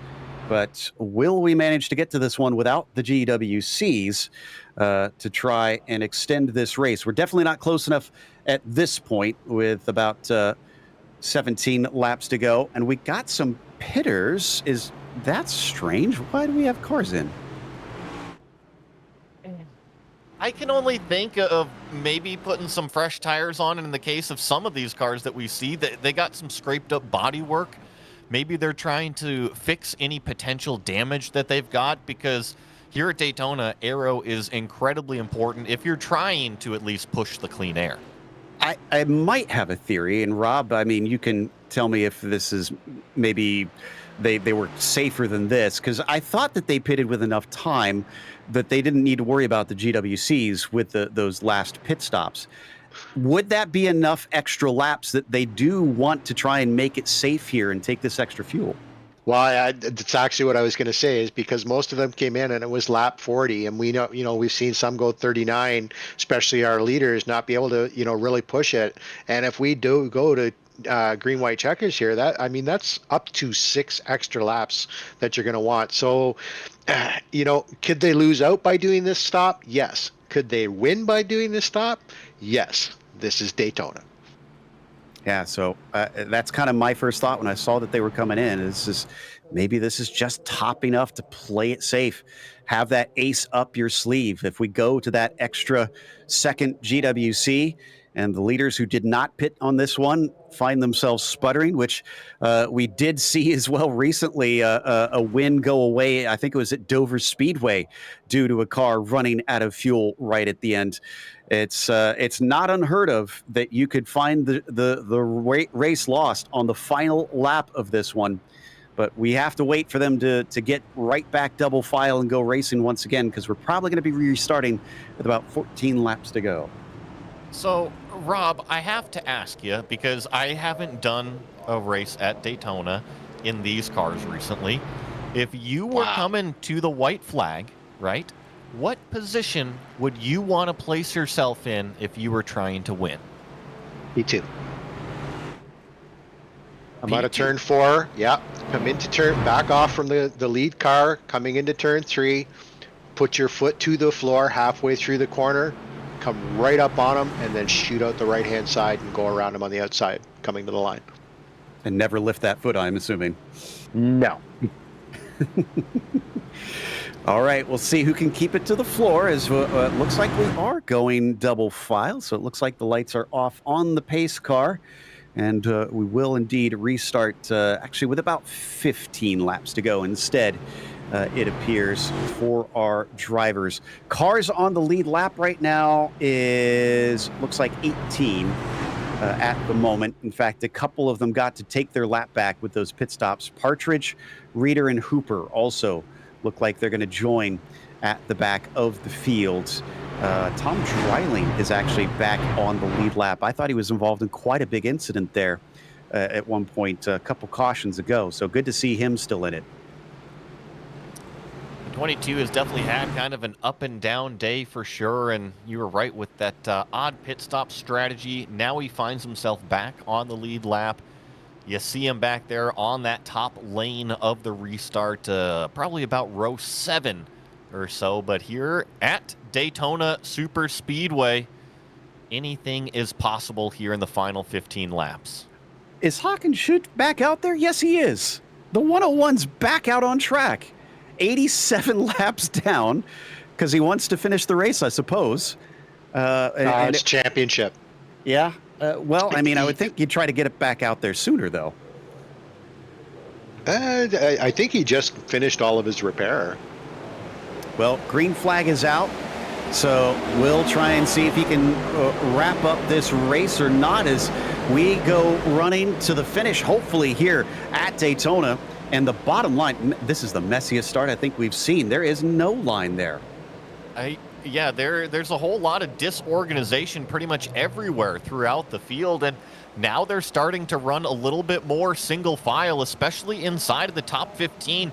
But it's the 955 of Oscar Fredrickson that finds himself up at the front, that 37 of Ericsson giving him the push. We've got cars pretty single file, but back in the back. Is that Udox again? I think it is. It's Ernie Ludwig and Lynn Kinchlow looking like they're working together. Little bit of contact is going to send Hugh Armstrong off. He'll keep it pointed forward, and in fact, he might even stay with his pack. Yeah, beautiful catch. And if he can catch it, this line back up, really good job by him getting out of that one. Wow.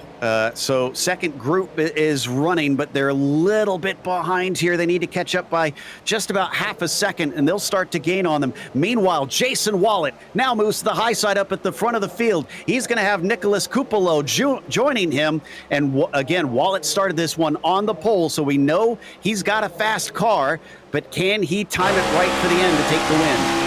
Well, I'm wondering, did he jump to the top side? I see the 44 coming up next to him. I'm wondering if we're going to get Kinchlow and Wallet trying to team up again because, well, caution. Let me take that back. Yellow flag is out on the racetrack.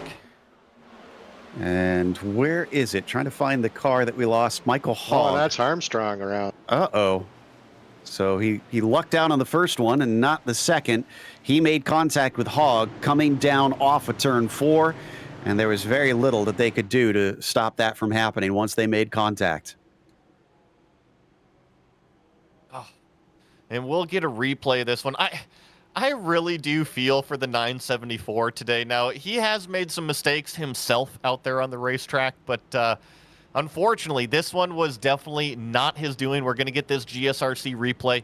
Watch this pink and black car, right? He's going to try to make it 3 wide with this number 744 as he's working his way through. And unfortunately, the 744 just kind of comes down the racetrack a little bit on him. A lot, I'd say. There was another lane and a half, I'd say, up on the high side of him, and well, they're both going to pay the price for it, and that is a real shame for Hugh. Did he still have a car left? He's actually still back out on track. Well, I think he may have used his spare car, so he's on the lead lap, but he's last on the lead lap, and we'll try and get back into it. We do try and watch the peanut gallery sometimes. So those of you in the YouTube chat, we do see one of the drivers saying that one of the commenters saying that they have money riding on the 957 here. That would be Nicholas Cupolo in that 957 car, currently actually running in 7th. Yeah, really good job by him. Like I said, for the, didn't hear his name a lot there, in the first part, but now he's, picked it up. He's moved himself forward, and he's in a really good position, and he's shown that he can run his car out front. So we're now going to be restarting with less than 10 laps to go. So the drivers find themselves with even less time, which means there's going to be even riskier moves, most likely, to try and do it, which just increases the chance that we get a green-white checkers. Watch for lap 6 or so. With 6 or less laps, it is likely we're going to a green-white checkers.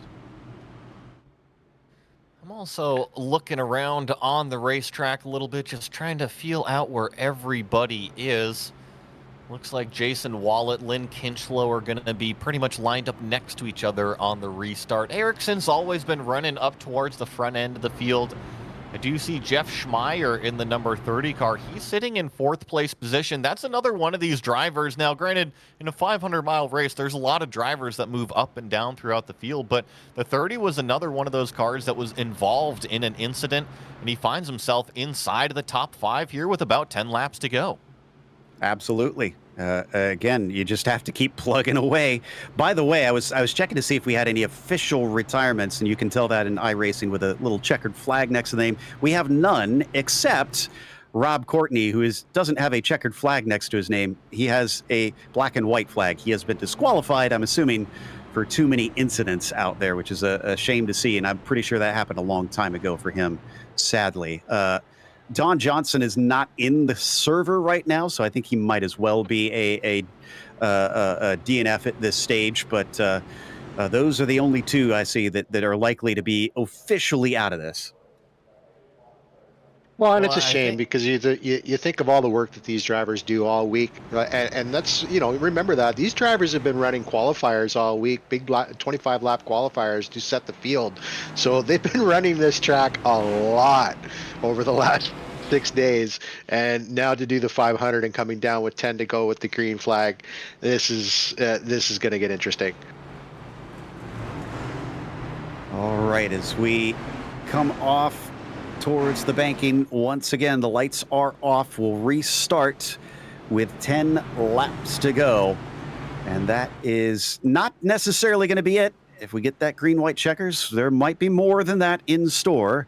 But as it was planned, that is all that we are hoping and expecting to see here today on this restart. Coming down the back stretch with the sun getting ever lower in the sky. Remember, this is set in February, so that too long a days even down here in Florida, even though it is only just about 4 o'clock.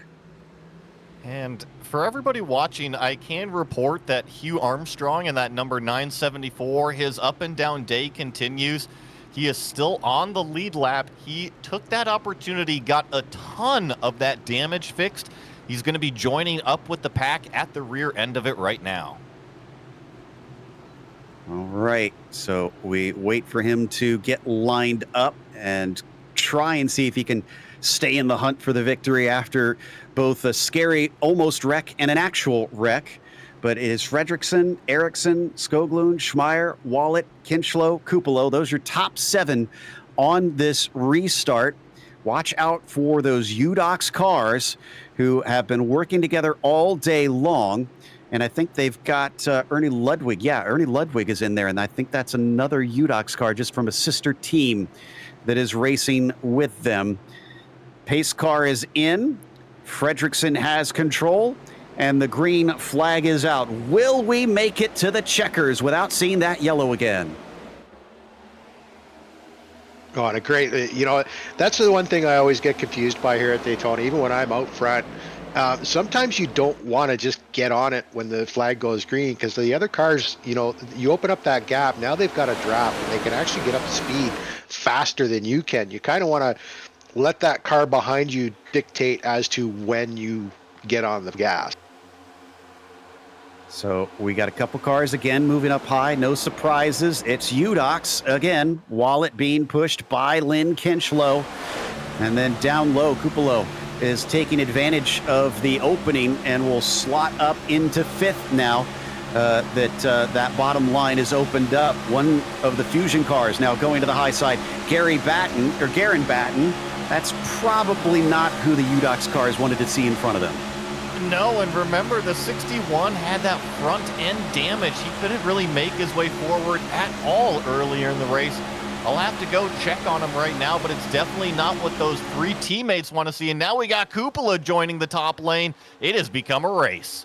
Yep, we're starting to see those moves where drivers are thinking for themselves and nobody else. And looks like Batten is going to push him. Big checkup on the bottom side, and that's going to cause a wreck.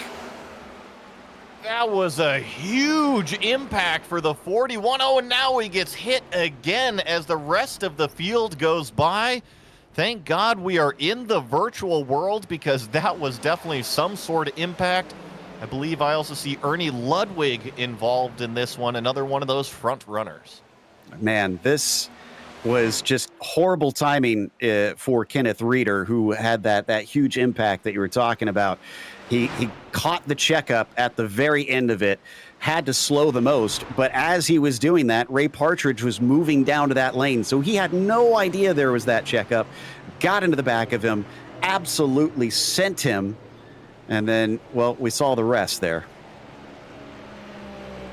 Yeah, end of the race, cautions breed cautions. All the aggression is out. Everybody wants to move forward. And, you get one car that checks up, the accordion effect, and just collects all the other cars as we get our GSR replay here. And I believe Ludwig was a separate incident. You're going to see, there's the hit on the other car, and then the 22 just kind of drifts up into Ernie. Yeah, really interesting on that one. I was going to say, I didn't really even catch that second incident. I was also looking at Michael Hogg in the 744. He's the white and black car right there that just sneaks underneath.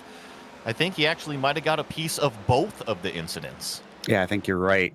It's got to be frustrating knowing that he was from farther in the back there. In fact, I think, he was a lap down, so he wasn't really racing them and still couldn't manage to avoid it. It is tricky to try and slow these cars up, Rob. But when these big wrecks happen, these things are not made to slow down very quickly. Not made to, and they don't. I know, 2 laps to go last night, I ended up splitting 2 cars. I just kept my foot in the gas, and that's just the way it is here. Obviously, you're not going to do that in the real world, but here in the virtual world, the best option you have is to keep your foot in the gas and do the cold trickle and just keep your foot on it and try and get through it. So we should have enough time for a restart here. As you can see, we're down to 7 laps to go now. So we could get our first green-white checkers after this one, though. Let's take one more look at the replay of this incident to try and decipher this one. Actually, no, Vincent Harley. So do we have a third incident here? Well, I have a feeling we're about to find out. Harley is hardware, I'm going to guess. That seemed very strange. God save the Queen. He didn't, unfortunately. Wow, that stinks that if that's the way his ended, getting this close to the finish and some of his equipment quits. But let me double check on that to see if he actually did get help or not. Yeah, no, he just veered off to the left. That was a car that was kind of going one way and not stopping.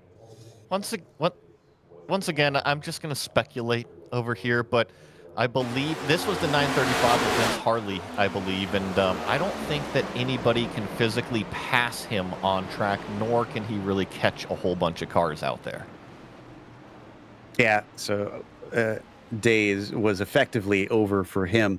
I thought if at first you're going to make a joke that with the Queen on the car, nobody's allowed to pass him or something like that, but no, I think, you know, sometimes you get into these races, and once you get to a point that you physically like can't collect any more points and you can't lose any more points, sometimes the motivation level kind of goes down the tubes as well. That's true. That's true. But we don't know for sure what happened with him. Regardless, Vince is out of this race. He's grayed out, and he is done for the day.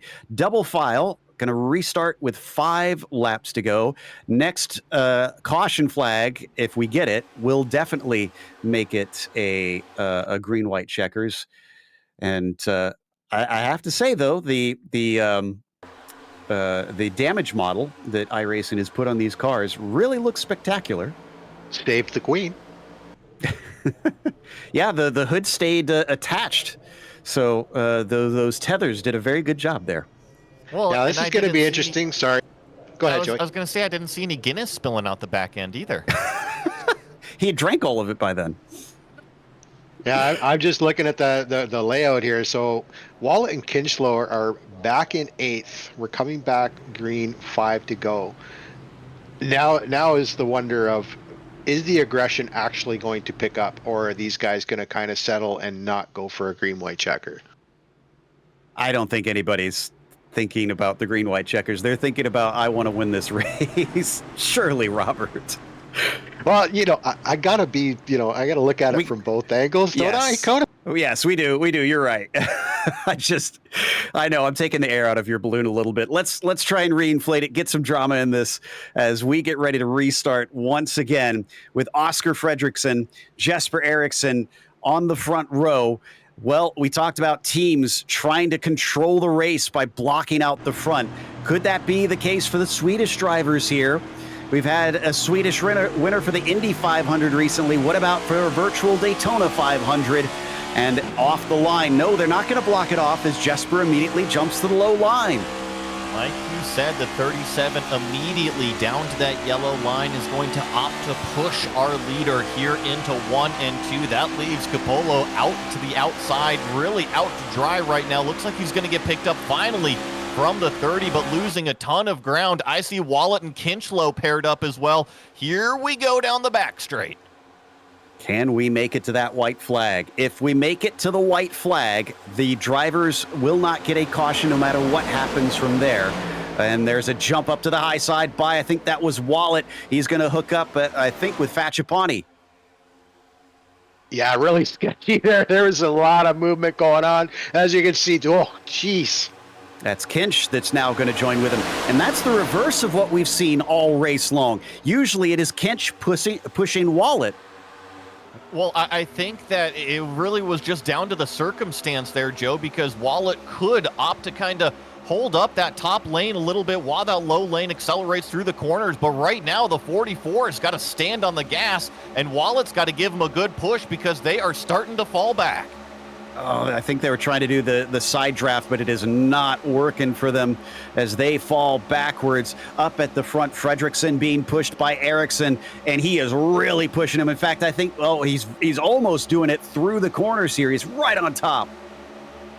Yeah, now is when you're kind of, Eriksson is setting up Fredrickson, trying to find out where he can push him and get the momentum to get that run, because you can't just simply pull out and take that run on the outside if you're going for the win. You kind of got to get some momentum and not lose it and open some gap and grab some draft. Like, there's a whole technique to doing it. And I think right now he's feeling it out, seeing, okay, how am I going to pass you on coming out of turn 4?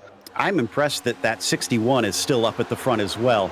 He sits in 4th place in line right now. Up on the high side, I see Jeff Schmeier, kind of picking half a lane. You got to go one way or the other, bud. That was a really sketchy move from the 30 car. He came down right on top of the 314. Now we got 2 cars off on the apron, but we're going to stay green flag. No spin, no contact. Oh, now we got a car that's turning around. A huge save at the front of the field. I believe that was the 41 hanging on to it. how are they still green right now? This is unbelievable. If they can get to that white flag, so just 3/4 of a lap here, we'll be able to finish this one under green against all their best efforts. Fredriksson ahead of Ericsson now. Skoglund now has his fellow Swedish drivers back as he sits in third, but Batten back in fourth place. Will he try to do anything? Or what about Dreiling, who's suddenly back in it in the 22? Where did he come from? I have no idea. I can't believe that 22 is not only on the lead lap, he's in the top 5 with the white flag waving. It is 1 to go, Joey. The next flag will end it. Will it be a yellow or will it be a checkered? Oscar Fredriksson leads this group. Jesper Eriksson is in that second place position, kind of in the catbird seat, really giving the huge push to the leader. But they're not able to get away. Skoglund still in third place, is hanging out there. Top line's trying desperately to gather it up. Somebody moving to the bottom. We got a car that's being spun off to the infield. Can't quite tell who that is. Looks like, no, I thought it was Capello, but I guess not. Fredriksson in the meantime, as Eriksson is going to push the 955 in a wreck again, coming to the line. It is going to be the 955 that takes the win here in the Intimidator. Oh my goodness. Yeah, that was a huge finish. Cars getting turned off of the nose coming out of turn 4. I saw the 61 doing a Pro 2 move through the tri-oval grass to take the checkered flag as well, but it was Oscar Fredriksson getting the push. He led the entire last lap. Nobody passed him.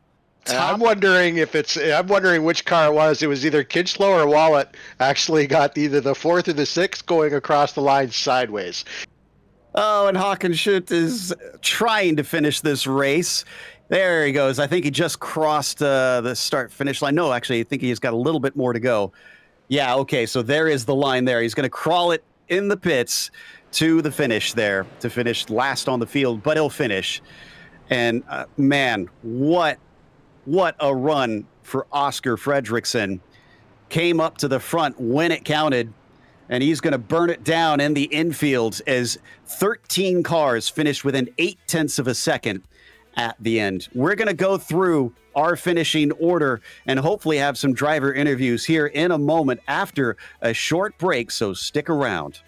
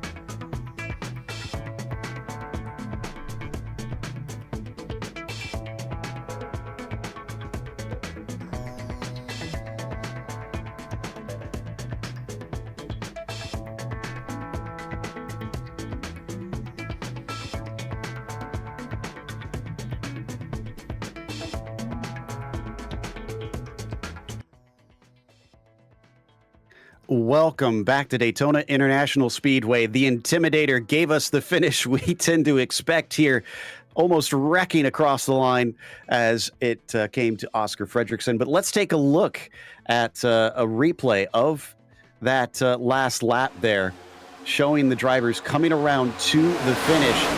The 61 car manages to avoid a penalty just barely, cut in across the grass.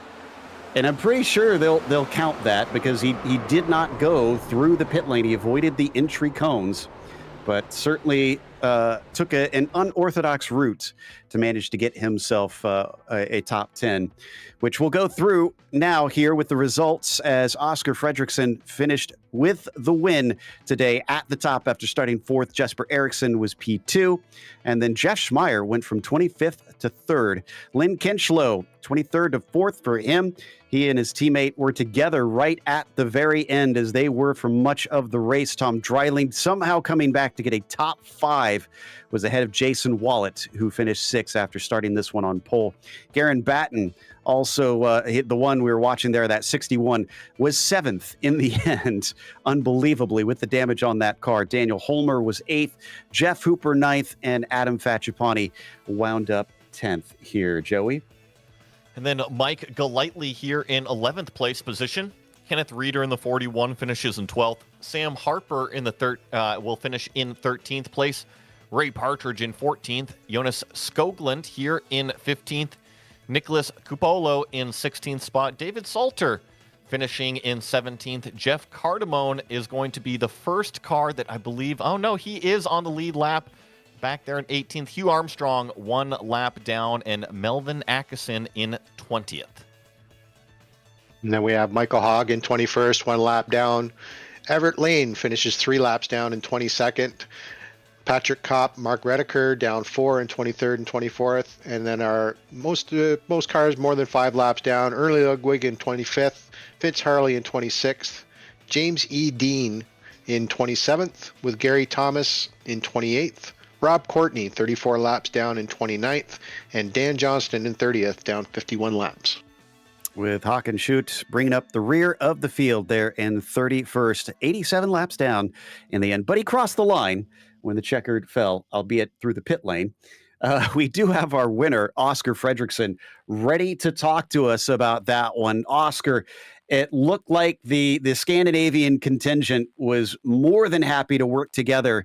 And was there an agreement to help push you to the finish, or was that just was that spur of the moment? No, yeah, just working with my teammates there all race long. There were no agreements towards the finish there, but we were definitely gonna push until after turn 4 at least. And yeah, just work together to get the 1, 2, 3. Bit shame about not filling the entire podium with Swedes, but I think we did a good job working together there. Yeah, that's true. Now, in the middle of the race, you guys also got a little bit lucky because there was a point where the pit stops kind of spread people out under green, and you guys were very close to latching on to the main group and then just missed it. Were you in the end happy to see that yellow bunch everybody back up? Yeah, it definitely helped, but I think we were quite confident. Even if we would have been 3 seconds behind what we were pushing quite well, just working together, trying to catch back up. And I think we were just picking up the pace again when the yellow came out. So would have been fine either way, but it, yeah, definitely helped. Also, from what I understand, is this correct that this is only your second start in the majors and you've taken a victory already? Yeah, Fuji, the last race was my first start, so... Well, that is massively impressive. Congratulations. And am I seeing right? Are you a birthday boy today? Yes, it's actually my birthday, so this is the best present. Absolutely. I mean, great job giving yourself a present today. Go enjoy and celebrate the rest of the night, sir. Yeah, thank you. Oscar Fredrickson, your victor in the 955 out there today. And I think we've got Joey with Jesper Eriksson, who certainly made a friend or two out there. Yeah, Jesper Eriksson, congratulations on the second place finish here at Daytona. Thank you very much, guys. Thank you very much. So how was the race through your eyes? It seemed like you were involved in some early race drama, but then was able to straighten it out and finish up towards the front here. Yeah, at the beginning and towards the middle of the race, I got quite frustrated because some guys were just switching lanes all over and leaving quite a lot of gaps. So I just kind of stuck my nose in, and they kind of, in my opinion, drove down on me. So kind of just stayed my line. But towards the end, we were just trying to find our teammates with Jonas and with Oscar, and just take it from there to the lead and to the checkered flag. Well, it's definitely a great result between you and Oscar, and this is the start to a very, very early season, a year-long season out there. You can be racing with these guys all the time, and I do have to ask you, I noticed that one incident on pit road as well. Did that carry over onto the racetrack, or was that before or after, or what was your take on it? To be honest, I have no idea with that incident. I felt like he wasn't holding this pit speed, so I went down, and then he had a super early pit box, but I didn't realize, and went down over my nose again. But I have to check on that again to see whose fault it was, but that's my opinion. Well, Jesper Eriksson, you got to be extremely happy with the result today. I'm sure it just wasn't you that helped to get you along the way. Anybody that you want to thank? Oh, I just want to thank the whole team with Melvin, with Oscar, with Jonas, and Daniel, and just everyone, and Håkan too. Everyone in my team, and everyone. I also want to congratulate Oscar for the win and on his birthday, which he just makes more awesome, and hopefully can continue the success throughout the season. Well, definitely a fantastic effort from Jesper Eriksson, driver of the number 37 today. And then third place was Jeff Schmeier, another one of those guys that was kind of up and down. I believe Robert has caught up with the driver who went from 25th to the podium. Hey, Jeff, congratulations on the podium today. Another one for Dog Bear. How did you enjoy this race? Oh, it was really a roller coaster of emotions after screwing up on pit road, but I was able to claw myself back up there. Yeah, really good run, and starting back in 25th and to move forward like that, some great teamwork. Just how was your day overall? It seemed like dice rolled in your favor and got you up on the podium. Yeah, it was. The first half was, or the first part before he screwed up on pit road was pretty. Trying to just stay out of trouble, and just stay on the inside and be ready to evade any carnage or anything like that. But yeah, after that it was just trying to take advantage of other people's mistakes, and eventually it got me to a point where I had good track position to just kind of get up there and hopefully go for a podium. Well, definitely another top 5 for you, another top 5 for the Dog Bear team. Anybody you want to thank before we let you go here today? Oh, of course, I got to thank my Dog Bear team, especially Ray and Patrick and Mark that are in this race too. Ray had a great car too, and fortunately he couldn't get the finish he wanted. But we had a good weekend. We had a good week with the Q races, getting ourselves into this race, and then of course I also want to thank my parents and my fiance and my fiance's parents, my sister. They all watch these races. I just want to say I love you guys. Well, congratulations again there, Jeff. You look forward to you'll be receiving your majors coin for the podium, and see you in the next round. Thank you very much. Looks like we've got one more to talk to just outside of the podium. Lynn Kinchlow, who is working with Jason Wallet all day long, as well as Lane. Jason, Lynn, maybe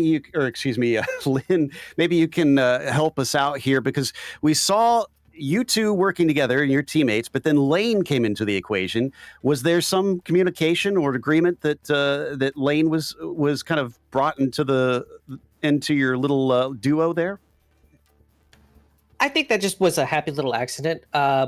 Having watched last night's events in the Pacific region, we knew that a trinity of cars up at the front was the most efficient package.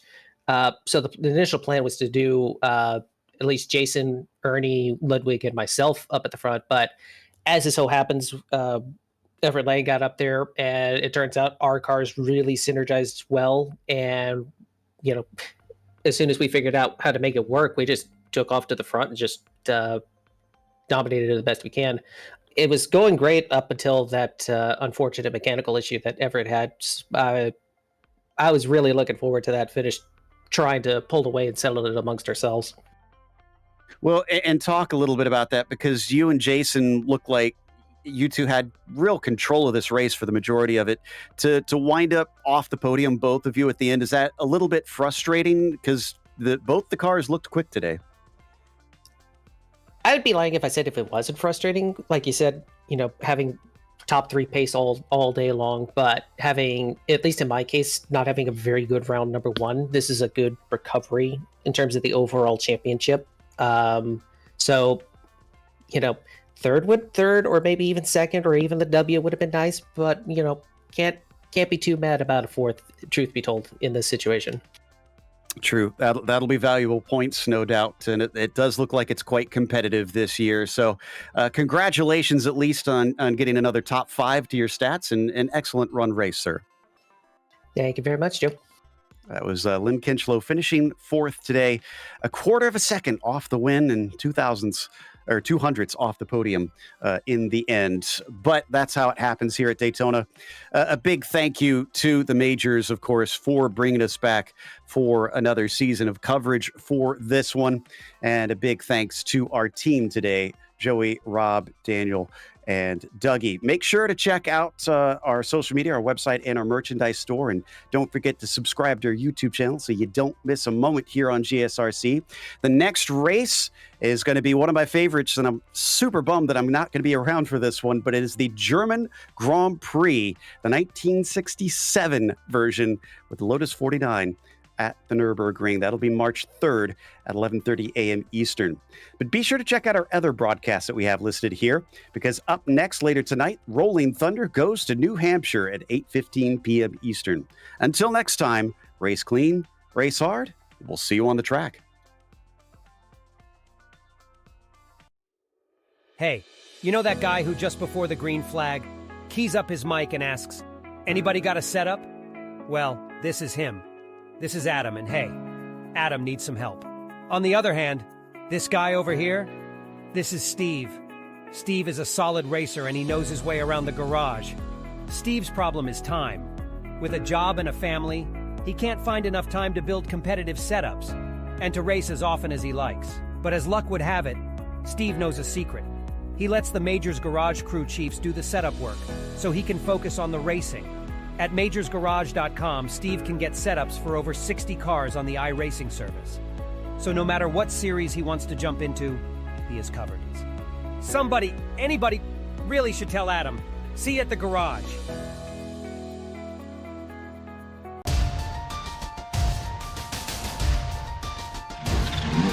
Whoa.